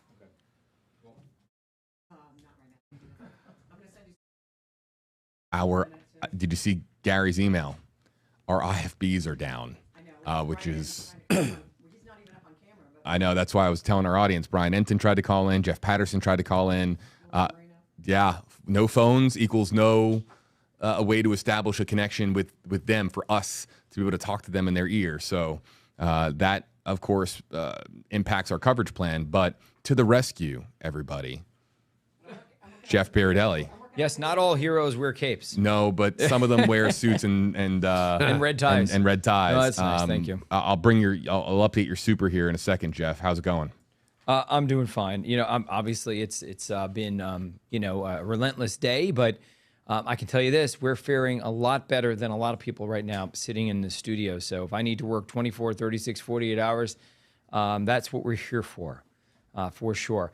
Eric, you see this northwest side of the storm is like tightening it's crazy up. It has something. I mean, do you have any theories on this? I just simply think and have thought for days that it's just this convergence of, essentially the jet stream, which is not really the jet stream, but it's kind of an extension of the jet stream on the northwest side, kind of adding divergence, in the upper atmosphere. So essentially, folks at home, divergence just is air, flowing outward in all directions, kind of allowing, more rising air in a certain quadrant of the storm. And it just so happens this time that is the northwest side. The only interesting thing is that even when this was far, far from that, jet feature, we were still seeing it. We're still seeing the convection around the northwest side. So I started interacting with it days ago, though. To some degree. But yeah, it's pretty amazing. And so now, of course, in Arcadia and Wauchula, Eric, as of last check, was it still Cat 4? It was like 130. It was at 130. So it's got to be a little weaker. But can you imagine this? You're inland. You're in Wauchula. You're in. I don't know if I did something. Somebody did something because that's me. Hold on. You can't trust. Just listen for 1 second. Out here in Punta Gorda, we've positioned ourselves inside a garage for safety. Hang on. Let's wait for the. This is, I believe, Kerry Sanders, who is. So let me just explain really quickly for our audience what is happening here. Is he is trying to record something and feed it out in the event that they lose live signal. Let's listen in again. Backside, and as the backside winds kick up, these are the strongest winds we've felt here in Punta Gorda during this hurricane. Kerry Sanders is a professional. Yeah. He has been in everything. He's been here so long. I had the pleasure of interviewing him. That's why I was just talking about him. So he was here at the station recently, and that was the reason why. And I met him, and he was unbelievably kind, folks. I mean, really a great guy. He was underneath an overpass during Hurricane Andrew. That's essentially what kind of rocketed him to stardom. Of course, now he's on NBC News. He went through the core of Hurricane Andrew in a car underneath an overpass. Wow. Yeah, if you can imagine that. People are asking, look, and I'll go to Chrissy in our comment section. Look, guys, we still are accessing your comments here, and this one comes in from Chrissy. Is he okay? I'm monitoring his feed. He looks okay. Yeah. He is a pro. Yeah, he's a professional. If anybody could do this, it's Kerry Sanders. He's been through a million hurricanes in his life. I'm about to go back to Twitter to grab your #KJB tweets, everybody. #Eric and Jeff as well. I'll be looking for them. Whether it's you're showing us what it's like with power down where you are, or whatever the situation might be. If you have something to share with us on Twitter, tweet it out. #KJB. I'll be coming to it in about 3 minutes. But in the meantime, back to the weather discussion with Chief Meteorologist Jeff Berardelli on the right, and of course Max Fender, meteorologist Eric Stone. On look the left. Look at the next wobble, Jeff, to the east.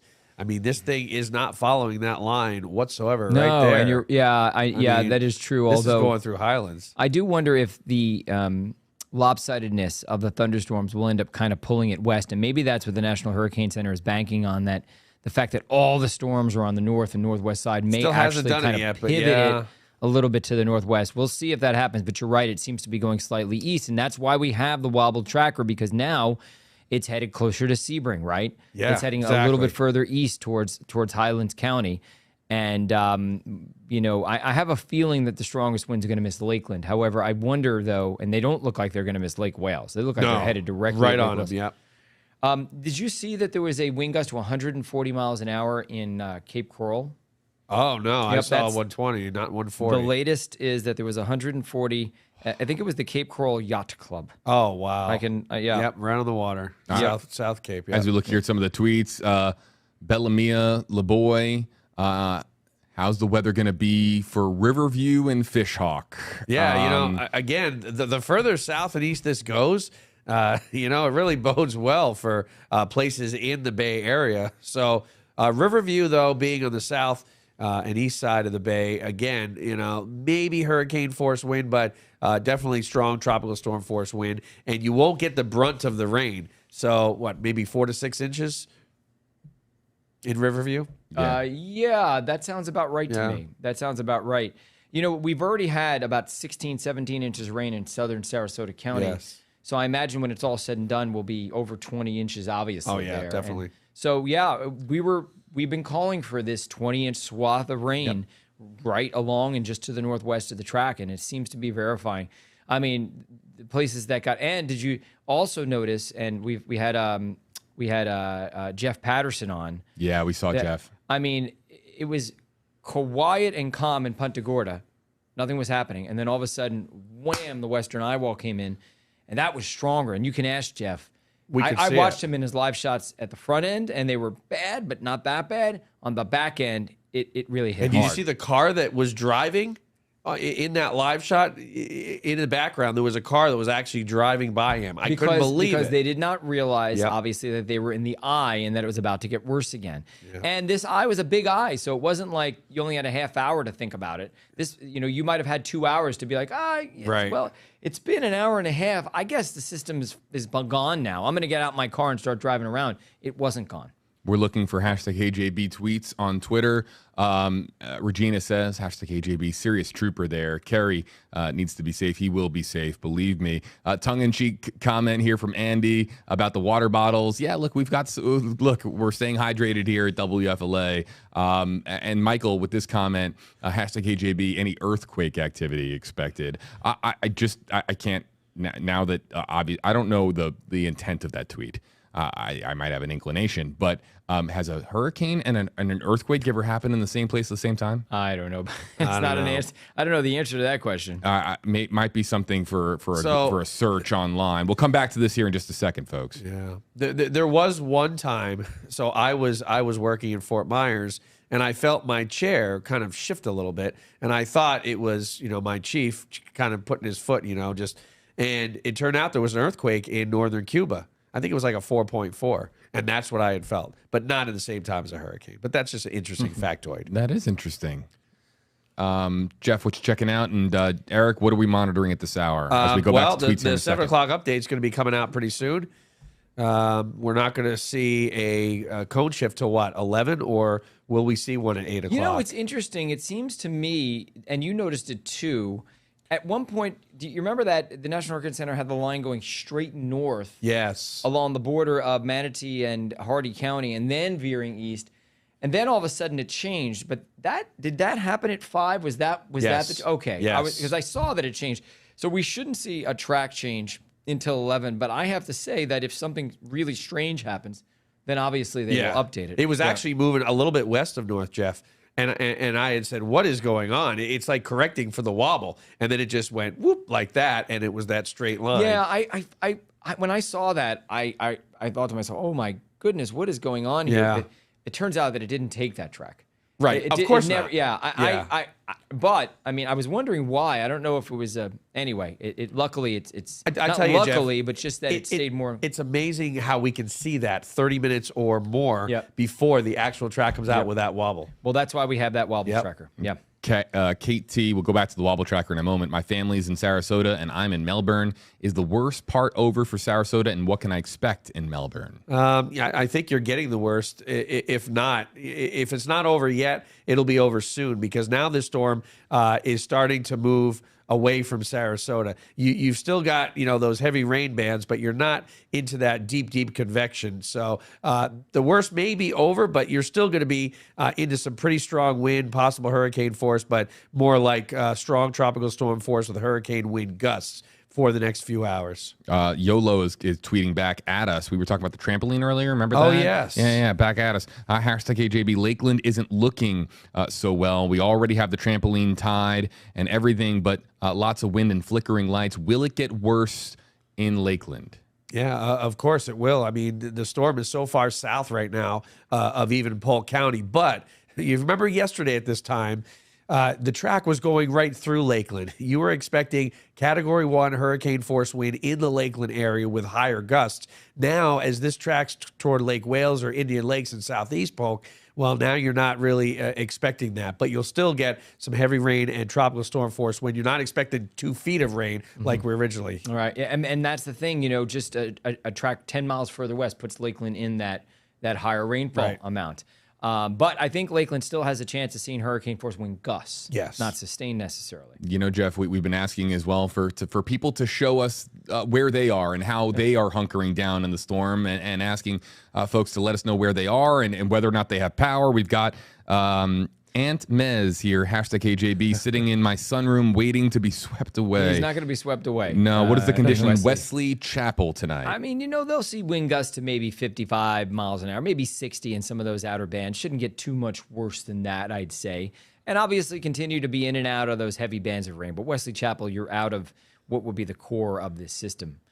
JB, I have a question for you. I've been retweeting videos on my Twitter feed. Are you able to bring them up? Let's bring it up. I honestly, some of these videos are insane. if I have the rights to show them. Oh, okay. I'm not sure. I don't think you would have the rights to show them. They're just retweets of videos that I don't know what these. Okay. Yeah, unfortunately. That's why I asked. That's why. Yeah, and look, there is and you know this better than almost anybody on the planet. There's a very robust storm chasing industry out there, and look. That storm chasing industry and storm chasers in particular, they grab this video and they put themselves in potentially dangerous situations to get this video and to share it. And we're not in the business of pirating any material or showing anything that we're not supposed to be showing. So I am a very, very careful person when it comes to the buttons that I press over here and showing the right things. Right, Not right. to No, say, I we understand. might, but right. No, that's why I asked. If you have anything specific that we can show, Jeff, that you know we have access to, let me know. I will. I'm going to excuse myself for just 1 second, okay, JB? All right, you got it, Jeff. All right. Jeff Beardelli joining us, everybody, in your hurricane headquarters. Let's go back to some of the tweets that are coming in. Eric, how about that? We'll just continue to stay with this and continue to let people know what's going on. Wow, check this out. We've got some damage reports coming in. This is the best part of interactive journalism. What we do is that people can show us damage reports and show us what's going on out there, and we really appreciate that. So we're going to go, let's see here, to Twitter and show you Brock M. Hunter a minute ago. #KJB, we just lost our porch roof in Lakeland. Look at these photos here. That must have been a pretty heavy outer band that moved through, because you saw Stacy De Silva shot with that huge tree behind her that was in the middle of the street. And they're not even seeing the brunt of the storm right now, where eventually, there's sustained wind well into tropical storm force, 55, 60 miles per hour once this storm moves into Polk County. Austin, #KJB, North Orlando, and we already have trees falling, Jeff, in North Orlando. Yeah, that's interesting. But, there's a lot of untested infrastructure and trees in certain parts of the state, especially the Tampa Bay area. Orlando was hit, obviously, back in 2004 with Charlie. But since then, trees weaken, right? And if you don't get a storm every year, eventually, so even if the winds aren't very, very strong, if they're untested trees, they can fall. Orlando shouldn't have anything more than 60-mile-an-hour wind gusts right now. Yep. But that goes to show you that if you have a weakened infrastructure, it can be vulnerable. MassPod, #KJB, Riverview, Florida, 6:48 p.m. And just some wind gusts here in Riverview. Yeah.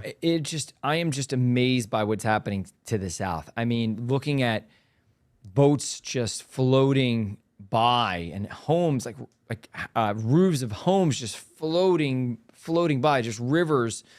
Eric, you worked in the Sarasota, in the down south in the Fort Myers market, and Charlie was such a different storm. It's amazing because it's taking the exact same track. I know. Charlie didn't produce much of any storm surge. It was like a buzzsaw with the winds. This has been absolutely catastrophic when it comes to storm surge. I think they're gonna end up measuring some surges at least to 15 feet with this.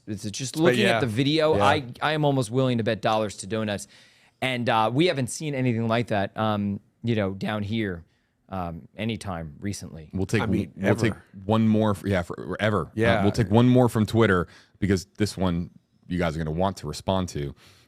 Stephanie says, #KJB, #Hurricane Ian. When has a hurricane track been accurate?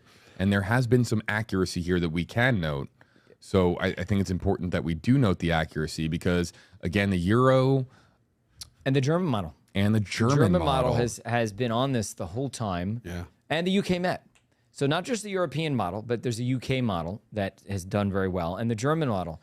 The hurricane models are not as good with storms like this, and I will tell you why. Because the hurricane models are very, very good in the tropics, but once they get into the subtropics, which is essentially where we are in our area, they are not as good at predicting mid-latitude flow. So you kind of know, as meteorologists, to ignore those hurricane models when they get a little too far north. They're very good in the deep tropics. But I have to say, yes, I understand what you're saying. There have been shifts in the track, back and forth, back and forth. The models, some of them have shown Panama City, some have shown Tampa, some have shown Southwest Florida. And it's true, we don't have exact accuracy. But Eric and I were sitting in this weather center 10 days ago, and we knew, beyond basically the shadow of a doubt, that we were going to have a strong hurricane in the Gulf of Mexico in 10 days. I mean, think about that. We did. I mean, it wasn't even an inkling in Mother Nature's eye. And yet we knew that this was likely to be the case. Now, computer models show all kinds of crazy things, sometimes 10 days out. But that's why we have trained meteorologists. We can tell the difference between a computer model that is just out to lunch, if you will, and a credible computer model.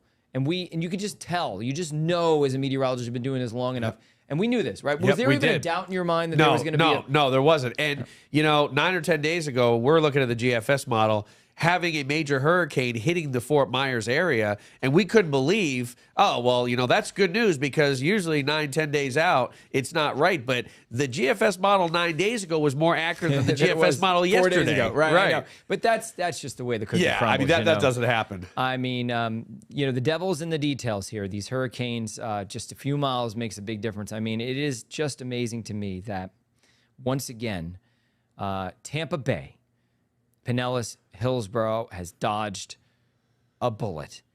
It's 101 years since we've seen something anywhere, and this is much stronger than the Tarpon Springs hurricane 101 years ago. And once again, the same areas get hit again, Port Charlotte and Fort Myers. It is, it's got to be, I mean, I think the folks down there are just genuinely surprised. I mean, Naples, there's 10 plus feet of water in Naples right now, and Naples was expecting to kind of avoid the worst of this. And it took that turn, and every storm tends to have a trick up its sleeve. The trick up its sleeve was making that slightly more right turn, and then the amount of storm surge that it's bringing with it, I think, is worse than was expected. And maybe that rapid strengthening as well. Oh, I'm being summoned right now, JB, by a higher power. Not sure who that higher power is, but it's been great hanging with everybody. I got to go down to the studio. Because, last night, I go to bed, and it's still a Cat 3. And I wake up a few hours later, and we've got a 155-mile-an-hour storm on our hands. And you think, wow, we knew it was going to strengthen quickly, but that was, what a surprise that it was almost a Cat 5. Because how many questions did we field over the days that said, could this be a Cat 5? And I said, I really don't think it's going to. And it wasn't, but boy, it was close. It was within 2 miles an hour. As close as it gets, pretty much. Right, exactly. I mean, so let's talk to our audience out there on Facebook Live and on YouTube Live. And with the ability of us contacting reporters technologically just unavailable to us because of phone line issues at WFLA, and this is related to Hurricane Ian, as we've been told. We don't know why the phone lines are down, but there's likely a hub in the area that went down that directs and routes phone traffic for us, and we don't know. What's so weird is that I've been told that half the phones in the building are working and the other half aren't, and so they're scrambling right now to figure out how they can route some of the phones into the right places. This is if I get any updates on that. Why is that important? Because we can't bring in any live reporters; they can't call into the stream and join us. So I'm going to ask our commenters. Let's just focus on YouTube. Our largest audience right now is on YouTube. And let's say hello to our YouTube comment section and ask you guys how we can best be there for you guys. Do we want to be talking about power outages? Do we want to be tracking the storm on a granular level? Do we want to be showing you more live feeds? Do you want to do more live Q&As? I'm gonna just ask everybody to throw their thoughts in the comment section, because we're here to show you guys and to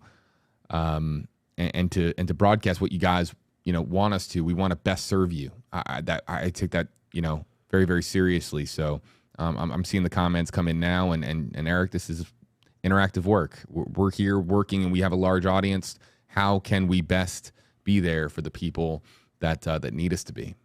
Yeah, and the latest update should be on the screen on Source 120, the 7 o'clock update. Let's see if Ian has weakened or not. It probably has. I think it was a Cat 4. I'm willing to bet that it's probably a Category 3 now. What have we got? Yep, it's a Category 3. It's 125 miles an hour at 955 millibars. So now we're still dealing with a major hurricane, but slightly less in strength as a Category 3. Okay. So I've been told by our team that we are going to stay on stream until 7:30, and then we're going to bring you coverage from on air, our broadcast signal. You might have noticed that Eric and I haven't gotten up.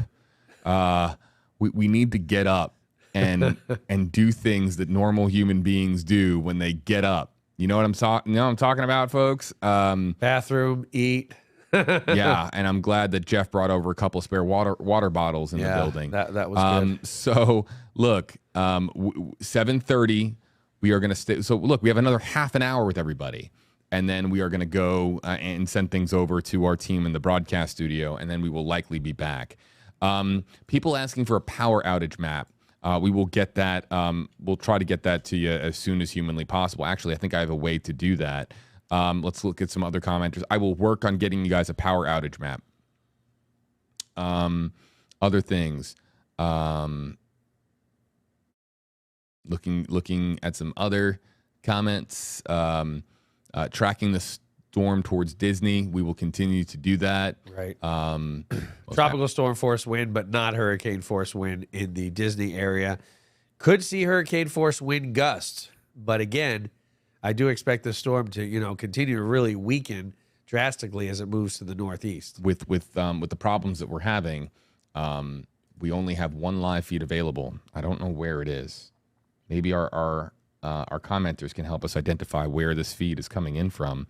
But let's see if I can bring it up on screen. Let's see here. Look for identifying marks. There's been a communication breakdown, folks, which is exactly why. Might be Punta Gorda. Might be Punta Gorda. Which is exactly why we don't know the location of this feed. But is there any audio on it? Let's listen in. Watch your ears. I know some feeds come through really loud. Watch your ears.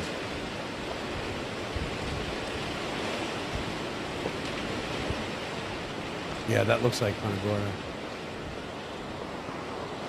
There's a reporter in this shot.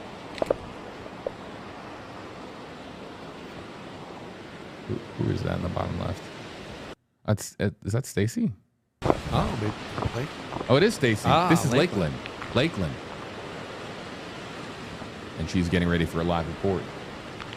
Right. Oh, okay. We just got up another feed showing Naples once again. Naples. There are a number of things that are still going on.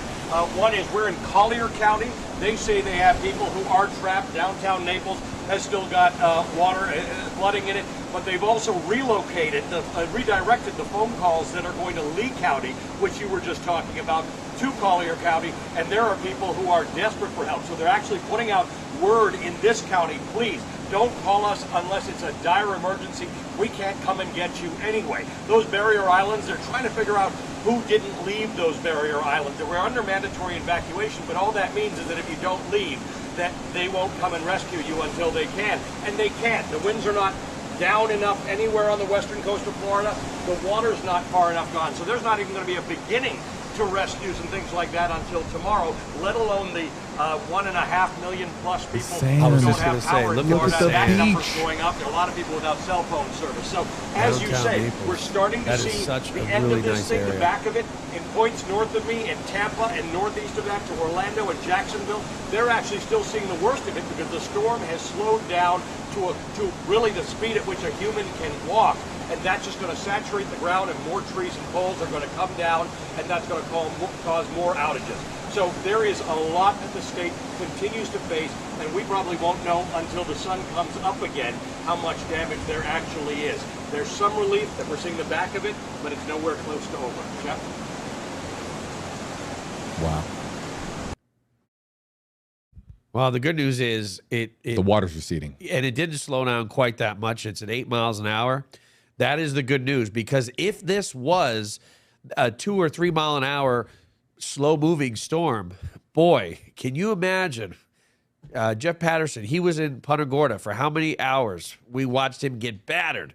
If that storm moved 3 times less, you could have gotten nailed for 10 hours with 100+ miles an hour wind. So thank God that this is moving at a decent pace. Yeah, definitely. Wow. Looking at some different power reports coming in, folks. We're gonna try our very best to get you some power reports coming in as we look at some of the other commenters coming in. Yeah, guys, I know I need a nap. Look, I know I look tired. It's not even just today. It's just the last week.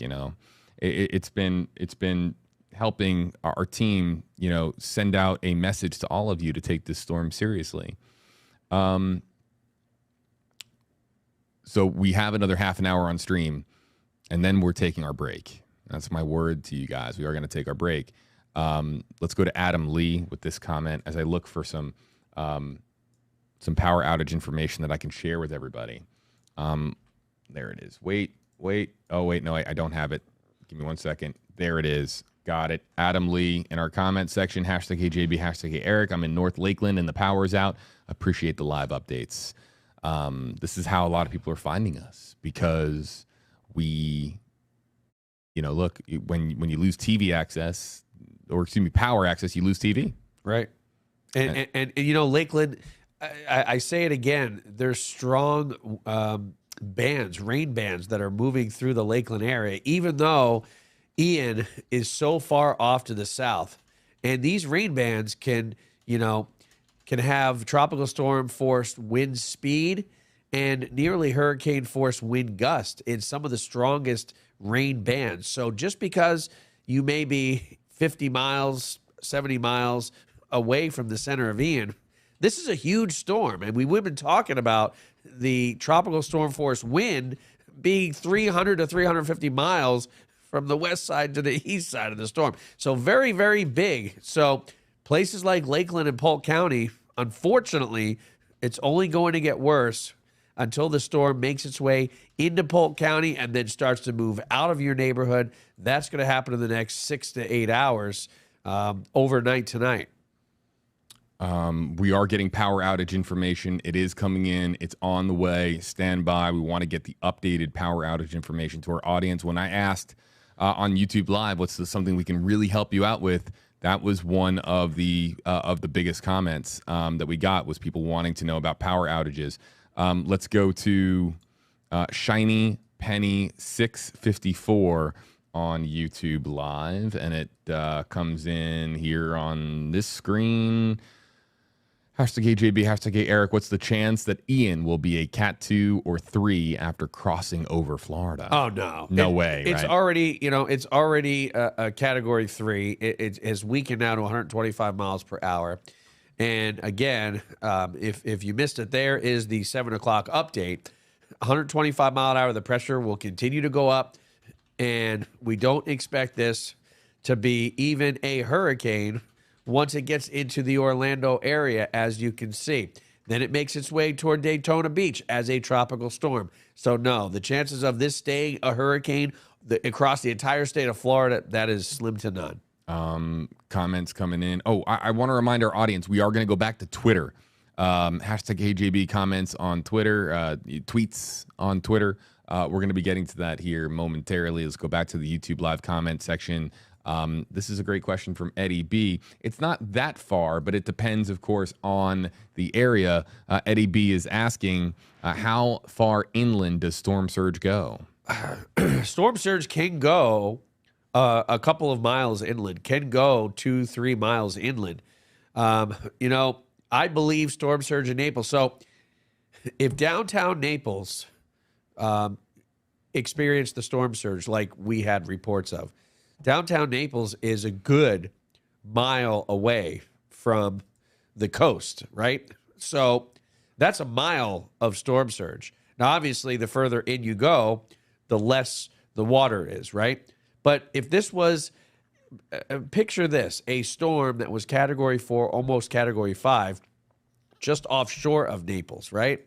This would have been even worse than what you saw right now.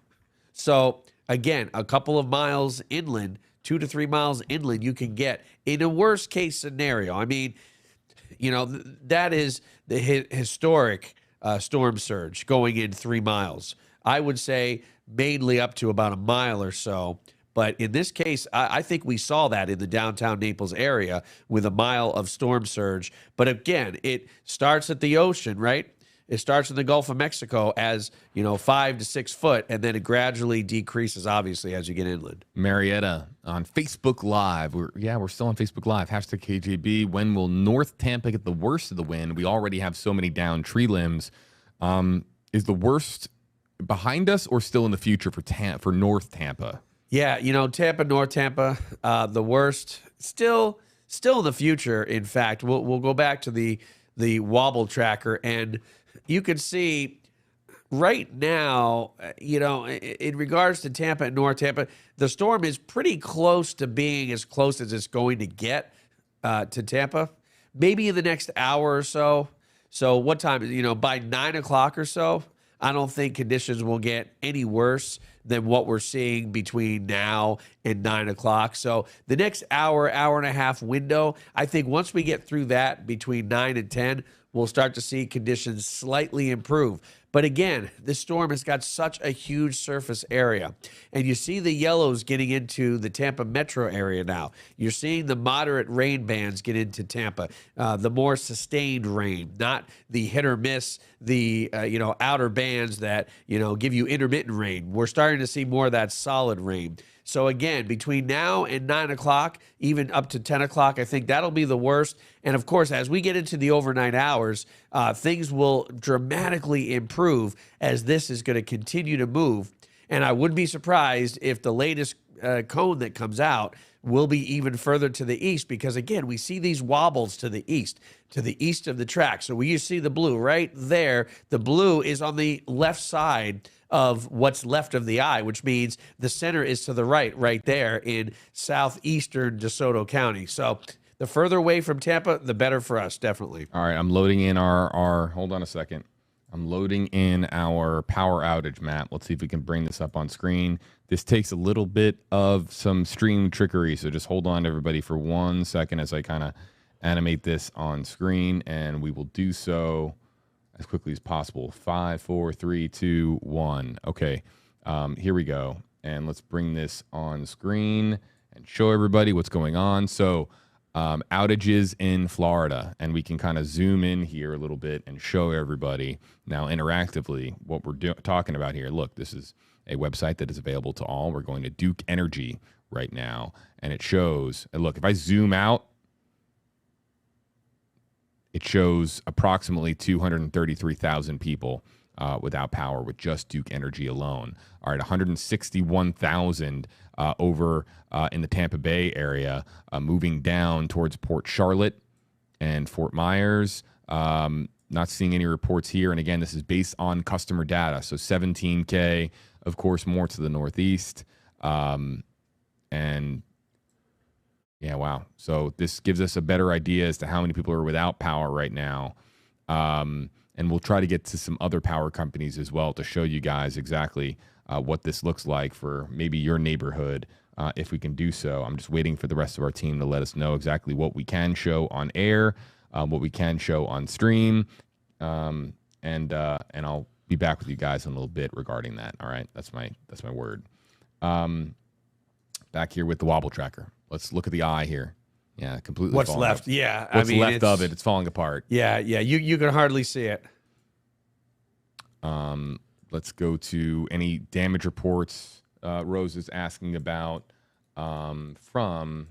Let's get the locations loaded in here from. Hold on, where is it? Here it is. Okay, nope, there it is. Got it. Hashtag HAB. Eric, damage report for Siesta Key, Longboat Key. How bad did that area get hit? They got several inches of rain. They got, in fact, southern Sarasota County picking up 16 to 18 inches of rain. A little bit further to the north, you got over 12 inches of rain. So there's definitely flooding. The good news is, again, wind, pushing everything away from the water, right? Because it's an east and northeast wind. So everything is being pushed away from the coastline. So again, Longboat Key, Siesta Key, even points north.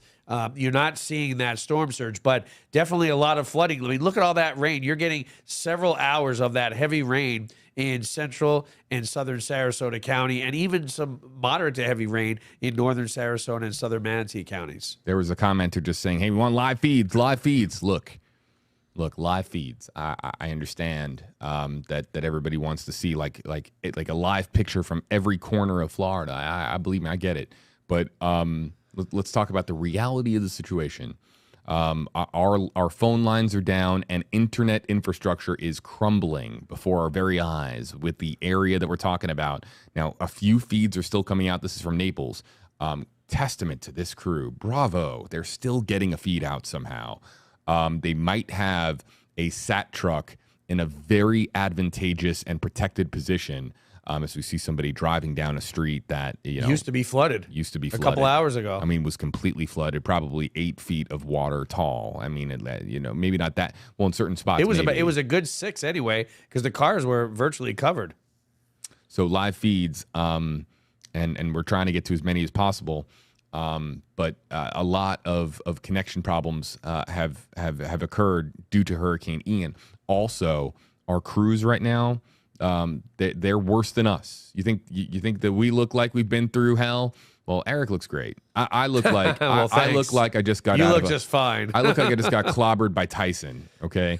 Our crews in the field right now, they've been doing this a long time, as far as the last several hours. So they're getting a rest and eating and drinking and so we'll try to get you some more live feeds, but that's the reality of the situation right now.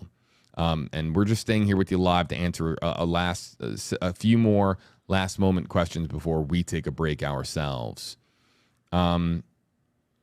Venice Northport area is the question from Dylan in our YouTube live comment section. Hashtag Hey JB, hashtag Hey Eric, any info about damage in Venice and Northport? Northport got hit hard, as did Venice. I don't think we're really going to hear much from those areas because, I mean, I can't imagine many people even have power or even have a way to communicate what the damage is. And I know a lot of people were smart and they evacuated when they were told to, especially in the Venice area, right along the coast. So I think the damage reports will slowly start to come in a little more so once the storm gets further away. People start coming back to their homes. People start driving when it's safe to drive, not right now. So definitely by tomorrow morning, I think we'll have a better idea. And of course, once it gets light outside, it's pretty dark. It's kind of hard to see, hard to see things with the rain and the wind and it being dark. Once, hopefully the sun, I'd like to say, comes up tomorrow, at least it gets bright outside, we'll have a better idea. Where's my UK audience at? There was a big story last year. You guys know the one I'm talking about, where people were hyper focused on Florida. From the United Kingdom. Hello to our audience joining us in the UK. Nikki D, hey guys, can you please explain what it means when the eye of the storm has gone? I'm from the UK, so don't know the difference. Does it stop spinning when gone? Thank you. It's a great question from the UK. No, it doesn't stop spinning. In fact, it will continue to spin while on land. So it's basically an area of low pressure. And we call it a hurricane when the winds get to 75 miles per hour. We call it a tropical storm when it's 40, and we call it a tropical depression when it's 35. But once this thing moves northward, and we saw it with Fiona, we didn't call Fiona a hurricane once it reached Nova Scotia because it didn't have the tropical characteristics. Yet it was still spinning. It didn't have an eye. But notice this storm. We don't see much rain on the south and east side, right? Now, typically, we don't see much rain on the west side. This is, again, just a different ball game. But this thing will keep spinning as an area of low pressure until it merges with a cold front way up north and pushes it out to the Atlantic. There's your answer. There's your answer right there. Let's go to Nancy. Nancy Hawk or Haw J, hashtag AJB, hashtag Eric. Can you tell us if that northwest wall will hit Brandon? No, good news there. Thank goodness. Definitely not the strongest. So you see right now that northwest wall is right into southern Polk County. Brandon is still well to the northwest of that. And, Ian is moving almost parallel now to Tampa. It's moving almost to the northeast, just, slightly east of north. But with all these wobbles, it's moving virtually to the northeast. So, again, I don't think Hillsborough County at all is going to get into that. So that's good news. But in Lithia, Waimama, those will be the places in Hillsborough County that have the greatest chance for hurricane force wind, and even possibly seeing that right now. But as you get northward, closer to I-4, State Road 60, the chances of you, well, first of all, you're not going to get into that northwest eye wall, but even the chances of hurricane force wind really goes down. Maybe wind gust at most. Let's go to the power outage map that we brought up here on your screen from FPL. And look, those shaded areas, seeing significant power outages, and look at how far it extends down south into the peninsula. And it says there on your screen, we're responding to Hurricane Ian as it impacts parts of Florida. Crews are now restoring power in between weather bands as conditions allow. Remember to stay away from flooding, down power lines, and debris. Yeah, look, that's the reality of the situation. We've got hundreds of thousands of people without power right now, and you might be you might be watching us. If you have no power, let us know. Let's just do this interactively for a second in the YouTube Live or Facebook Live comment section. If you don't have power, tell us no power and where you are and where you're watching from. I think it would be helpful for us to shout out some places that are without power at this particular time. Let's put away. I bet it's more than 1 million. And when everything's said and done, there may be a couple million people that have lost power from this. There's no doubt in my mind. I'm going back to Twitter in 2 minutes to end out this particular stream. So tweets out there, we're going to bring them up on screen if they have hashtag KJB. Eric and I are going to take a break in just a minute, but we're going to take you to our on-air coverage. I see Melissa Marino on air right now. She's doing several live reports for our audience on WFLA News Channel 8. Let's shout out some power reports from our audience. Northport, no power. No power in Winter Haven, no power at all in Sarasota, Plant City, North Sarasota, and no power in downtown Bartow. Power in Lakeland, says Wesley Steele. And I have power. Oh, no, that's a different state, Lil Patty. Different state. I'm glad she has power, though. I'm glad you got power, Lil Patty. No power in Trinity, says Zach. No power in Bartow, says Joseph. Downtown Tampa, says Sadaz, says no power in downtown Tampa. That's interesting because we're in downtown Tampa. We haven't switched to generator power. Not that I know of. We would know. We would have a flash, right? Yeah, I made sure. Yeah, no. Like a flash of the lights? Right. No. No? Okay. I asked that question once to our engineers. The engineers at the station are I'm very close with them. And I asked them way too many questions. And I said, look, what will happen? Well, the lights flicker is what I meant. They said nothing. We said a really good generator here and nothing will happen. And the entire stream center here is built on generator power. I'm sorry, or a generator powered line. So what that means is that we could lose power and you would never know it because our generator just automatically kicks in, no flickering of the lights at all. It would just work. So there isn't a single device in here that is on anything but a generated or a power generator line, which is great. You want to see the worst comment of the entire day? Sure, why not? We're about to eat and we're about to go down, and then we're gonna try to go over to Twitter to lift things back up. Bay on Facebook Live. Hashtag KJB, hashtag KEric. What's the chance that the Depression 11 becomes something to worry about? Yeah, there is another storm out there, but is it anything to note? There is. It's looking like it is going to move to the northwest. That is good. It's not in a favorable environment to come this way. This storm, when I first saw the direction this storm was moving, I said, uh-oh. And when you see a storm moving around, the Leeward Islands or to the west or even to the east, and you see that west-northwest movement, you know it's going to move into the Caribbean. And you're like, oh, boy. Is it going to keep going to the south like a lot of them do? Is it going to cross over the Yucatan? Is it going to go into the Western Gulf? Or are you going to get the perfect scenario like this one where the high pressure that's steering the storm weakens, causing this storm to turn early, then it interacts with a cold front and an upper level jet, and then all of a sudden, this is what you've got. and this is what we've got. But Tropical Depression 11, no. I took one look at that before it even turned into a depression. Nope. No. Well, good. Yeah, that is good. So that is good. So that is good. Maybe this will be one of those hurricane seasons where it was known for that one storm and then that was it. I just hope it's not one of those that are known for 4 storms. But no, I don't think so. I mean, we're still, we're not into a La Nina. I mean, we're heading into the right direction. So again, La Nina is when you get a lot of storms. 2007 being one of them, but I just don't see it like that.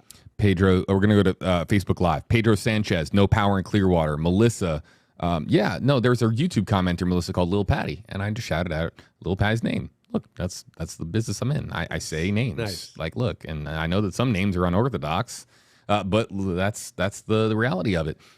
Shelly says, #KJB power in Port Richey, no power in Plant City. Might know somebody over there in Plant City as well. Kimberly says no power in Punta Gorda. No surprise there. Largo, no power, says Monica. Lindsay says we have power just inland from Clearwater Beach. That's good to hear. And last one, Kayla says Arcadia has been without power since 3-something. Yeah, well, that makes was sense. That was landfall.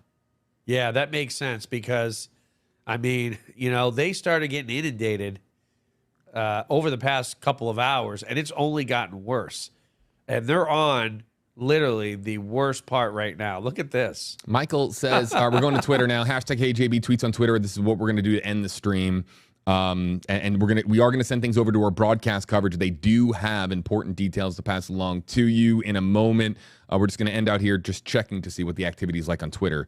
And this is an interesting start. Michael, #KJB, you are the weather heroes, but I don't understand the photo. What's he got on his head? A garbage can, or is that a big hat? I think that's a bucket. It almost looks like Dr. Seuss a little bit, except the hat goes over his head instead of stays on top. Hey, Eric. Oh! Surviving the hurricane with my boyfriend's Rick and Morty machine. That looks pretty cool. Yeah, Rick and Morty come out a few years ago.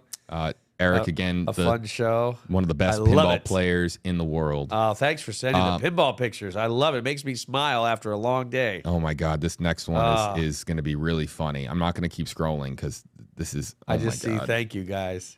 Yeah, wait. Come on, JB. Well, come on, JB. Let's get to Janet first.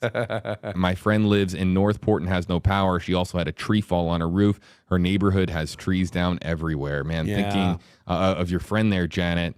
And look, we're gonna take on air signal, the WFLA signal, on our stream here in just a moment. Look at this.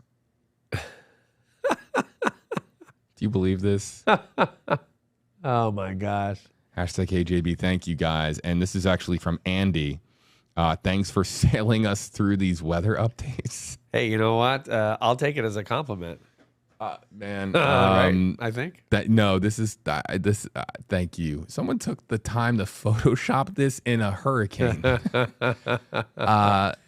This is what happens when I don't. I need to look at these tweets before I put them up. Now hold on a second before we go. Wobble baby wobble. We've got new extreme wind warning. Let me go over here.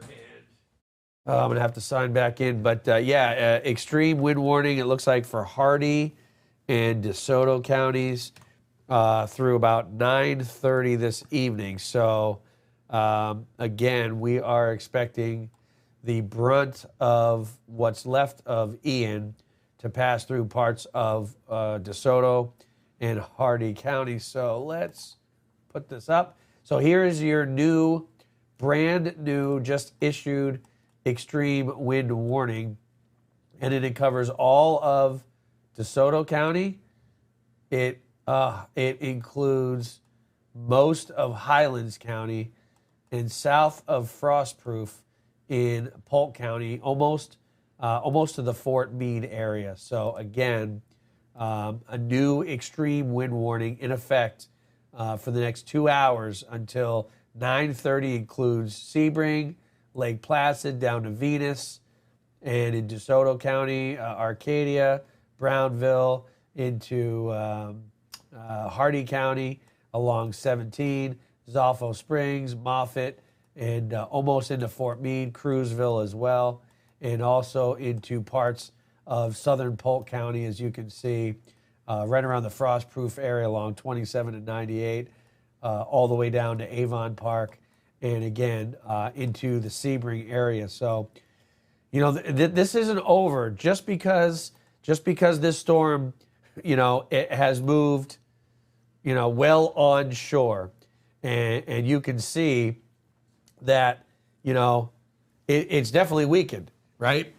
The eye is now, you know, well inland, and it is there's not much to the eye, but we're still seeing that extreme wind upwards of 90 to 100 miles per hour, and that's what that extreme wind warning is 100 mile per hour plus possible sustained winds in places like Arcadia to Wauchula, not quite to Bartow, Lake Wales, not quite into it, but Frostproof, Sebring, and Lake Placid. So just a dangerous situation that keeps on going. It just isn't stopping yet. Whoa, that was a double lightning strike. That was weird. Wow. There we go. Okay, hashtag KJB from Courtney Maxey. Manasota Key took a direct hit from Hurricane Ian. I haven't heard any news yet. Any updates? And enjoy the break. Thank you. But Manasota Key, what do we got? Yeah, well, that area, you know, just to the north. So you've got Englewood Beach, you've got Middle Beach, you've got Manasota Key, and you keep going northward. There's a lot of nice houses along that stretch, and I've been down that road. I dated somebody way back from Englewood, so I'm very familiar with that area from 776 on. But as you get to Englewood Beach and you travel northward toward Manasota Key, you know, you've got some houses on the beach side, and then you've got a lot of wooded area on the other side. But on a rainy season day, I've actually encountered that road to where it was impassable. I couldn't get past Middle Beach. I couldn't even get to Manasota Key. So, again, that was a rainy season day where it rained 4 inches. They picked up almost 2 feet and still raining there. So, I mean, I guarantee you that roadway is flooded in that area. I think that time has come. Yeah. We are going to switch over to our on-air signal here, everybody, in just a moment. There have been people who have been asking how... look, there have been people who have been very, very appreciative of our coverage. What we do is not normal in the TV station sense. Most stations, and if you go over to other YouTube pages or other Facebook pages, they will share their on-air signal like we're about to do, and then they just, you know, that's how they get out life-saving information. But it's a one-way street. What we do here in your hurricane headquarters, the WFLA Now Stream Center, what we do is we interact with you guys, and we feature your comments. And why do we do this? Because storms can be scary, and we want to be here for you as a resource, and we want to be able to have that conversation with you guys back and forth. And if we can give you some words of comfort, or look, how many people said that they listened to us and they said they got out tonight? And you know what? That could have saved their lives. That's why we do what we do. That's right. We're trying to save lives. This is a big component of what we're doing now at WFLA. We're trying to be on the forefront of interactive journalism, and what interactive journalism is having a conversation with you guys, bringing your comments in, bringing in your tweets, making it as vibrant of a conversation as possible. And yeah, every now and again we'll have a laugh. Every now and again it'll get emotional because we're thinking about a particular community that might have been hit. We do it for news, weather, and we do it for sports as well. We have a Buccaneer show that we do as well. So people have been very, very kind in asking how they can say thank you to us. People have in the past have sent things to the station. Please don't do that. You don't have to do that. We're well stocked here. I of course covered a big story here in Sarasota County last year. Everybody knows the one I'm talking about. And people would send stuff to the station. I had to go on stream and discourage people. But it also goes to show how how big the hearts are of so many people out there, Eric, that just want to express some form of gratitude. Yeah, you know, I had someone send me, and I had no idea, right around Thanksgiving, and I had just started, you know, October, so almost a year ago, and they heard that I said I love Village and pumpkin pie, and they literally did a DoorDash order of a Thanksgiving dinner because they felt bad that I was working, and I didn't even know about it. All of a sudden, it's like, you've got a Thanksgiving. It's like, wow. I mean, yeah, the gratitude from people is just something else, JB. It is. It's very, very special. And so here's the number one thing I'm going to tell people. I'm going to bring this up on my phone if I can, and here it is. The number one thing that you can do, there's a few things you can do, but the number one thing that you can do is there's a fund that has now been set up with Nexstar, WFLA, and the American Red Cross. I have not refreshed this, so that actually, you know what? We can refresh this now to see how many donations have come in, if my phone will allow me to do so. And here we go. And all right, look, it's very, very early, but you know, a few $100s in donations. I think that people are more concerned about the storm itself in the moment. We're not really in the aftermath yet. So look, this link is on WFLA.com, the WFLA app. People will be making contributions. We haven't even really fully started distributing that link yet, even though it's available to you on WFLA.com, because look, we're still talking about impacts on the ground. And so there will be time to donate. There will be time to make your, to make your contribution. But some people are of course, still just, trying to get in touch with loved ones and trying to talk with their neighbors and figure out exactly what's happening. For other people that want a way of supporting this brand of journalism, this brand of interactive journalism, and the work that we're doing here at WFLA now, there's a few things that you can do. The number one thing you want to know, quite honestly, this might sound strange, but the most impactful way that our commenters can let us know that this form of live streaming should stick around in the future and not go the way of the dodo is if you go to the WFLA Facebook page and there's a reviews section. I know this sounds crazy, but those reviews on Facebook really matter. You can mention Eric Stone, #HeyEric. You can mention myself. And if you want more of this type, if this was helpful to you for future storms, look, I don't know what's going to happen in the future, but if you would like for this to be a regular part of our coverage, going over to the WFLA Facebook page and leaving a note saying that this is something that you have found beneficial. Maybe we answered your question, maybe we didn't. If you leave a review on the WFLA Facebook page, that gets shot directly over to the powers that be, if you will. I'm not shy to talk about the powers that be here as far as our industry goes, and it lets them know that we're making a difference out there. So that's the big way. The other thing that you can do, follow Eric Stone and myself on social media. That is also something very kind that you can do for future weather, future news stories that we cover. What's your information, Eric? So, my Facebook's WFLA Eric, Twitter, meteorologist Eric Stone, and no, I'm sorry, Instagram, meteorologist Eric Stone, and Twitter is WFLA Eric. Perfect. And I'm at WFLA JB across every platform, Facebook, Twitter, Instagram, and on TikTok now. I'm on TikTok. Oh, apparently, he's on with TikTok. one video begging TikTok to allow me to send our stream signal their way. Don't get me started. TikTok did not come through. I'm disappointed because we had potentially life-saving information for people, and TikTok wouldn't take our signal. I can point my phone and go live and stuff, but look at how many screens I'm surrounded by. I need both my hands to be able to do my job. You need 4 hands. I do. I need to be like an octopus. So I can't just like hold a phone and go live on TikTok. That's just not how it works. So TikTok wouldn't take our signal. A little bit disappointed in that. And then the other thing you can do, I will end out on this before we send you over to our signal on air, is you can subscribe to the YouTube channel. Now, as I understand it, we've picked up a lot of new YouTube subscribers. Hello to you. I'm JB. Look, I'm not usually a guy who looks like this. It's been a crazy. I've worked 9 or 10 days in a row now. I've lost count of how many days in a row that I've worked. But however, we're going to be live on YouTube quite a bit as we continue down this journey of WFLA Now and interacting with you in real time. And I think here's what's kind of cool about this, Eric.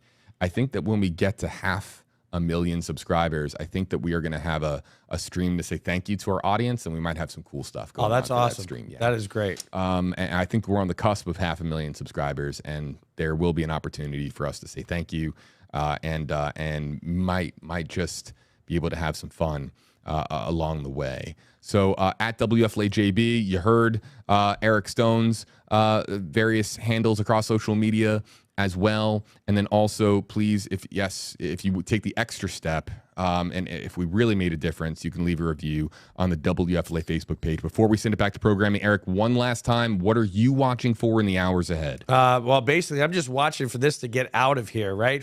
I'm watching for these wobbles, and you can see at the very end there, yet another wobble off to the east. I'll show it to you right there. You can see the storm is just going to keep on moving east. I do think it's going to move into Highlands County, places from Arcadia to Lake Wales to Sebring and Lake Placid in Highlands County. That will be the next bullseye. But for now, the Northport area down toward Englewood, things are finally starting to improve a little bit. And again, in the Tampa area, we've been spared, and we definitely dodged a bullet.